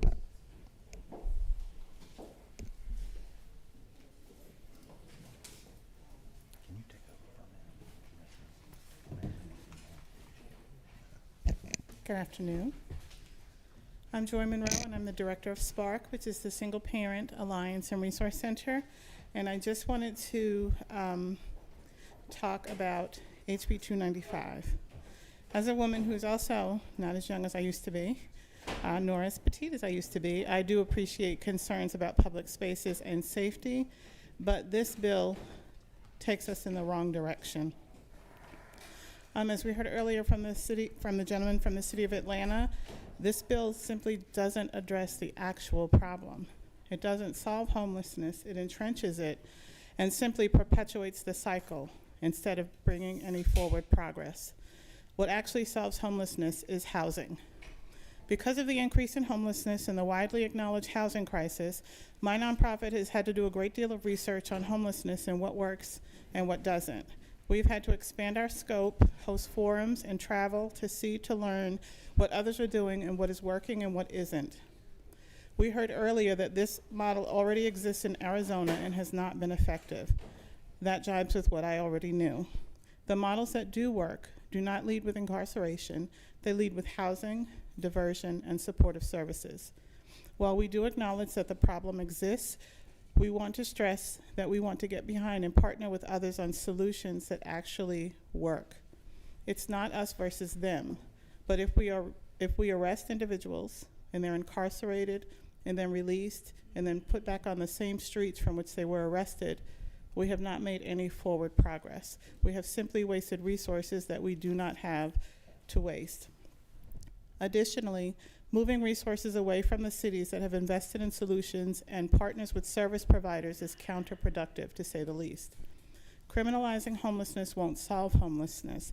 It will simply increase incarceration, undermine reentry and housing access, and further harm our neighbors who are already in crisis, and ultimately cost taxpayers more in the long run as costs are then shifted downstream. It increases at the hospital level, it increases for the police force, it increases for local schools as well. We urge continued investment in housing first solutions and the supportive services that make them work, which are both more humane and more cost effective than punitive enforcement.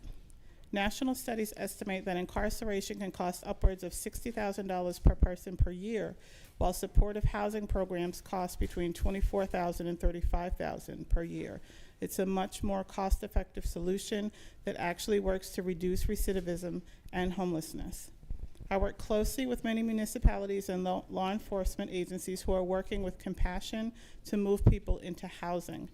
This bill would undermine existing local efforts where government, law enforcement, and nonprofits are already implementing solutions that work. Thank you for your time. Any questions for the witness?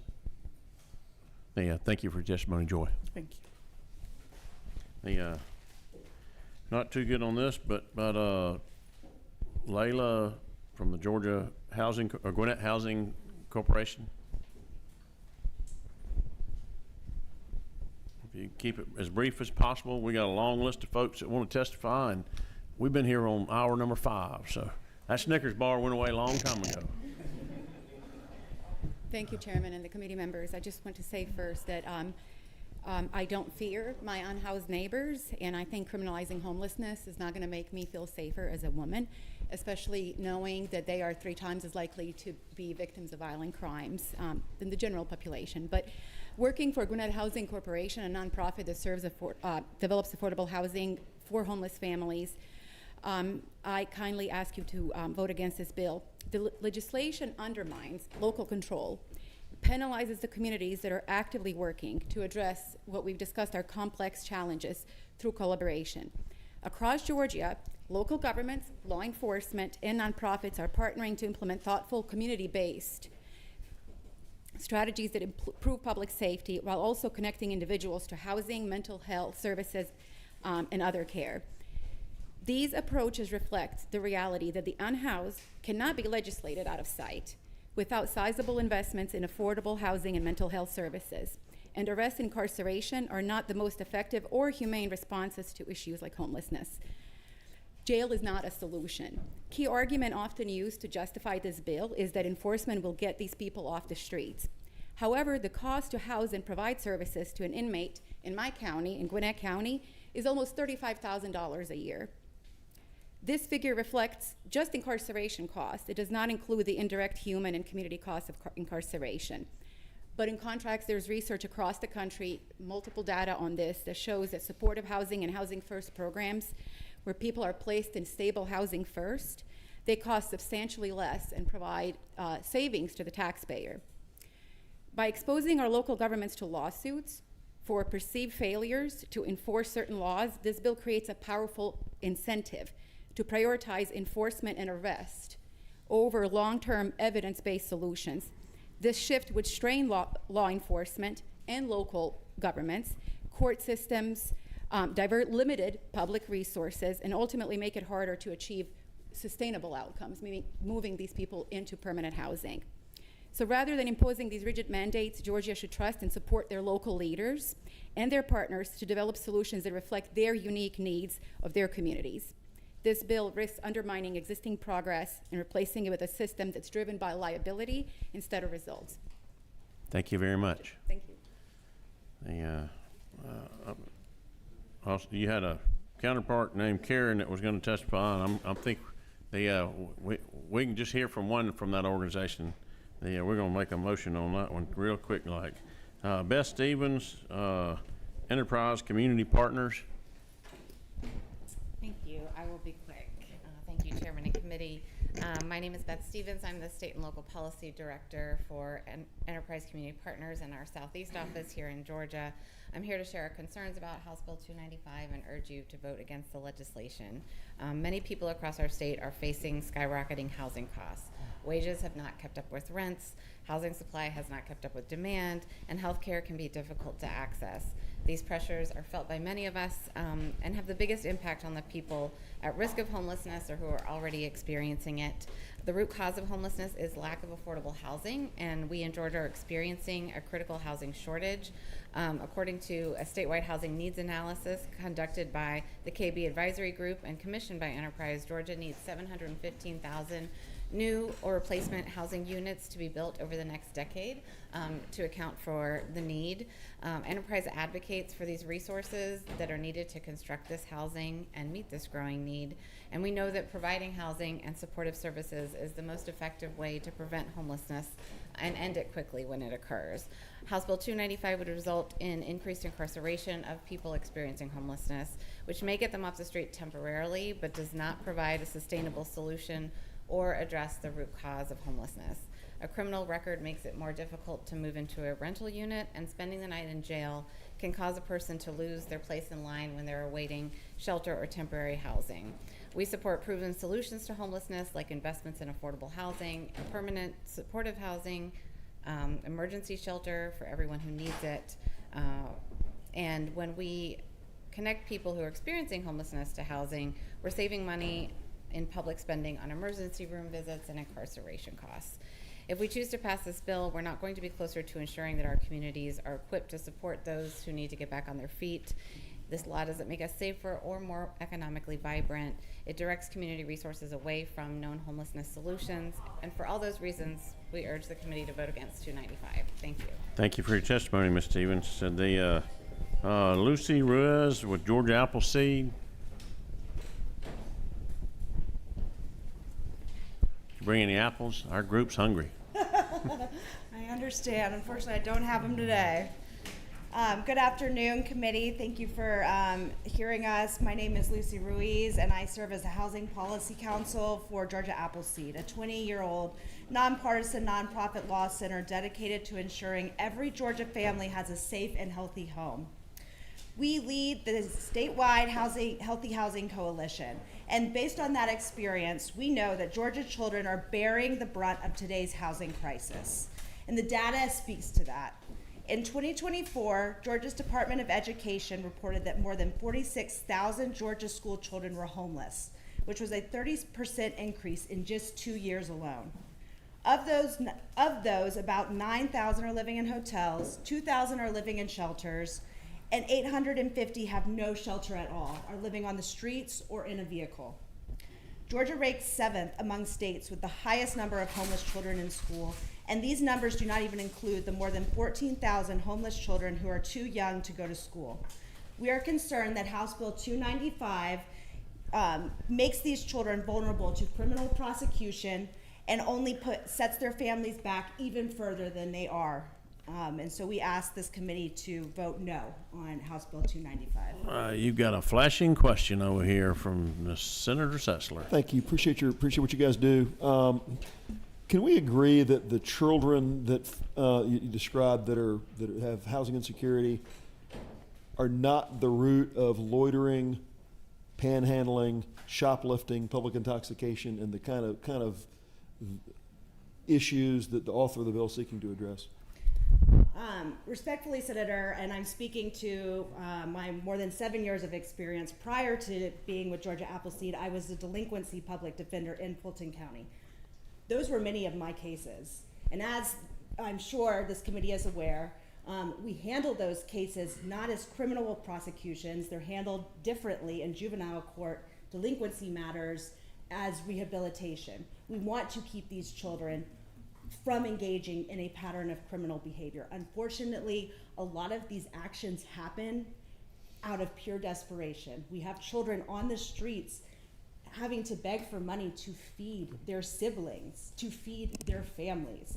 And unfortunately, when laws like this go into effect and law enforcement does not have any discretion as to whether or not to get this child into a shelter or send this child to a DJJ facility, these children are just going to continue into this cycle of delinquency of no fault of their own. But I think just to be fair, and you do describe a real problem, but this issue and this bill deals with recidivist, aggressive panhandling. It deals with people who are urinating, defecating on businesses, in and around business, sleeping in doorways, and involved in a, albeit lower level, a level of criminality and recidivist misdemeanor behavior that's not what you're talking about with kids. So I do appreciate, like I said, appreciate what you do, but I think it's not helpful to mischaracterize this about Bill as one that's going after kids. This is really an issue of recidivist misdemeanor behavior by people who are repeatedly time and time again impacting businesses. So to be fair, appreciate your contribution, but that's really not what this bill addresses. Lucy, thank you for your testimony. I'm going to move a little faster here. Elizabeth Apley. And I'm going to speed us up in case you hadn't caught on to the message here. I'm going to show you what Lee Anderson can do in a committee meeting. Mr. Chairman, members of the committee, thank you. My name is Elizabeth Apley. I'm an attorney and public policy advocate. I'm here today on behalf of the Georgia Supportive Housing Association, the Corporation for Supportive Housing, 9 to 5 Georgia, Presbyterians for a Better Georgia, and St. Vincent de Paul, Georgia. These are groups working every day to house and feed and advocate to prevent and ameliorate homelessness, which is a housing problem. The House Ways and Means Chair has shared with you repeatedly data showing that there's been a 29% increase in median household income between 2019 and 2024, but a 45% increase in the cost of rent in Georgia. Elizabeth, I'm going to ask you to stop right there. Yeah. I'm going to suspend I want our committee members to understand, and I'm going to have to go ahead and get us called back to order, make sure everybody's here. We lose this meeting room at 4 o'clock today. and we are going to get through this bill one way or the other.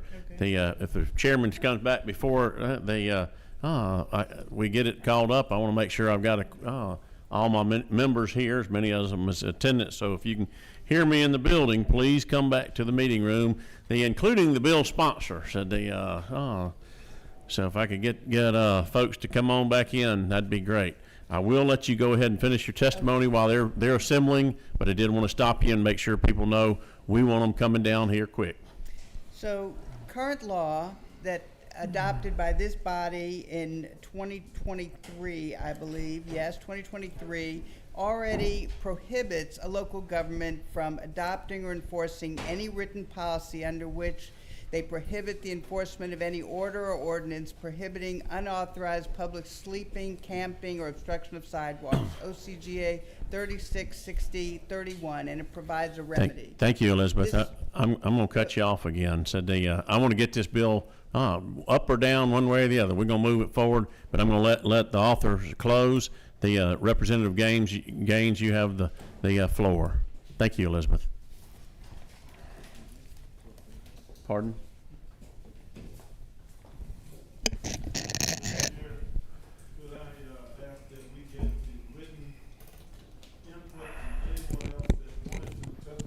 Being cut off and not being able to testify, such as Elizabeth Apley. That'd be fine. We'll be glad to take any kind of additional written comments to it. Said and see where we go.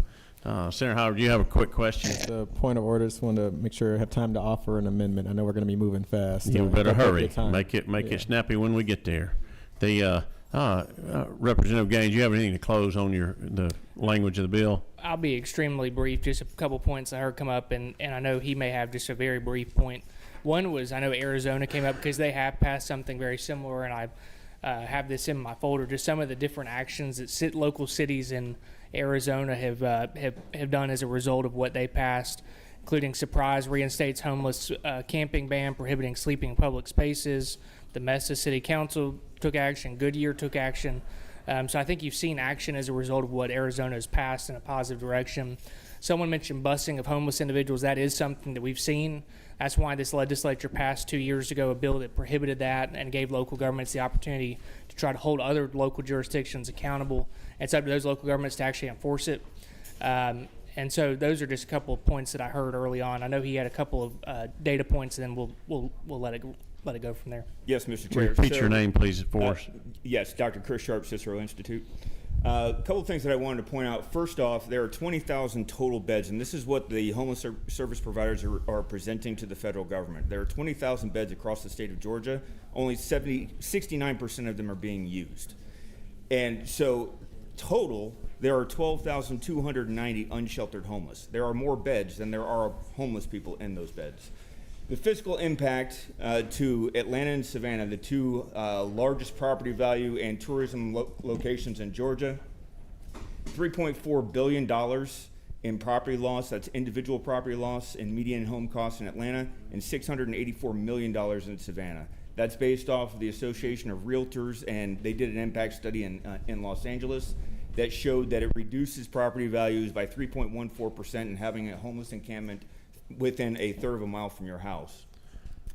I heard a question about the prevalence of mental illness within the population. Again, what's been reported to the federal government is 18% of Georgia's unsheltered homeless population, or overall homeless population, is seriously mentally ill, and an additional 10% are chronically addicted. Further, 3% are registered sex offenders, which is a completely different subpopulation that we don't hear about. And I'll leave it at that. Thank you for your testimony. Said Senator Howard, I believe you said you might have an amendment. You want to talk about it just a little bit before we take any action? Yes. Again, wanted to thank the author of the bill. I really appreciate it. This kind of speaks to why we need to invest, because it seems like it's worth the investment from our state to help get ahead of this. I do have an amendment to add to.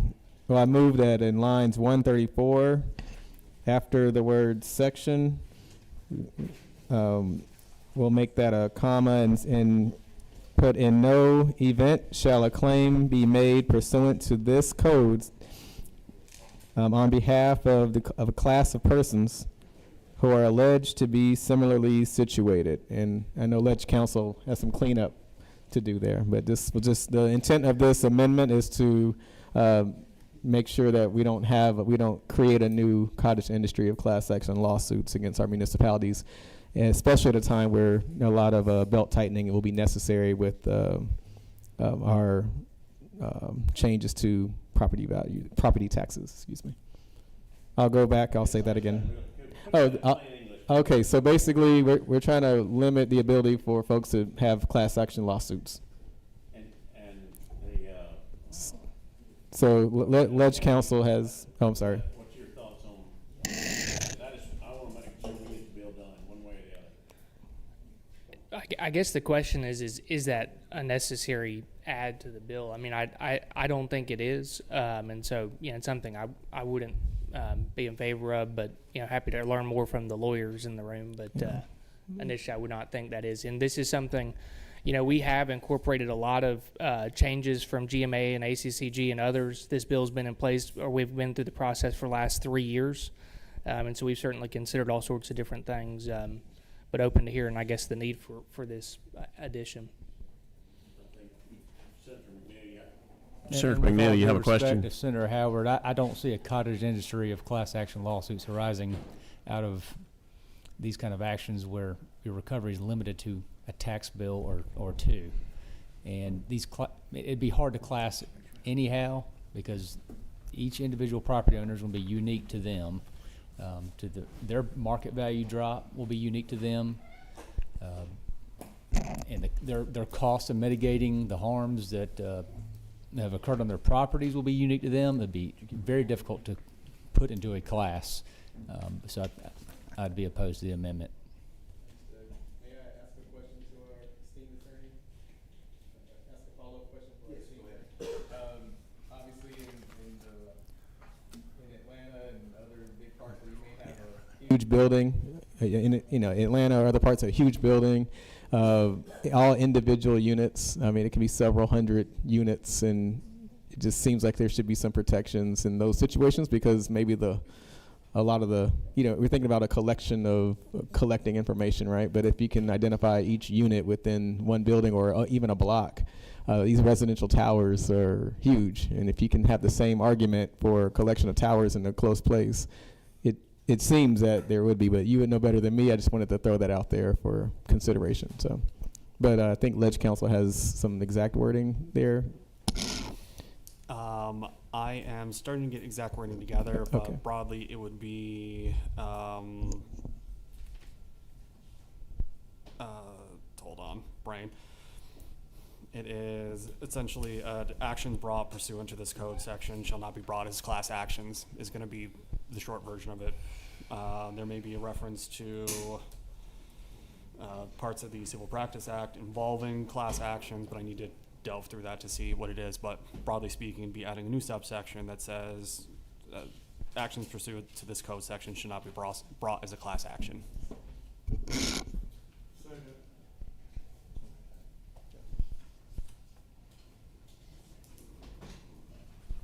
While our chairman's over there, so the committee sub that we have here from the House committee, it's passed through the House just like it is. That's right. So if we don't make any changes, we could pass this bill just like it is and get it on the floor. And hey, one of the things that we meet every year, if it doesn't work, I think we can address it. But I think, the goal here is we got to do something to protect these property owners. That's right. Mr. Chair, you got the chair back. Well, former chairman, I appreciate those comments. Where are we at?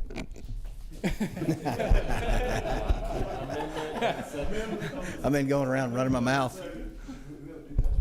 What's that? Oh, sorry. You don't have to do pass.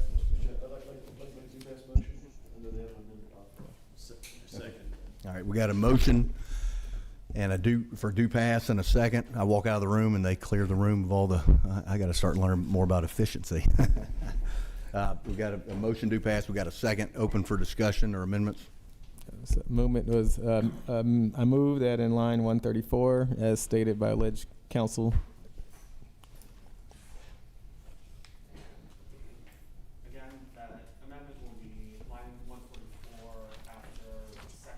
period to put in a new subsection that reads, actions brought pursuant to this code section shall not be brought as class actions. And I also would ask that as well, depending on specific language in our class action statute, to mess with that a little bit to make sure it's in compliance with everything.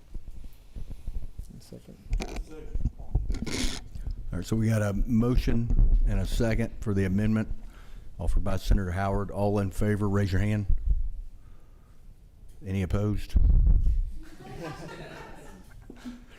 Party line vote. The motion fails.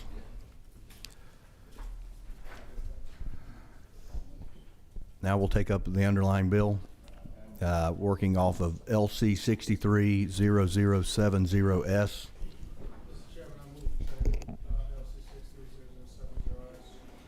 When the motion for table and we got a second, it does take precedent. All in favor for tabling, raise your hand. We need clarification down there. It's like being at an auction, man. You got to be careful of those fingers now. That's right. Well, at least we're not meeting at 6 a.m. like another member that's not here with us. He's probably already having to take a nap. All right, so y'all voted for it. Yeah. All opposed? We got 3-4. Motion fails. We'll take up the underlying bill. We got a motion do pass. We got a second. LC 630070S. Did that without my glasses. All in favor, raise your hand. Like sign opposed. Motion carries. Thank you. Thank you, Mr. Chairman. Thank you all for coming. Thank you all for all the debate. I know this is a big issue. Thank you. I know we got two sides to it, but we got to protect property owners' rights.